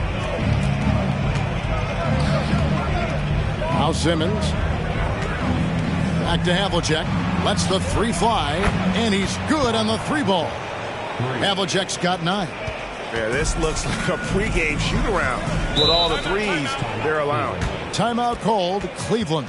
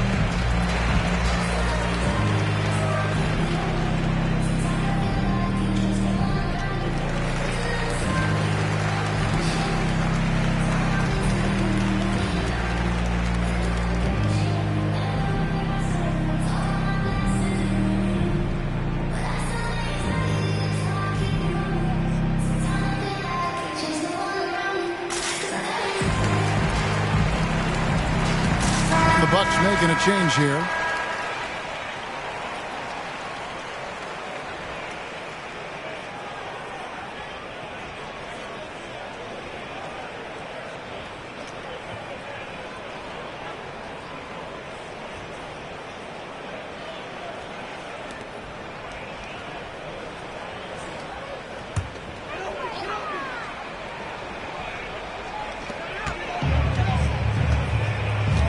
Here's Tisdale. Passes to Tripucka. Over to the wing. Tisdale, no good. On offense, here are the Bucks. They're on an 18-6 run. GA, it wasn't long ago that the Cavs were an afterthought in the NBA. Well, not anymore. I mean, Cleveland has a tremendous young roster. They play some of the toughest D in the NBA, and they're only going to get better in the years to come. Trapuka passes to Davis. Here's Jackson. And there it is for him. Choosing grace over power. Jackson goes with the floater to beat the defense. There's the pass to Hayes. Here's Petrie, guarded by Jackson. On the wing, Havlicek. Just 5 to shoot. Pulls from the top of the key. And a rebound goes to the Cavaliers. And here's Dragic. Still looking for his first bucket in this one. Davis finds Dragic. He gets it in there. Dragic has got it back down to single digits for Cleveland. Normally it's Dragic providing the pass. Good to see him getting fed this time. Pass to Havlicek from past the arc. Rebounded by Jackson. He's been off. Still, they're up, so not all is lost. Here's Tisdale. .36 seconds left to play in the first. Davis on the follow. A sensational offensive rebounder. Love watching Davis work that hard on the boards and then get rewarded. Now here's Hayes. Here's Nader. Milwaukee, no good that time either. And already they've staked out a noticeable advantage in terms of aggression and controlling the backcourt. Here's Trapuka, covered by Havlicek. Back to Jackson. To the middle. Here's Davis. And contact on the shot, so he'll be shooting free throws here. And I love that grit and grind style of play. Davis just isn't afraid to get a little chippy down low. The Cavaliers shooting their first free throws of the game on this trip to the line. And going back a season ago, they were a pretty average team at the line, about 76% altogether. Take a break. Take a break. 2 shots.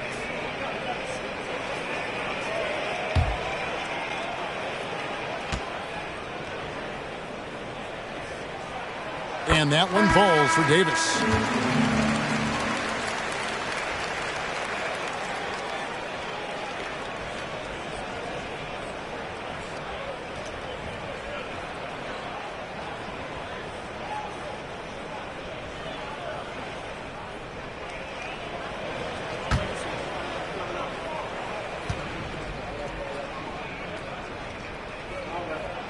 And both free throws good for Davis. Well, he's come through for them at the line today, and you love having a big fella who's so capable on his free throw. And that concludes the first quarter of play. Milwaukee on top, up 4. It's the NBA on 2K Sports from Rocket Mortgage Fieldhouse.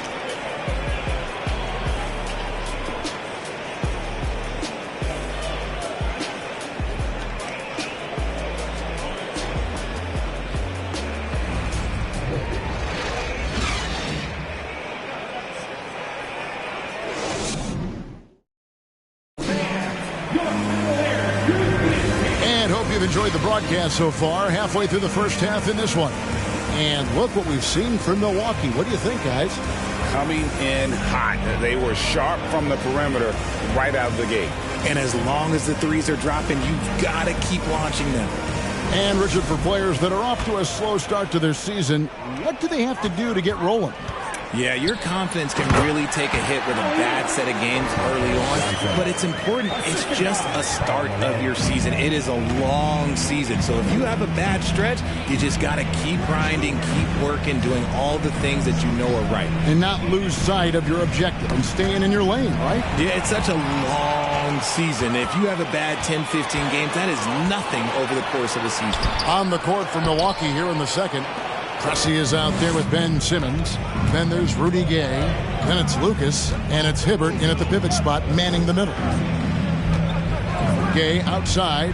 There's the triple. The basket good off the assist from Simmons. Simmons got 6 assists now in the game. In overtime, Gay has gotten better from beyond that arc. I love seeing him shoot the ball with confidence from deep. Here's Malone. Great D that time from Lucas. And here's Simmons. He'll bring it up for the Milwaukee Bucks. Following this one, they get to host the Pelicans. And that game will kick off a 4-game homestand. Wow, and that sort of showmanship is just deflating right now to a team trying to get back into a game like this. Ouch, Greg, that is definitely an emphasis jam. A big apostrophe or exclamation point, maybe even a question mark. Bucks leading by 7. Second quarter of basketball, just over a minute and a half played. Hibbert with the screen. And Hibbert with the basket on the assist by Pressey. Hibbert's got 6. They've settled into a nice groove offensively here in the second. Malone in the post. He's against Lucas. Malone, the pass to Maxwell. Screen by Parrish. Rondo with it. Picked up by Hibbert. Got a piece of it. Rondo against Pressey. And he drops it in from the low post. Pressey's got 4 points now in the quarter. And let's get your guys' take now on the hustle stats for Milwaukee. They could use a big shot here to get this offense going. Too many empty possessions. Right now, they need a basket. Timeout called the Cavaliers.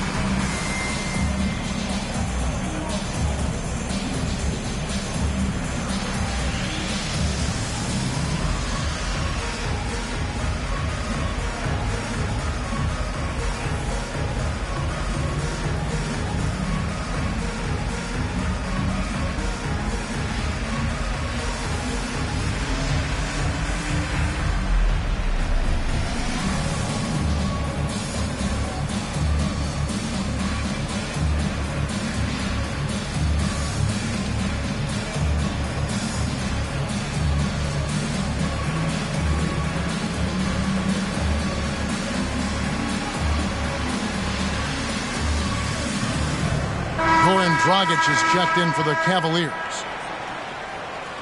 With this stoppage in play, we have a chance now to show you which teams led the league in three-point percentage last year. 5th best, the Bucks. They ran a great system last year that put a priority on creating high-quality looks from deep, and it made them the best three-point shooting team in the league.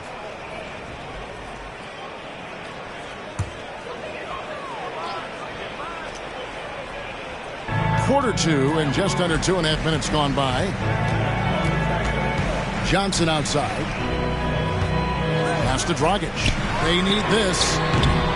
Milwaukee with the rebound. Simmons got 5 rebounds tonight. And there's one area where the Cavs have been very good the past few seasons. That's the draft. They've made some terrific picks in terms of personnel. And there's the drive. 6 to shoot. And it's Hibbert missing. The Cavaliers trail by 11. Outside Dragic. Back to Rondo.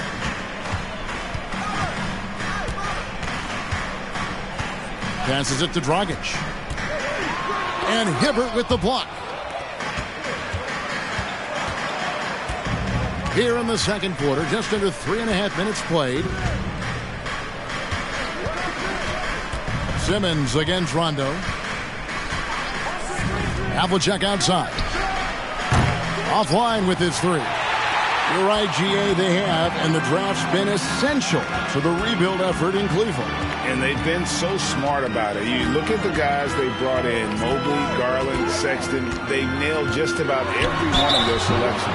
And 2 shots coming up at the line as he gets fouled on the shot. We know the league's cracking down on those dangerous plays that risk a player's health. Why was that less of a focus when you played? That's a great question. I think it's smarter to approach the game this way. We don't want to have unnecessary injury because of guys maybe just taking it a little too far with the physicality.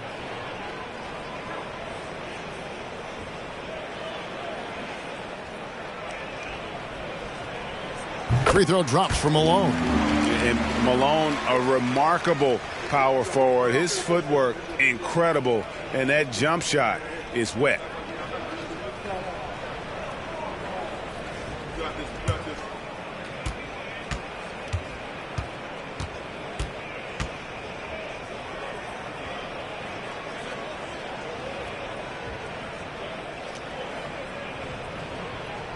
And both free throws good for Malone. Milwaukee leading by 9. Here's Petrie. Outside, Simmons. Down low. Here's Lucas. And it's Rajon Rondo with the foul. That is his first foul of the game.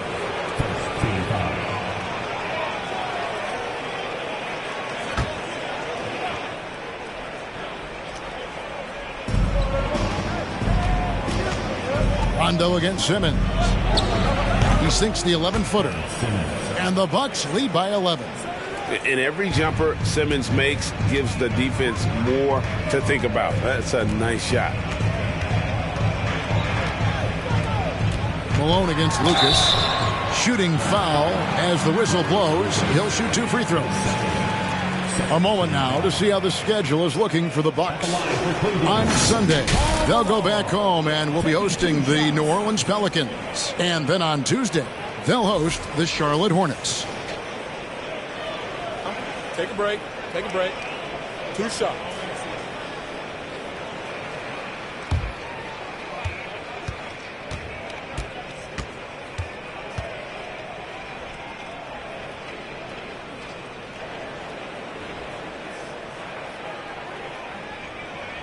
And the first one drops. Jackson, he's checked in for Rajon Rondo.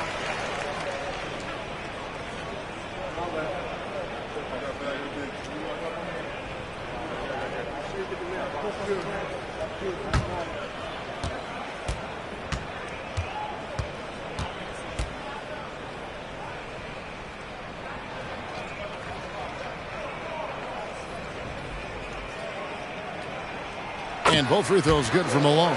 Yeah, in this quarter, they've had the right approach, driving and drawing, initiating contact, create opportunities, get to the line. Simmons passes to Hibbert. He can't get it to go. Excellent D there from Parrish. And so it's Jackson who brings it up for Cleveland. 9-point game. Dragic the pass to Jackson. Back to Dragic. 5 on the clock. Parrish with the screen on Simmons. Dragic, it's good from the top of the key. As a screener in the pick and roll, your job's easy. When Dragic is running it, just set a solid screen and let him do the rest. Hibbert with the screen on Jackson. Simmons passes to Hibbert. And the rejection by Parrish. Okay, let's just say it. This has been an ugly quarter for him. Not quite a break of mirror ugly, but it's getting there. Johnson kicks to Jackson.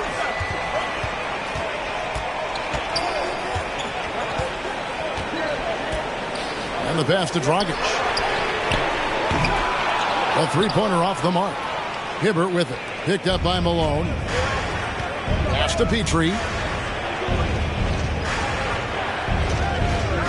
Back to Simmons.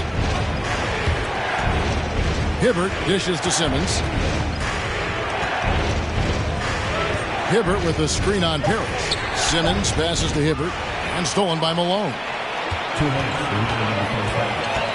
2 minutes. Jackson against Simmons. Pass to Parrish. Lays it up off the glass. And now just a 5-point Bucks lead. And you can't leave someone uncovered on Jackson's squad because he's just too consistent at finding the open man. 1:35 left to play here in the second quarter. And that'll be 2 free throws coming up. Officials on the call with the foul. Robert Parrish picks one up there. It's his first trip to the line. Taking 2 shots.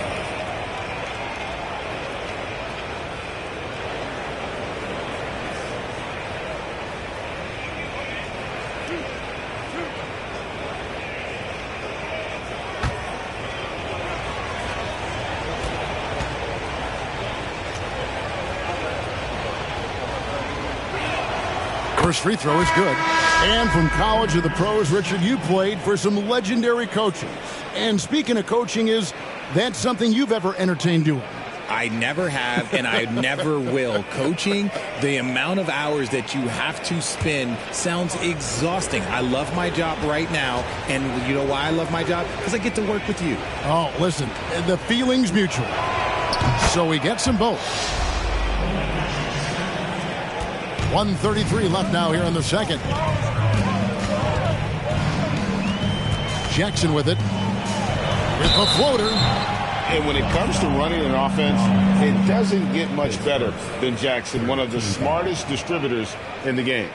For Cleveland, they have made all of their free throws so far tonight, going 6 for 6. At the line for your Cavaliers with 2 shots.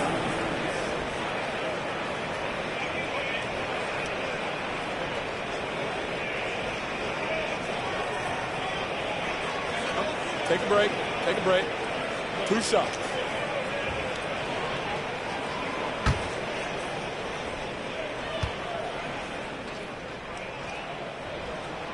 That's good from Jackson.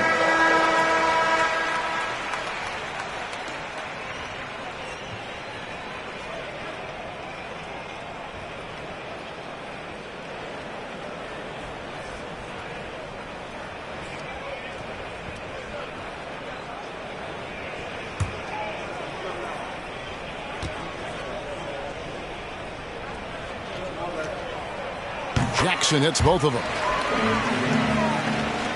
1:25 left in the first half of the game.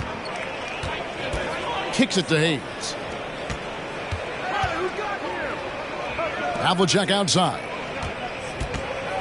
There's the drive. And the Bucks miss again. The Cavaliers trail by 5. Here's Tisdale. He's been patient so far. Nothing on the scoreboard yet. Outside, Davis. Out to the wing. Launches a 3. The Cavaliers again can't hit. Bucks leading by 5. And Pierce, here we go, uses the glass to finish the layup. When guys are moving the ball, sharing it, it makes the game so much more fun, both as a player and as a fan. Here's Tisdale. Passes it to Tripucka. Up top, Dragic.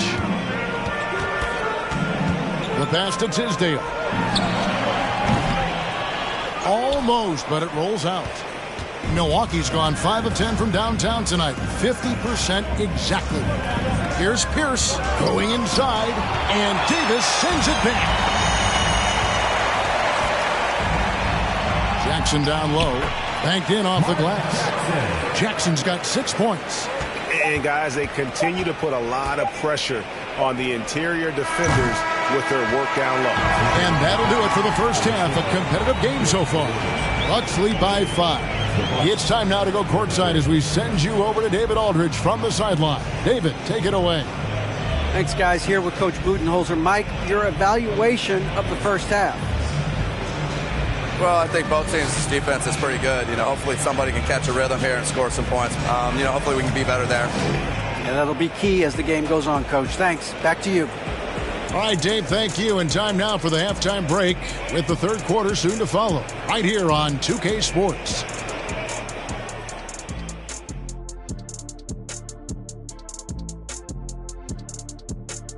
Thank you for joining us. Getting right to the story, things are going well for the Milwaukee Bucks.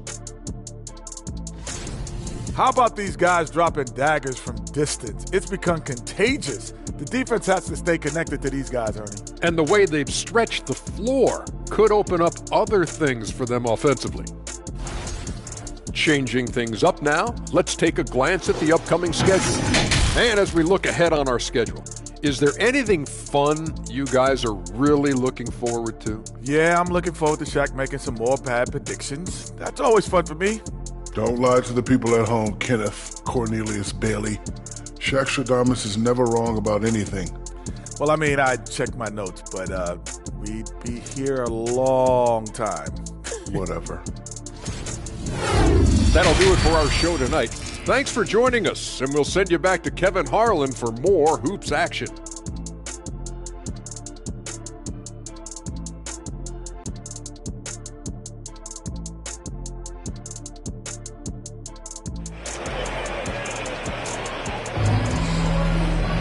And we've got second half action for you. Thus far, a pretty evenly contested game. Without question, John Havlicek displaying his skills. And how about the amount he's contributing in the scoring column through 2 quarters? He has been terrific. He always wants to be a go-to guy for them. I'm sure he'll be calling for the ball even more in this half. And after a fairly even first couple of quarters, the second half could turn out to be a great one as both teams try to gain an edge. Johnson is out there with Malone. That's Rajon Rondo. Then there's Dragic, and it's Parrish in at the 5, roaming the paint. That's the 5 for Cleveland right now. Here's the floater. Yep, it goes in, and the Milwaukee lead is cut to just 3 points on the basket from Rondo. They're consistently finding ways to get the ball inside and taking full advantage. Stolen by Parrish. Dragic with it. Picked up by Hibbert. Dragic dishes to Malone. That shot, no good. The Bucks go the other way with it. They've held a 12-point lead earlier. Now here's Simmons.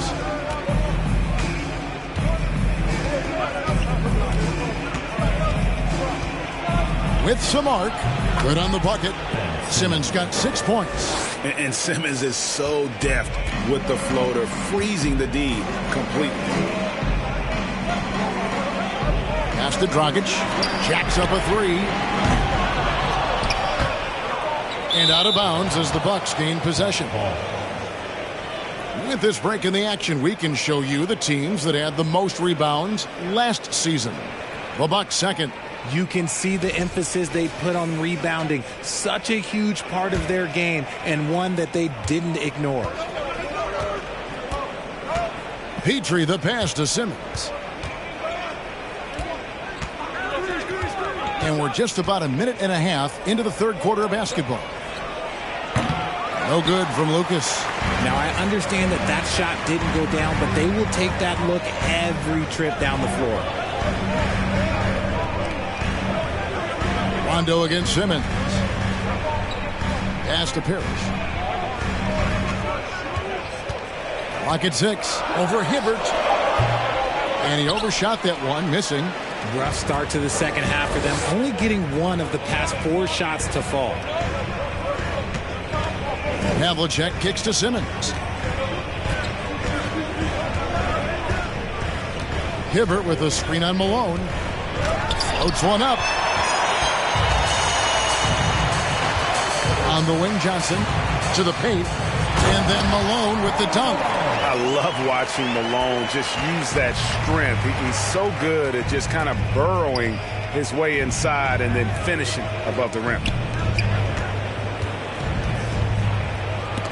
And the rejection by Parrish. Just over 2.5 minutes gone by here in the second half. Rondo passes to Johnson. Dragic with a wide open look. No good. That would have tied it. Okay, now I think he's starting to get in his own head right now. Maybe he's overthinking things a little bit, and as a result, he's just been off. Havlicek with a screen on run. Simmons. And the call on the shot that sends him to the line. And sometimes you have no chance at stopping Simmons from the interior. Just a very skilled player who gets these calls routinely. The Bucks have had 2 chances at the line already, making them both. And just to mention, a season ago, they were very comfortable at the line, hitting about 78% of their free throws.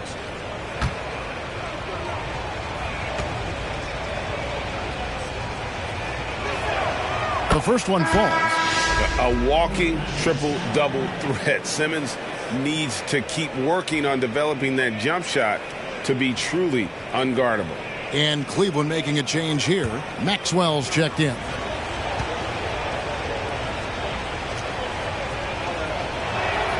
That one falls, so he hits both of them. So it's the Cavaliers now. Just 4 points. That's all they've given up here in the second half. Here's Rondo. Sweet little floater. Rondo's got 6. If he's one thing, he's efficient in the paint. Rondo really good with the positioning there close to the basket. Hibbert with a screen on Johnson. Pressey passes to Hibbert. Shoots over Johnson. And Hibbert with the basket on the assist by Pressey. That's 10 points for Roy Hibbert. He finds a shooter in motion and is confident he can threat him with the lead pass. Well done. Passes it to Johnson. Parrish with it. Covered by Hibbert. Takes it from 10. Bank shot. No good. And so Simmons will bring it up for Milwaukee. It's rebounded by Cleveland. Johnson dishes to Malone. Fires from 14. Parrish. The tip in on the offensive rebound. And they're beginning to just flat out fall apart defensively right now, especially on the interior. The pass to Lucas. Dishes it to Hibbert. He kicks to Gay from outside the arc. Hits it from 3-point range. Gay's got his second bucket. And Gay is quick at getting his shot off. Can't give this guy any separation, even as the pass is coming his way. Here's Malone. Hibbert pulls it in. Hibbert's got his 7th rebound here tonight.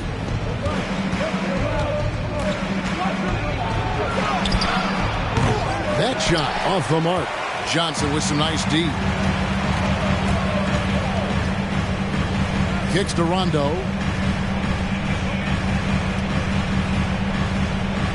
On the wing, Malone. Pass to Maxwell.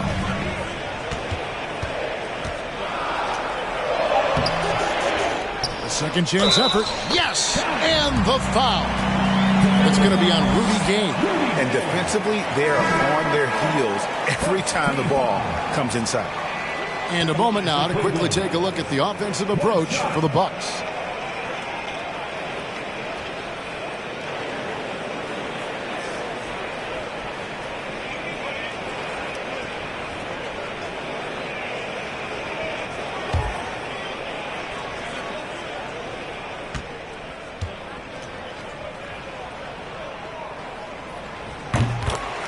And the Bucks decide to take their first time out here.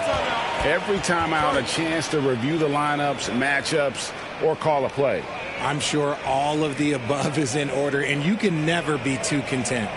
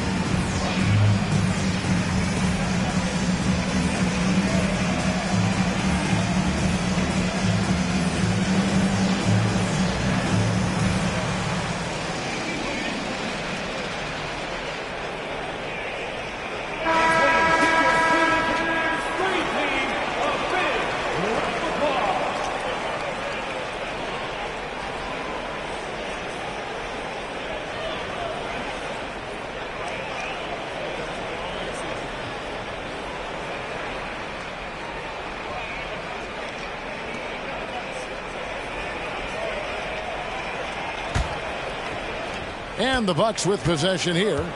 They've held a 12-point lead earlier. Pass to Hayes. He kicks to Pressey. Outside Pierce. To the inside. Here's Pressey. There's a good screen. And Davis pulls it down. And the rebound battle split evenly thus far. Jackson passes to Tripucka.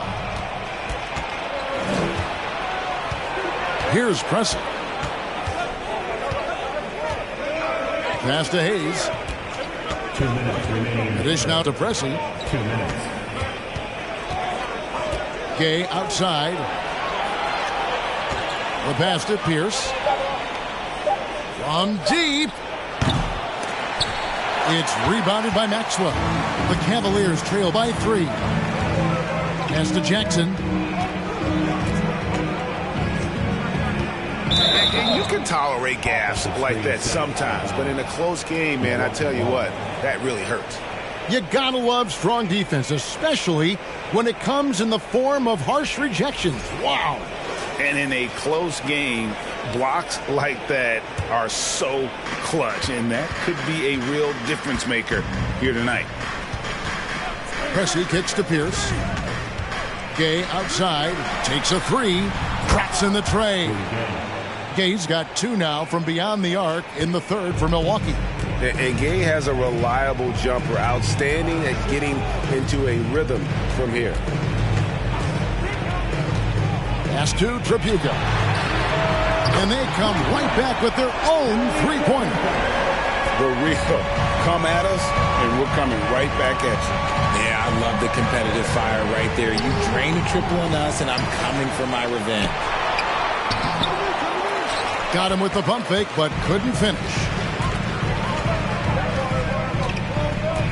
Outside Jackson.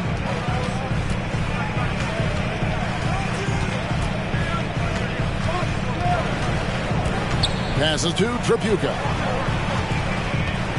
Right wing. Cleveland needs to get a shot off here. Releases. Jackson misses. The shot and game clock separated by 4. Here's the pass to Pressey. There's the pass to Gay. Over Jackson. Offensive rebound, Bucks. And yes, it's good. And the Bucks lead by 5.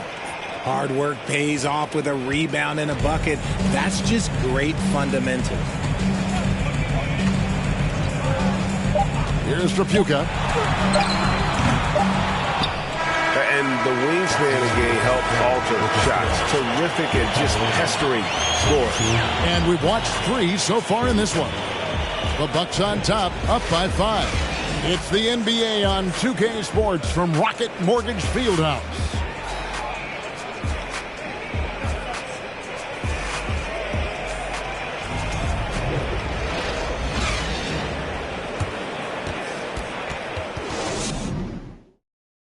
And a moment now as we take a look at our State Farm assists of the game. Just true artistry right there. I mean, great decision on where to go with the ball, and how about the perfect delivery? A lot of times a spectacular pass is more impressive than a spectacular shot. This is one of those times.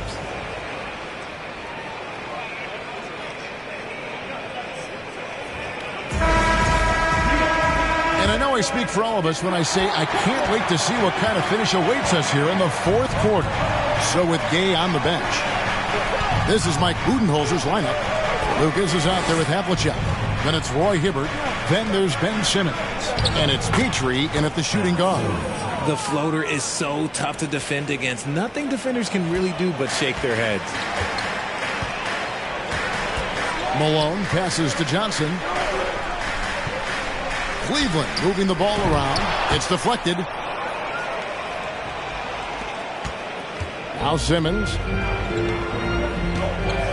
Havlicek dishes to Hibbert, and then Hibbert with the dunk. And creating a little separation here, gaining some confidence. Yeah, they've locked in during this stretch. If they keep it up, their lead will only continue to grow.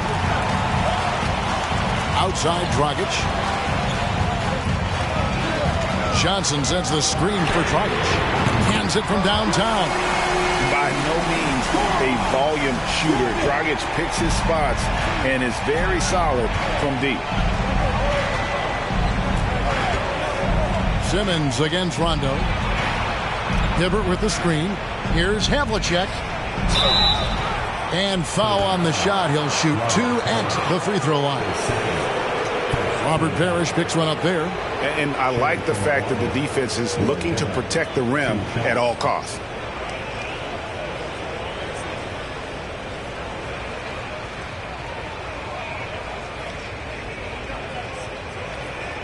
Shooting 2.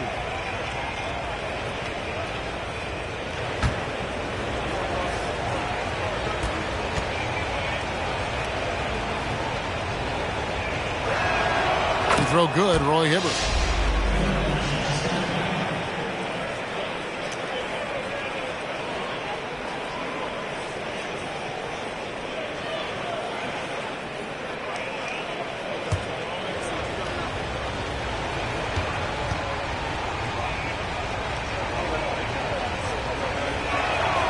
And Hibbert hits them both. And it's Rondo with the ball for the Cavaliers. Trailing here by 8. Kicks to Malone. Parrish outside. Trying to find Johnson. He's got it now. Throws down the alley-oop slam. And hard to decide which is better, the pass, the catch, or the slam. No, there's no wrong answer. Sensational alley-oop. Havlicek outside. Sinks the three-pointer. And the Bucks lead by 9. Pick works well there. Not much resistance from the D. Yeah, that just comes down to a lack of effort. The defender has to do a better job fighting through the screen. Screen by Parrish. Johnson outside. Back to Dragic. 5 to shoot.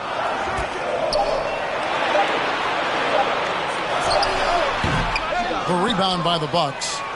Lucas has got 9 rebounds in the game. Getting it done. Here's Havlicek.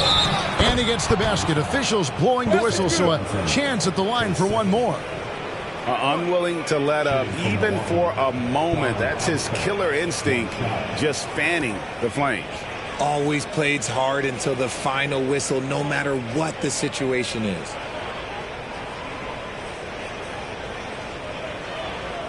One shot.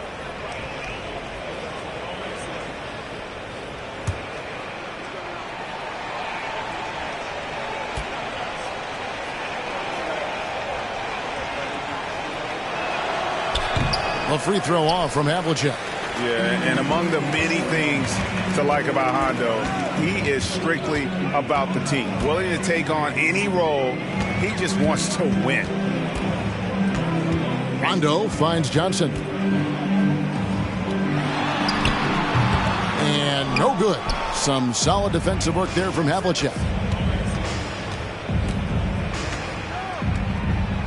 We're in the final quarter of play here. 3 minutes in. Pass to Lucas. Hibbert in the high post. Parrish is there. Hibbert with a screen on Rondo. Here's Petrie. No good from outside. It hasn't been his best game, but his team is still doing just enough to be up. Pass to Rondo. A bit under 3.5 minutes have passed here in the fourth. No good from Dragic. Bucks leading by 11. And here is Simmons. Pass to Havlicek. But Trey. Rebound by Johnson.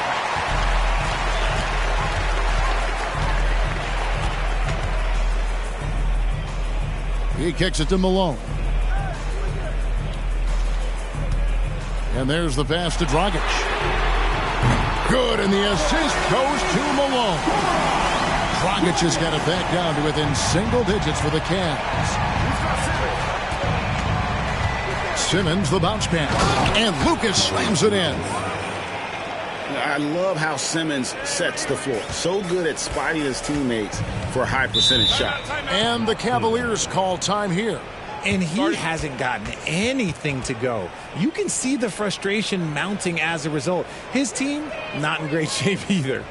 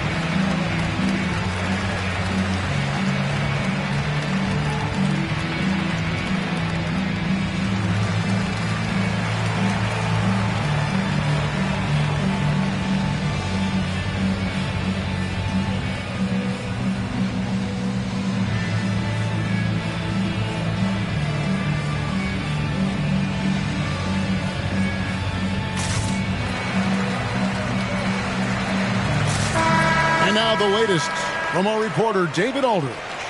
Well, during the break, I listened in on J.B. Bickerstaff's huddle. He said, "Do you want this game? Don't tell me about it. Show me and show your teammates. We've got to play better, and we've got to play harder if we're going to come back." Guys? Thank you, David.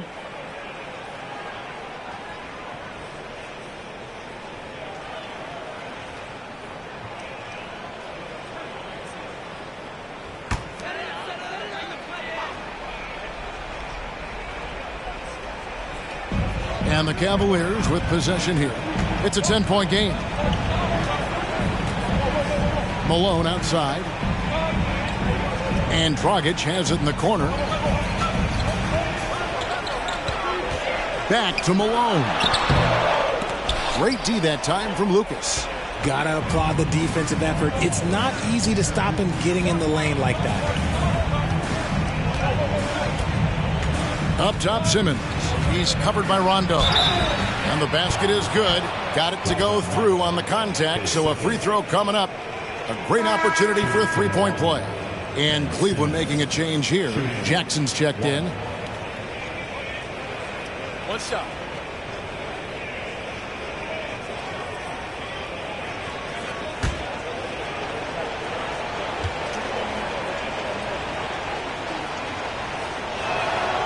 That's good from Simmons. They're doing a better job of working themselves to the line here in the second half. Jackson passes to Johnson. Dragic with it. Back to Johnson. Parrish with the screen on Havlicek. Here's Johnson. Parrish kicks to Jackson. Shot clock at 5. Screen by Parrish. Here's Dragic from outside. And another miss by Cleveland. Milwaukee leading by 13. Havlicek the pass to Simmons. Back to Havlicek. And he drives in. Hibbert trying to free himself up. Controls the rebound and puts it back up and in. And the Bucks lead by 15. And this has been a great job of just getting into the middle of that defense and really scoring effectively from the paint. Here's Malone. And it's good for 2. And he's now got the double-double. 10 points and 10 rebounds. And Malone, he is huge at that forward position. Just a muscular phenomenon who just wrecks the opposition in the paint. Well, Greg, analysts evaluate player performances on the floor, and sometimes we've seen the players fire back. They're not happy with the criticism. You know, it's a risk you take, but if you treat everyone with kid gloves, you're really not doing your job. The audience expects a level of honesty, and quite frankly, players don't mind you criticizing their game. It's when those critiques become personal. That free throw missing.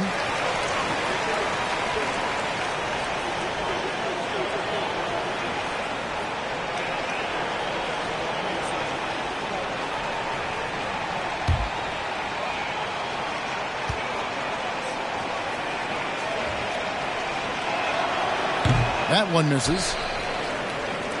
The Cavaliers trail by 13. Johnson attacking. The baseline J. Simmons pulls it in.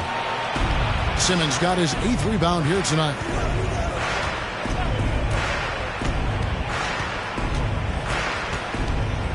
Lucas, a screen on Jackson. Here's Simmons. And too long on the shot. Cleveland now, time running out. They need a bucket in a big way here to regain some confidence. Malone looking around. 2 free throws coming up, and they call the shooting foul. And that's the last guy you want to defend inside. Malone is just too good near the hoop. Karl Malone, 2 shots.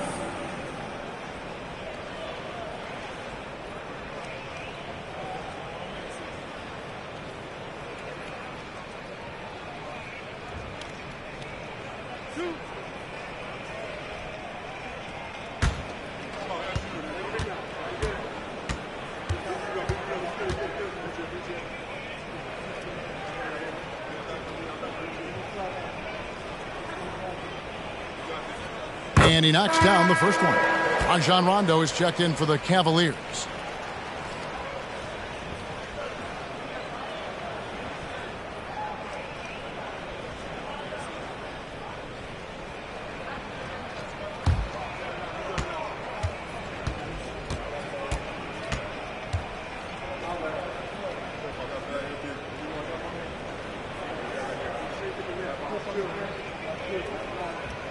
Both shots good from the stripe. Here's Petrie. We've got 1:23 left in the fourth. Pass to Havlicek. Takes the 3. Nailed from three-point land. And the Bucks lead by 14. Pick works well there. Not much resistance from the D. Yeah, that just comes down to a lack of effort. The defender has to do a better job fighting through the screen. Lucas against Rondo. And he gets the whistle. 2 free throws coming up. We know, Greg, the league trending towards small ball, but some teams are having success playing 2 bigs up front. And I think the key is having versatile big men. If they can space the floor and play in space, also be able to cover smaller players, why not get the added rebounding and rim protection? And he makes the first. And there's no denying that Rondo is a wizard with the ball, exceptional at exploiting holes in the defense.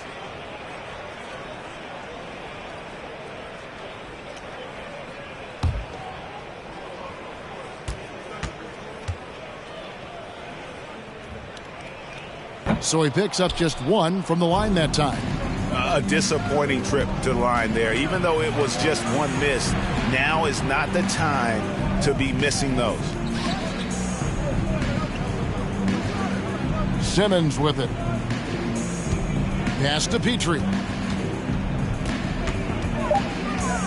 Simmons against Dragic. And another 3 for Milwaukee. And it's just competing, you know, giving your best when it matters most. And let me tell you, as a team, you love to hit your stride right at the crucial moments. They put this game away in style. Malone, and misses it off the right side of the rim. And so Simmons will bring it up for Milwaukee.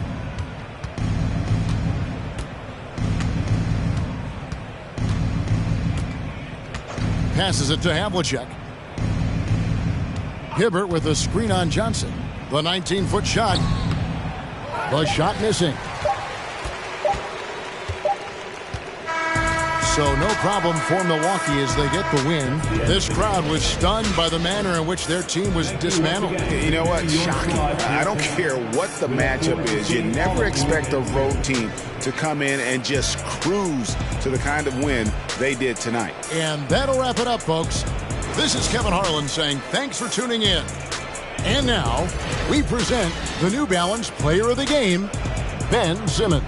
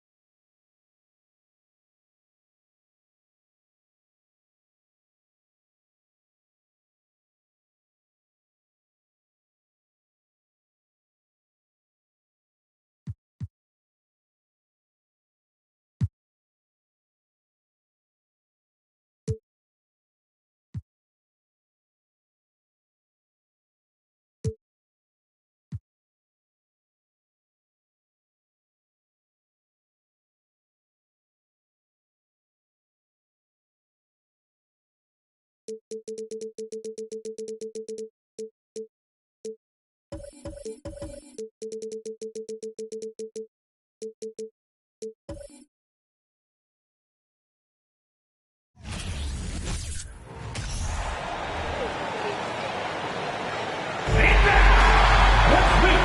is nothing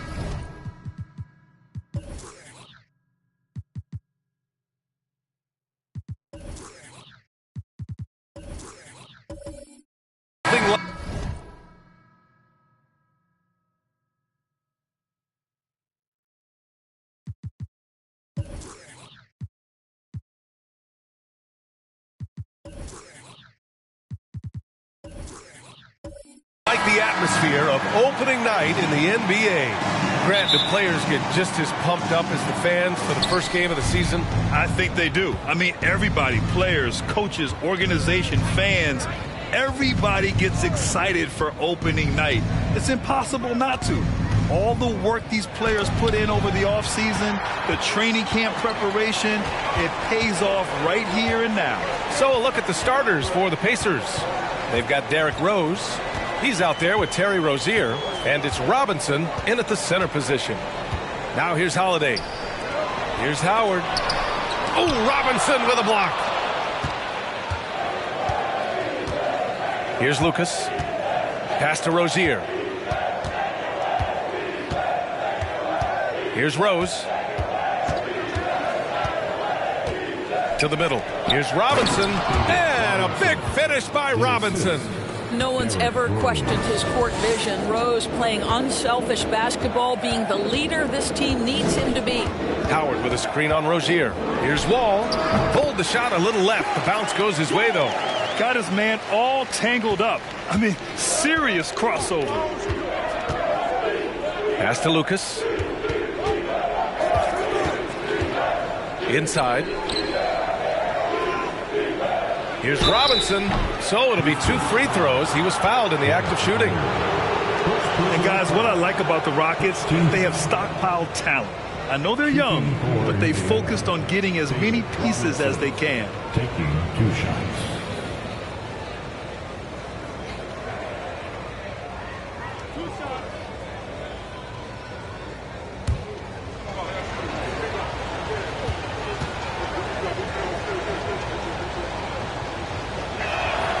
First free throw is good. So what do you think the most important thing for young teams like the Rockets? Well, B.A., it comes down to playing time. I mean, Houston has done a great job of playing their kids. But let me tell you guys, nothing substitutes for game time in the NBA. Learning by playing. That's what it's all about.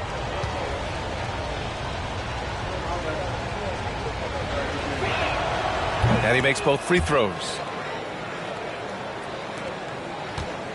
Holiday with the ball. Pass to Howard. Hayes against Howard. And that one is stuffed right through. Just such a terrific dunker. Man, born to fly, that's for sure. Rozier against Wall. Rose outside. Fires the 3. And the rebound goes to the Rockets. They're looking for a little bit of redemption in this one after the loss to them here last time. Yeah, last time against this team, they couldn't stay out of foul trouble, and that really hampered them. Nothing wrong with aggression as long as you're smart about picking your spots. And let's see if they can be a bit more disciplined this evening. I don't mind that. I mean, they met him at the rim and temporarily prevented the points. At the line for your Rockets, shot Wall, taking 2 shots. Shooting 2.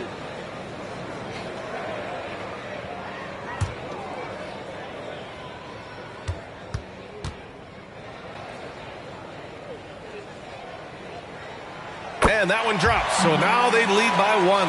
Guys, you think about the Indiana Pacers, a team that has had several coaching changes of late, and obviously that kind of inconsistency has no doubt played a part in their recent struggles.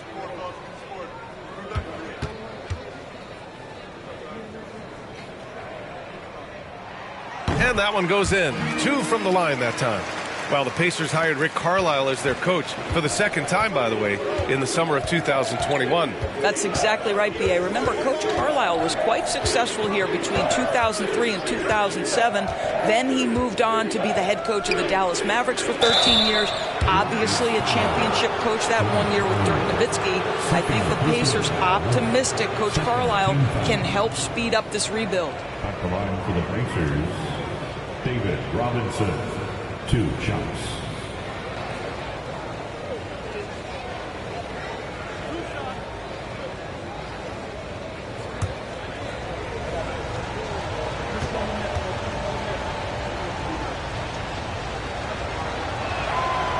He's off on the first.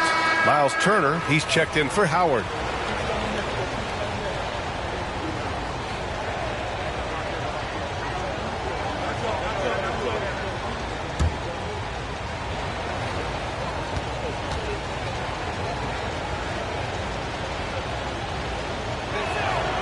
And he's good on the second. And just under 2.5 minutes elapsed here in the first. Holiday passes to Turner. Hayes against Howard. Holiday up top. There's the 3. Hits the 3-pointer. From year to year, Holiday is a little inconsistent from 3, but the defense has to respect his shot. Pass to Lucas. About 3 minutes gone here in the first quarter. From deep, Rose. The shot, no good. Given his range, you'd expect him to capitalize on that opening. And here's Holiday. Outside wall. Smith with a screen on Rozier. Just 5 on the clock. Shoots it from the high post. The shot comes out, so Indiana will take it the other way. Pass to Robinson. The shot from the low post is good. Robinson's got 7. I love this approach. Getting him involved early, and it's already paying off. They know that if this guy goes off, their chances of winning rise exponentially. And it's the 2K leaderboard. Team leaders in blocks last season. Indiana, 4th. Well, talk about rim protection. Last season, they were patrolling the paint, rejecting shots at will. Take a break. Take a break. 2 shots.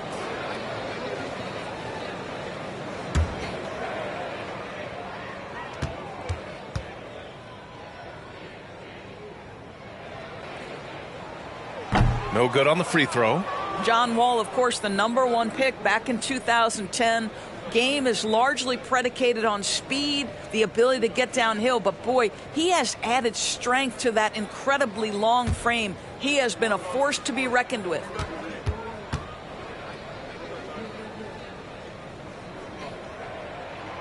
Good on the second one. Indiana has gone 0 for 2 from outside. Pass to Lucas.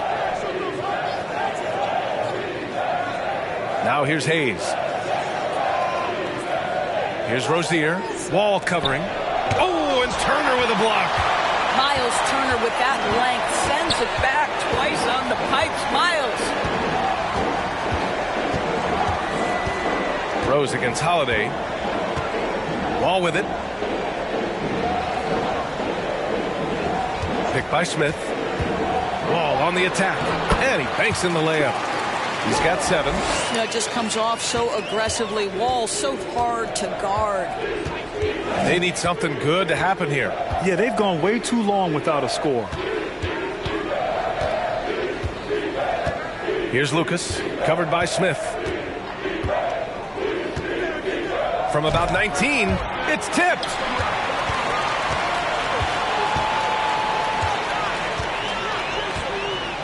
Pass to Howard. Outside Wall. Howard, the screen. Wall, no good. Indiana trailing here. Rozier with it. Guarded now by Holiday. And once again, off the mark by Indiana. Houston has gone 1 of 2 from three-point land so far. Hey, every team wants a guy who can block shots, and they certainly want a guy who can hit threes. Miles Turner does both, Grant. Yes, he does, B.A. Miles has led the league in blocks multiple times. He also shot it well from the three-point range. He's just a unique skill set. It's really hard to find guys like Turner. So it's the Pacers now, following the score by Houston. Well, Derrick Rose plays with such intensity, such willingness to draw contact on the interior. At the line for the Pacers, Derrick Rose. At the line for 2.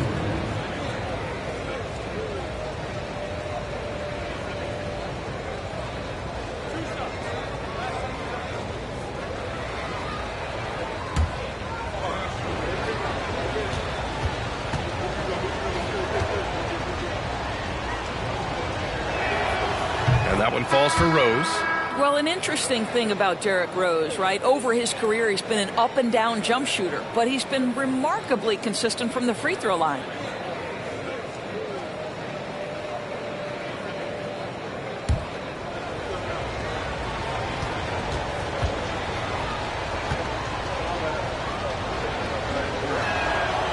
And so Rose knocks them both down. Productive trip to the line. He doesn't like to leave points on the table. Here's Murphy, guarded by Morris. Pass to Bowl. Turner with it.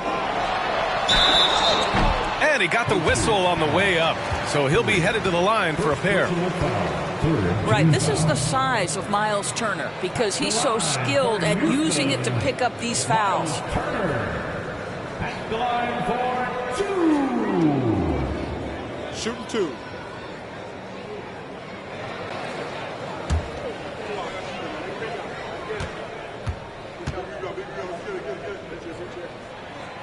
That free throw misses.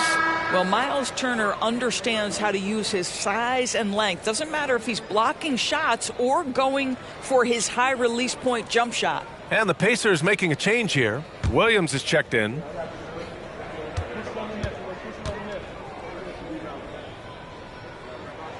And the second free throw is good.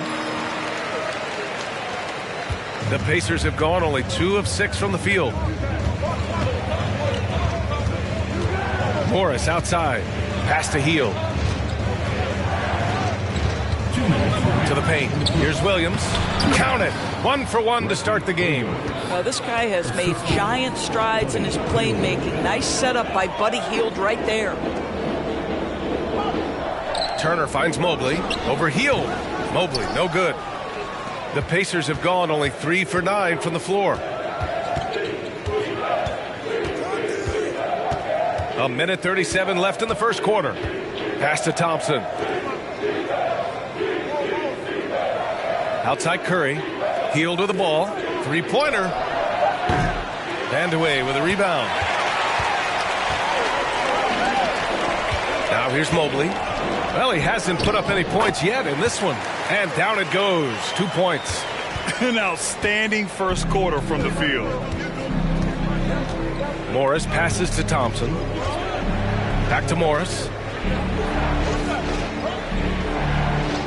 Hield on the wing.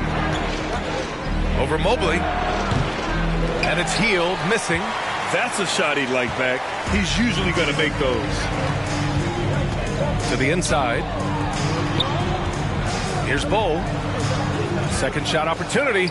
And he lays it in. Second chance points are always painful. Have to make the effort to box out. No doubt those extra possessions can really add up against you when you do not take care of the defensive glass. Here's Curry following the score by Houston. And it's Hield missing. Just terrible defense. I don't know how he missed that shot. Here's Murphy, guarded by Morris. Pass to Vandeweghe. Now here's Turner. Shoots over Curry. Turner, no good. Now Hield. Outside, Williams. Thompson outside. Tipped. And so it's John Wall making highlights for the Houston Rockets. Hunting for opportunities, leading to 9 points in the quarter. More 2K action in just a moment.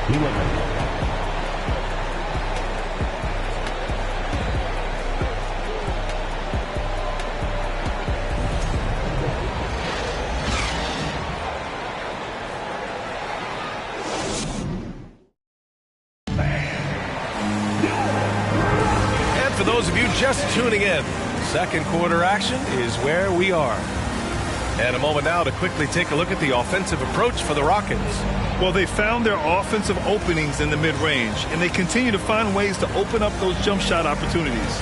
I think the other thing they've done a great job of is making their presence felt inside, converting tons of paint opportunities.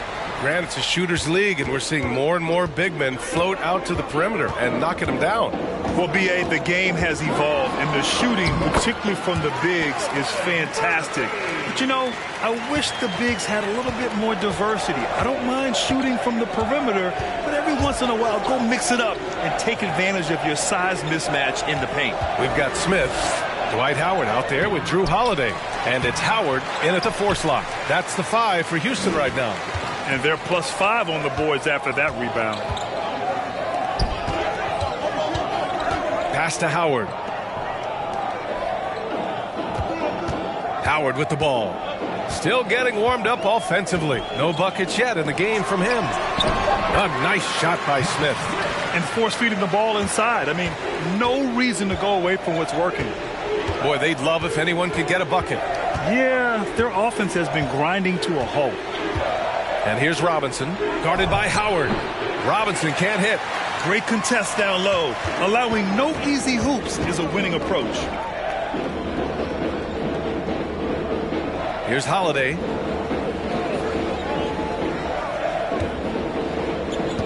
And he's going for the oop here. And it's Howard finishing it off. That's about communication between teammates. Dwight Howard, high flying as ever. And Dwight Howard picks up the foul. That's his 3rd foul of the game. 3rd foul of the half, and that's the risk you take leaving him out there. John Wall, he's checked in for the Rockets.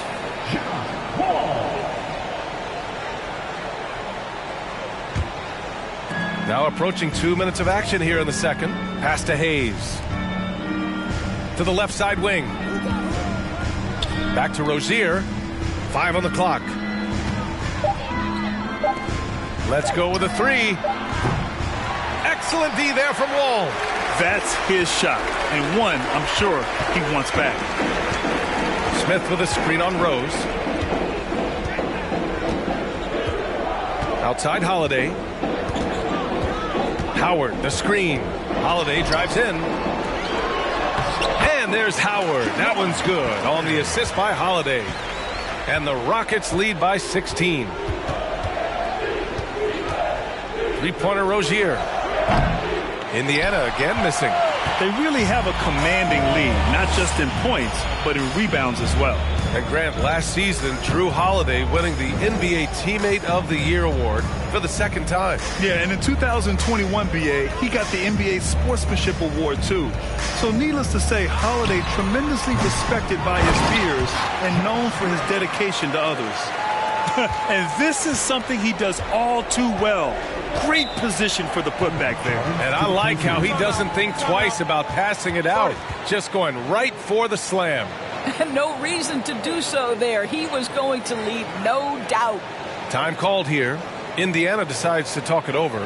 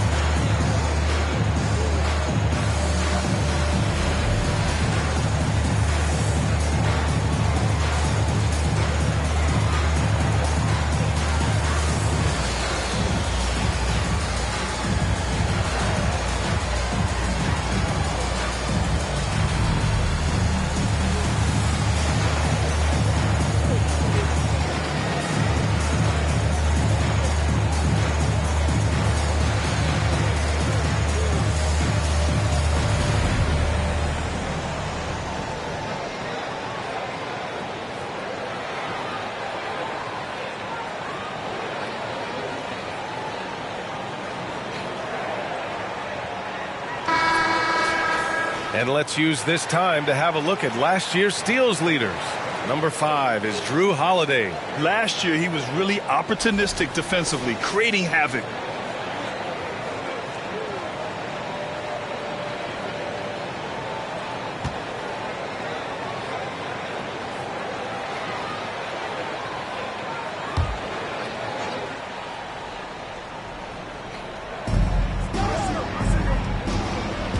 Rozier against Wall. Ooh, stolen by Smith.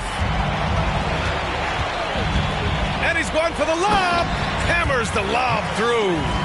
John Wall's vision is unquestioned. He puts it on time and on target, creates an easy look for his teammate. On the wing, Rozier looking to end the drought. Howard grabs the miss. They've shown the power inside. Their rebounding effort has been sensational. Howard finds Wall. Howard with a screen on Rose. Now Howard guarded by Rose. Oh, and he got fouled on his way up. He'll head to the line to shoot 2. Well, Grant, I know you collect art, so we've been hearing all about these NFTs that teams and players are creating. I'm going to need a little instructional here. What's it all about? VA, first of all, memorabilia and collectibles have always been around. But yes, NFTs have taken it to a whole nother level. And yes, I do have an NFT. I don't fully understand it, so I can't explain it to you. But I know it's the next big thing, that's for sure. And that one falls for Howard.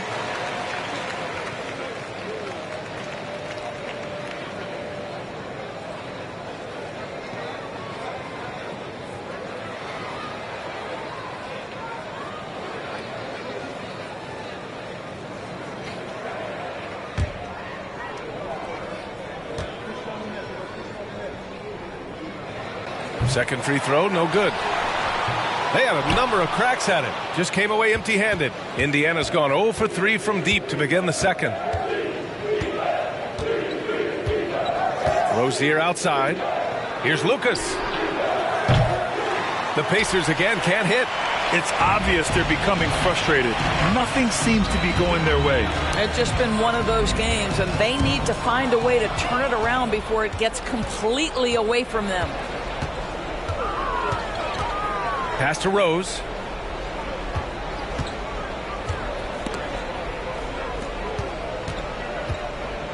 Howard against Rozier. Back to Rose. Will it go? Rockets with a rebound. Howard's got 5 rebounds in the game.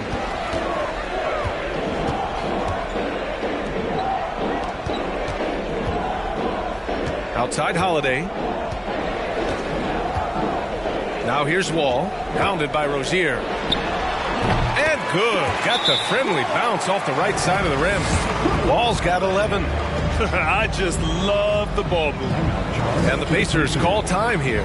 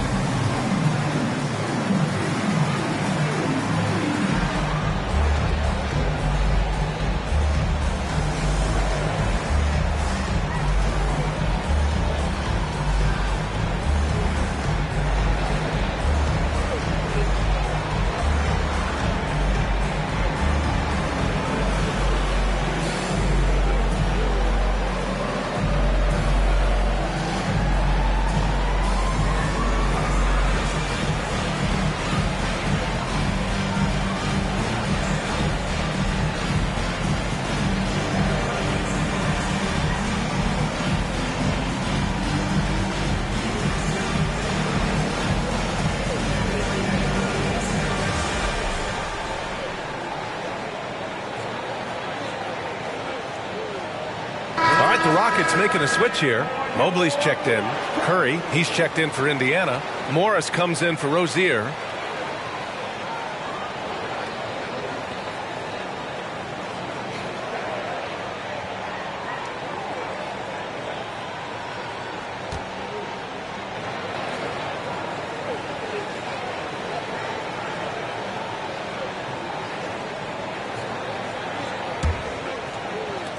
Indiana's gone 0 for 4 from beyond the arc here in the second quarter. Pass to Lucas. Down low. A shot to stop the drought. And Rose with the layup. Well, that's about effort, carving space for the interior look. And one attribute we'll always talk about with Rose is the heart that he plays with. And let's send it over to Allie LaForce. Well, guys, with the yearly roster moves, it might be hard for the casual fan to keep track. But Commissioner Silver said it's a necessary side effect. He said, quote, "We tried to tie performance to pay in a closer way, and I think that's what you see with shorter contracts." Brian, more player movement has been the result. Yeah, good point, Allie. Thanks. Pass to Hayes. Here's Morris. 6 to shoot. Indiana needs to get a shot off. Here's Rose. Oh, he used the shot fake to create the angle, but he couldn't get it to fall. Up top, Wall. Guarded by Morris. Oh, there's the alley. Up high and down it goes on the lob. Just flawless timing right there. Right? The dish, the catch, the flush, the whole thing was perfect. Pass to Hayes.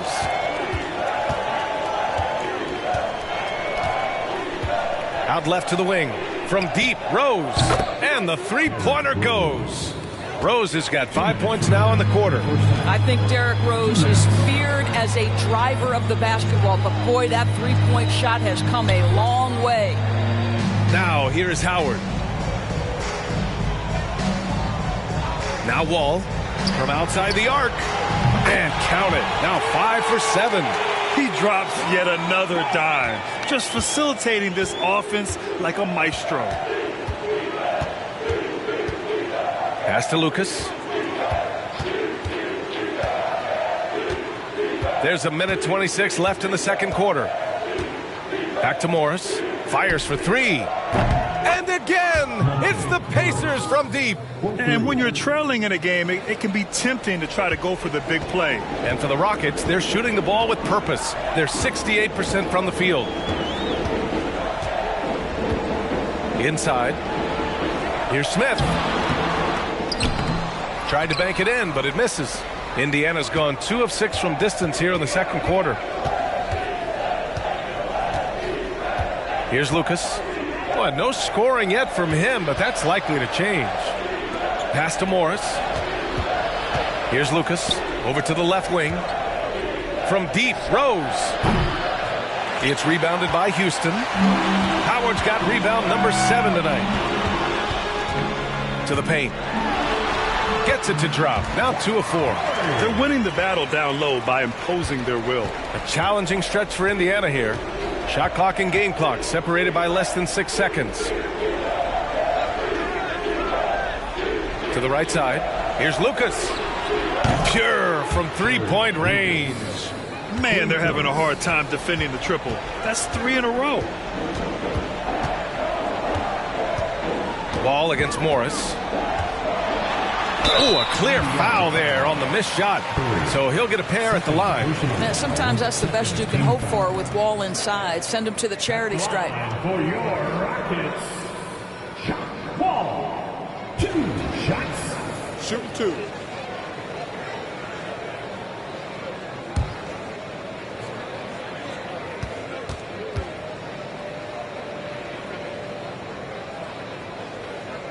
And he makes a first.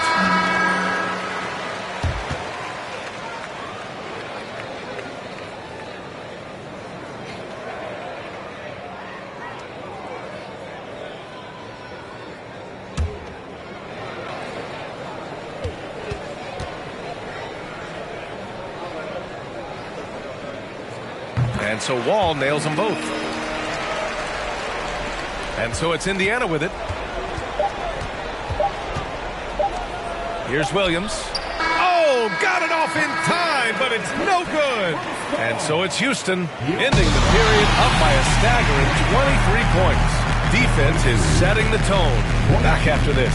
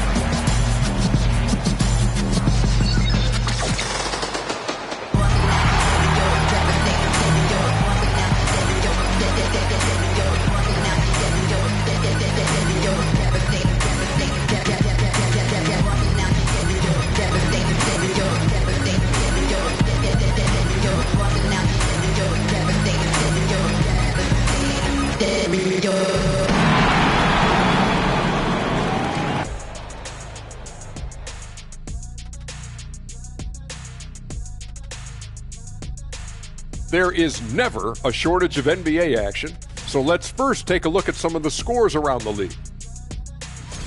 At Wells Fargo Center, the 76ers with the win over the Nuggets. Lots of amazing plays in that one. We'll be seeing them over and over and over on that loop. Taking some time now to look at our matchup. Well, everything is going right for the Houston Rockets. Right now, they're getting anything they want in close. Now, that's hard to do, getting to the rim that easily, facing little resistance or no resistance. And they've continued to exploit that advantage. Yeah, why go away from what's working? They're just feasting down low so far.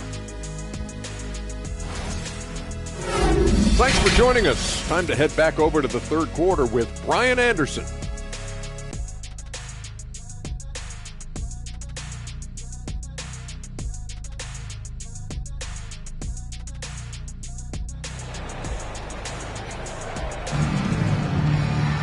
Just about ready for the second half here. A big comeback is needed for this game to be competitive, and it probably has to happen quickly. Boy, we're seeing a tremendous game from John Wall. Through the first two quarters, he's been on fire. Explosive offensive performance. Boy, he has been shouldering the load. Aggressive, skilled, talented, and thus far unstoppable. And Indiana looking at who they've got. Derrick Rose is out there with Terry Rozier. Then there's Hayes, and it's Robinson in at the pivot spot, manning the middle. Here's Rose. To the middle. Clock at 6. Pass to Robinson. Over Howard. Sinks that one from the post. Robinson's got 9. Well, you love the activity out there. What a play. This guy is busy on the offensive end. Rozier against Wall. Over Rozier. Wall, no good. Indiana shooting poorly at only 28%. Wall against Rozier. Pass to Rose. Up and over Smith. Oh, and there's the whistle on the shot. So 2 free throws for him coming up. And Derrick Rose over 80% from the free throw line over his career. He makes you pay for those fouls. Derrick Rose, 2 shots. Shooting 2.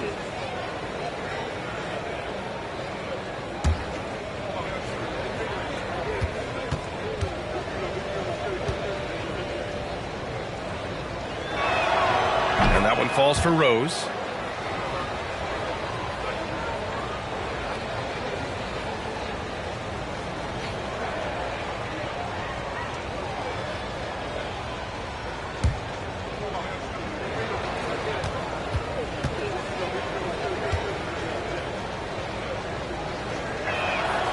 And so Rose knocks them both down. Second half of basketball, just over a minute played so far. Howard with a screen on Rozier. Wall missing again. All right, time now to pick it up. You're 1 for 4, and you certainly don't want to give your opponent momentum. To the inside. From 11 feet away. Here's Robinson. And he was fouled while in the act of shooting, so he'll take 2 free throws. Dwight Howard picks one up. The officials were right on top of that one.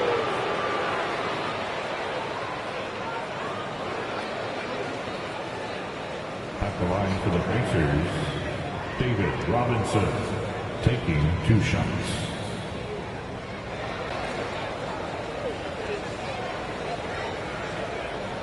Shooting 2.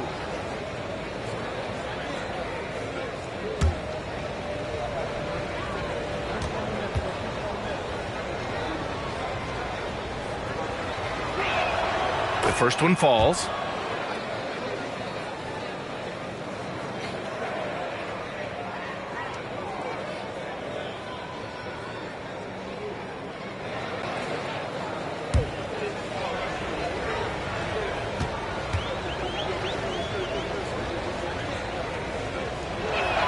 So he picks up just one from the line that time. For Houston, they've gotten only 1 of 4 shots to fall in this second half. Wall against Rozier. Outside Wall. That one doesn't drop. Good work defensively by Robinson. This has not been a good period for this guy. Out of sync, not letting the game come to him. He's got to settle down and make shots. Pass to Hayes. Holiday against Rose. Ooh, good work defensively by Holiday. And it's Houston's ball. Earlier in the game, they held a 25-point lead. After this game, they can look forward to Detroit, where they will match up against the Pistons. And that'll be their only game on the road before heading back home. Now here's Holiday. Basket's good. Holiday's got 5 now. They're just taking what the defense gives them. And right now, that's the interior. Here's Rozier. Excellent D there from Wall.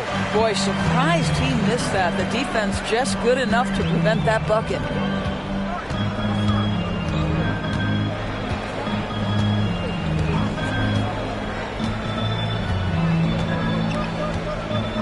Six on the shot clock. And the foul is called. He missed it, so he's got a couple of free throws coming his way. The veteran play of John Wall, understanding how to make the official make a call right there. Draws the contact. Nicely done. Wall taking 2 shots.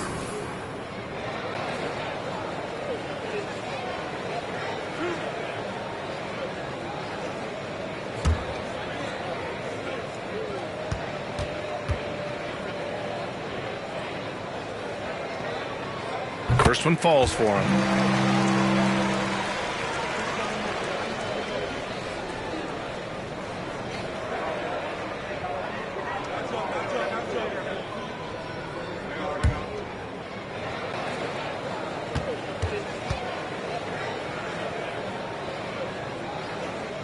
And so Wall nails them both. Second half of play, and we're 3 minutes into the third here. Now here's Rose. He's got 9. Here's Robinson. The Pacers again can't hit. Most nights this shot would have been his, but the defender gave him just enough trouble. Now Wall. He's got 18. To the middle. Here's Smith. And he goes up strong with a one-handed jam. Well, John Wall understands how to take command of the offense. Outstanding read right there. Rozier, the pass to Rose. Good on the shot. Rose has gotten 4 this quarter. He can really read the floor.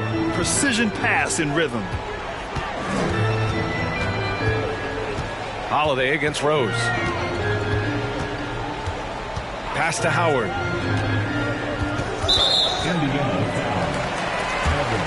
Murphy, he's checked in for Wall. Second team foul. On the floor for your Rockets, Calvin Murphy.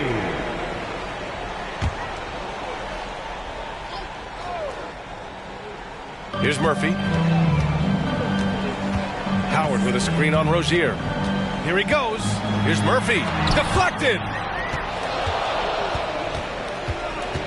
Rozier with it. Pass to Hayes. Robinson with it. And here's Rozier. Launches it. He drops it from range. Rozier's gotten himself going with a triple. His first basket of the game. Here's Murphy.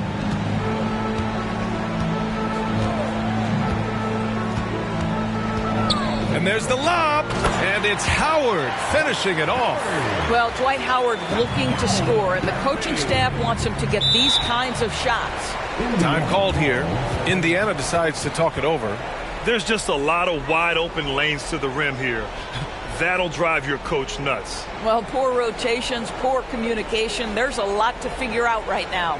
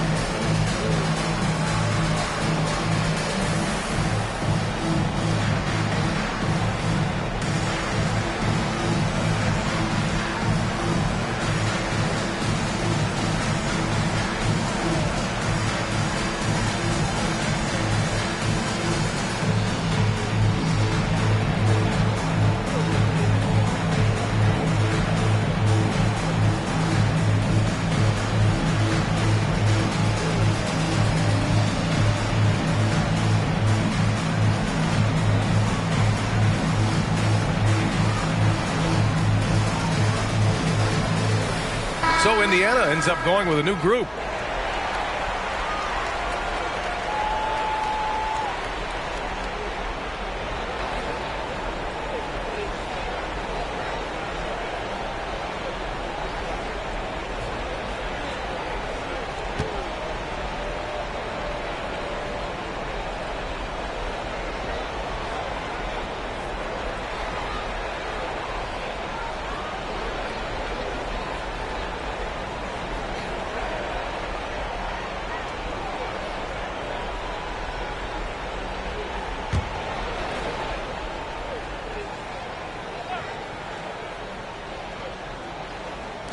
Here's Williams. Rockets with a rebound. Here's Bull. Pass to Murphy.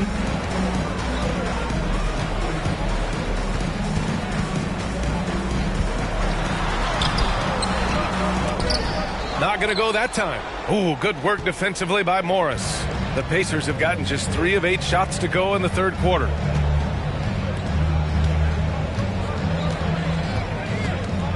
Now here's Williams. Outside Hield. Down to 5 on the shot clock. Morris for 3. Knocks down the long J. Morris has got 6 points. You can see Buddy Hield is now seeing the floor at a different level. Those assist numbers growing big time. Here's Murphy. Here's Howard. And that one falls. His 5th basket in 7 tries. Well, this guy flat out carrying the load for them offensively. He is taking and making good shots. What a terrific job. And here is Thompson. Now quiet so far offensively, searching for his first points of the game. Mobley against Hield. Howard with a screen on Morris. Inside. Howard's shot's good. Howard's got 8 points here in the quarter. I'll tell you, running the pick and roll to perfection right there is Dwight Howard. Nice, strong roll to the cup. Curry. And away with a rebound. For Houston, they've gone 6 of 13 to open up this second half. Here's Murphy, guarded by Morris. Pass to Mobley. Out to the right wing. Late clock. Houston's got to hurry. Here's Murphy. And the 3 off target. Boy, what a nightmare quarter for this guy. He's playing right into the hands of the defense at this point. Morris can't hit. Fantastic ball movement for them tonight. If things are definitely working offensively, a balanced attack is just so much harder to defend. Their success from mid-range has really set them apart today. And the Pacers with possession here, following the score by Houston. Now here's Thompson. Back to Morris. Hield finds Morris. Now Hield. The 3 from Thompson. Howard grabs the miss. Howard for Houston. They've gotten 7 of 15 shots to hit in this second half.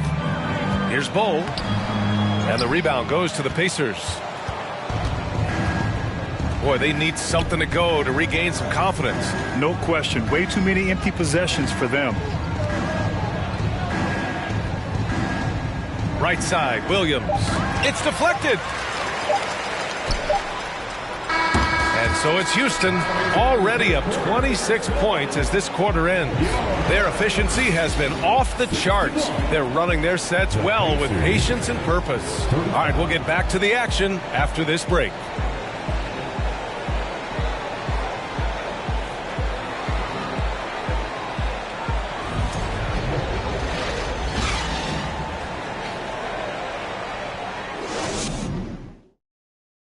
And while we have a chance, let's go to our State Farm assist of the game. Talk about painting a magnificent picture with that, Don. Just a great decision and a perfect delivery. We call that putting it right in the pocket, and he knew what to do with it once it was there.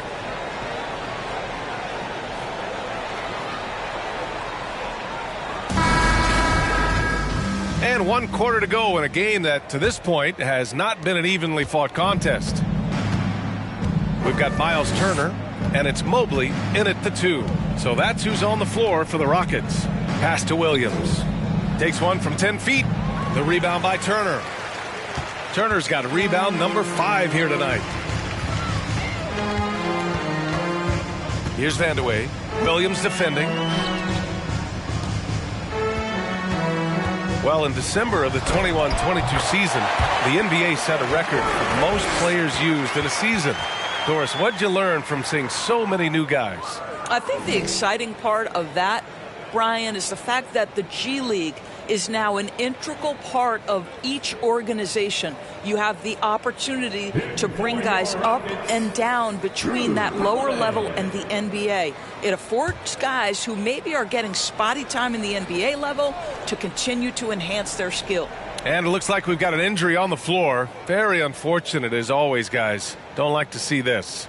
And by the look of it, guys, this could be serious. Well, these are the moments that can be gut-wrenching for him and his team, right? Anytime you see an injury like this, certainly your heart goes out to him and to his family. Now here's Holiday.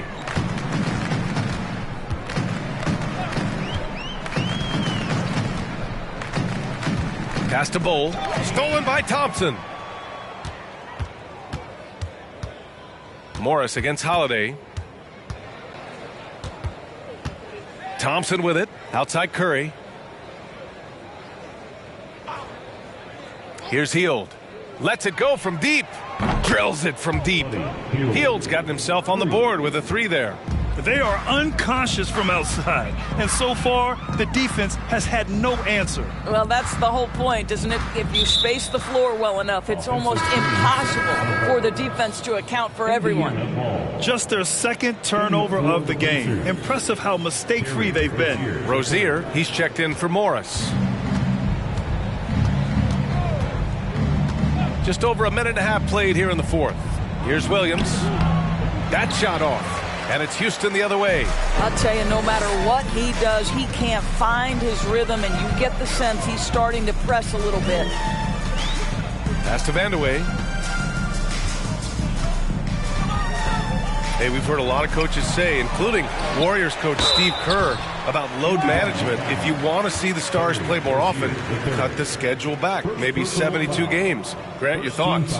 You know, B.A., this is a problem and a concern, I think, for the league.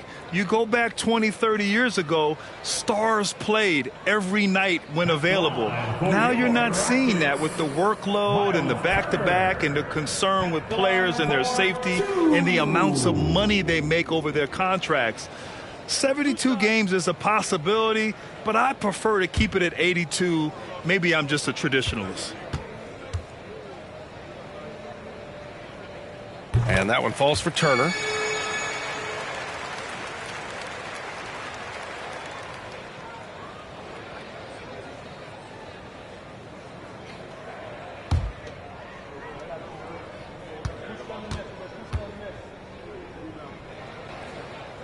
And good on the second, so he makes them both. and really strong at the line since the break. The Pacers have gone 1 of 4 since the fourth quarter began. Rozier, the pass to Thompson.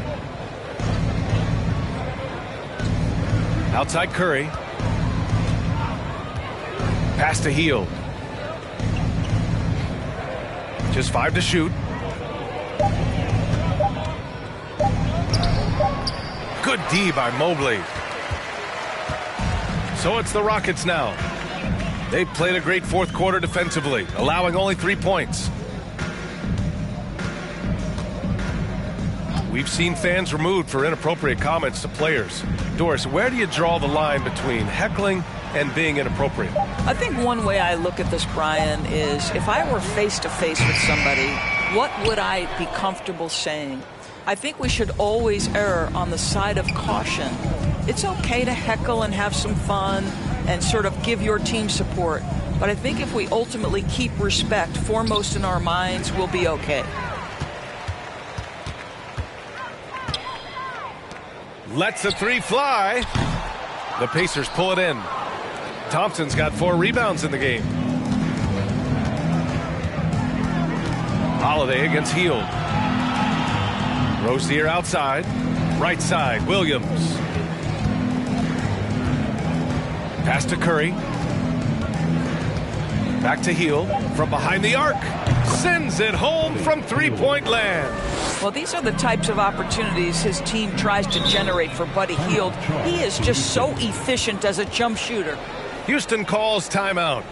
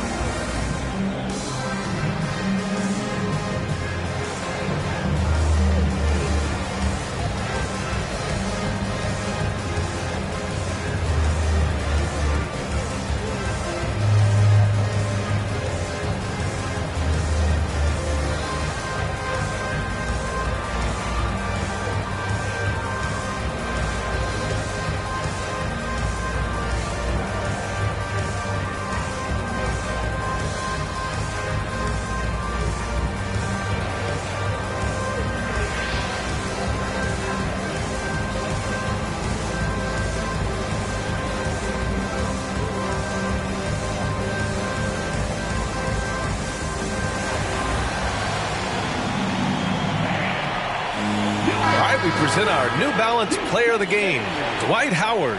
It's almost beyond belief what he's done in this game. He's been impossible to cool off, hitting just about everything he looks at. It doesn't matter who's guarding him. He's had an answer for just about everyone. And you know, this home arena really appreciates this guy. And it's clear that he takes pride in playing his best in front of them.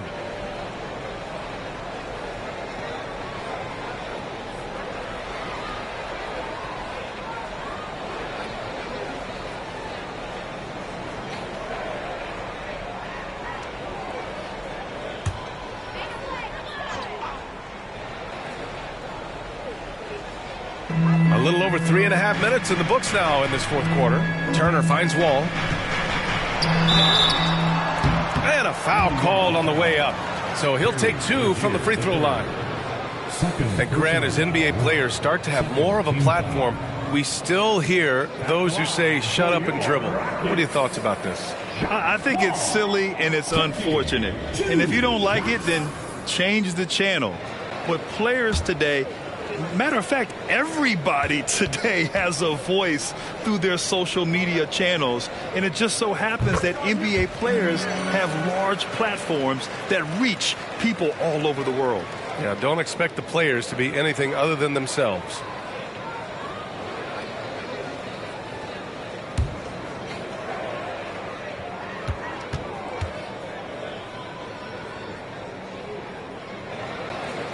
And so Wall nails them both. We've played just over 3.5 minutes now in the fourth quarter. Wall against Rozier. Pass to Rose. Fires from 14. It's rebounded by Houston. Smith's got rebound number 7 tonight. Down low. Oh, deflected. Here's Lucas. To the paint. Here's Hayes. That one's good for 2. Hayes has got his first points of the game. Yeah, surprised he doesn't have more shot attempts. He's been accurate. You'd think he'd want to take control now with them behind. Here's Wall.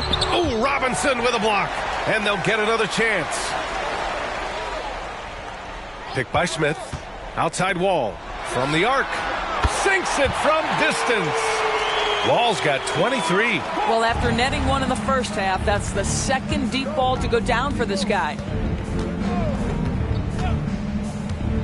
Rozier against Wall. Here's Robinson. And he's going to the line for 2. The official saw contact while he was going up. And they'll give that one to Miles Turner. And a moment to look at the scoring approach in terms of where the points are coming from for the Rockets. Well, not content to take what the defense gives them. I mean, they're attacking the gaps and getting the ball inside. Well, I also noticed, guys, how much they move the ball in this one. Selfless, willing to pass the ball to a teammate with a better look.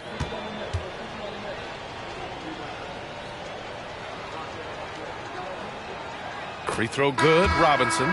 Grant, you look at the playoffs last year. I mean, a lot of big-name stars struggled to deliver. Is that every year, or you think that was an anomaly? B.A., I think it was a bit of an anomaly. I mean, I think you think what's happened in the league in the last few years with the bubble and then the restart last season, there's been a lot of basketball played, and I think it's impacted a lot of players. So I think moving forward, we'll get back to a level of normalcy with the rest and recovery of the offseason, and big-name stars will continue to excel and thrive in the years to come. Boy, John Wall has had to fight through so much to keep his career on track. This guy is still getting buckets. Rose right side. Shoots over Wall. Rose can't connect. I know he's got to be frustrated right now, but the team is fighting from behind. He's got to stay with it. Down low. And the big finish by Wall. And Holiday takes this responsibility seriously. When someone is open on his squad, he gets it to them. Pass to Robinson. Well, that was clearly a foul. Second personal foul. Second team foul. Shooting for Indiana, David Robinson. 2 shots.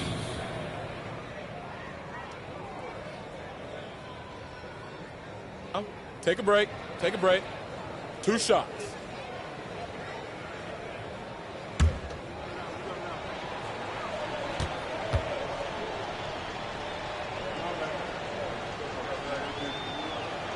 First free throw is good.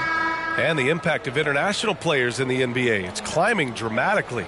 Doris, in 1990, they played less than 5% of available minutes. Now it's more than 20%. Well, the beauty is it's not just about the increase in numbers. It's the players at the top level in the NBA.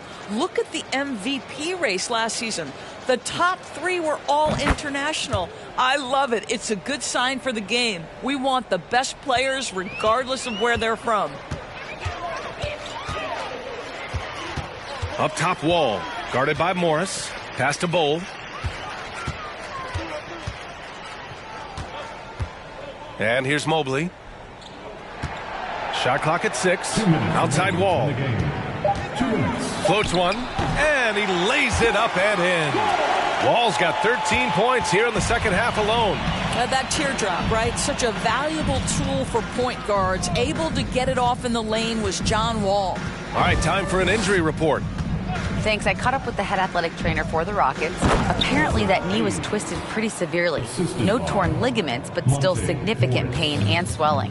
And losing a player as the season really hits its stride is going to be tough for them. Hopefully it's a speedy recovery. All right, Allie, thanks. Appreciate the update. Obviously, guys, you hate to see an injury like this. Yeah, just so tough. It comes with the territory of being a professional athlete. But yes, here's hoping he recovers soon. Well, we're obviously hoping for a speedy recovery because we know this about this young guy. He simply loves playing the game. For Houston, Cheeky Vandaway at the line for one.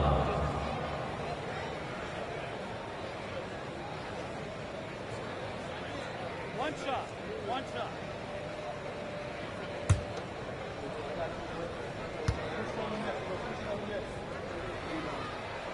Well, some have said the NBA's next media deal could see franchises' values double. As the league owner, Grant, are you good with that? I think I could get comfortable with that idea. I just think it speaks to the product. It speaks to how we present and package the game. There's so much excitement right now. It's a lot of fun to be a part of. It's one of the best investments in sports, the NBA. No question. Houston has gone 1 for 3 in the fourth quarter from range. And let's face it, this one was never really in question. They came out with purpose and just overwhelmed the opposition.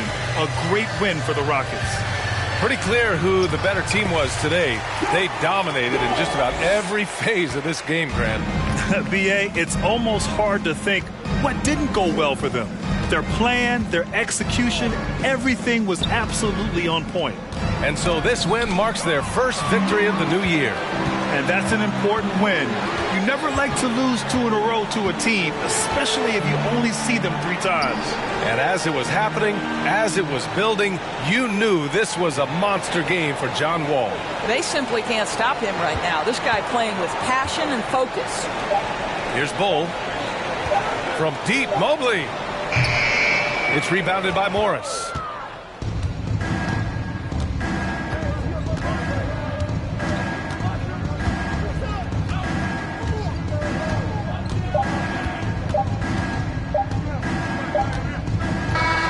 And so Houston takes this one by a big margin. Boy, they were something special to watch tonight, and the crowd loving every second of it. It's always a great feeling when you play this well for your fans. This team really showed what it's capable of. And that's going to do it tonight, folks, for our broadcast. For Grant Hill, Allie LaForce, and Doris Burke, and the rest of our 2K team, this is Brian Anderson signing off. So long and good night, everyone.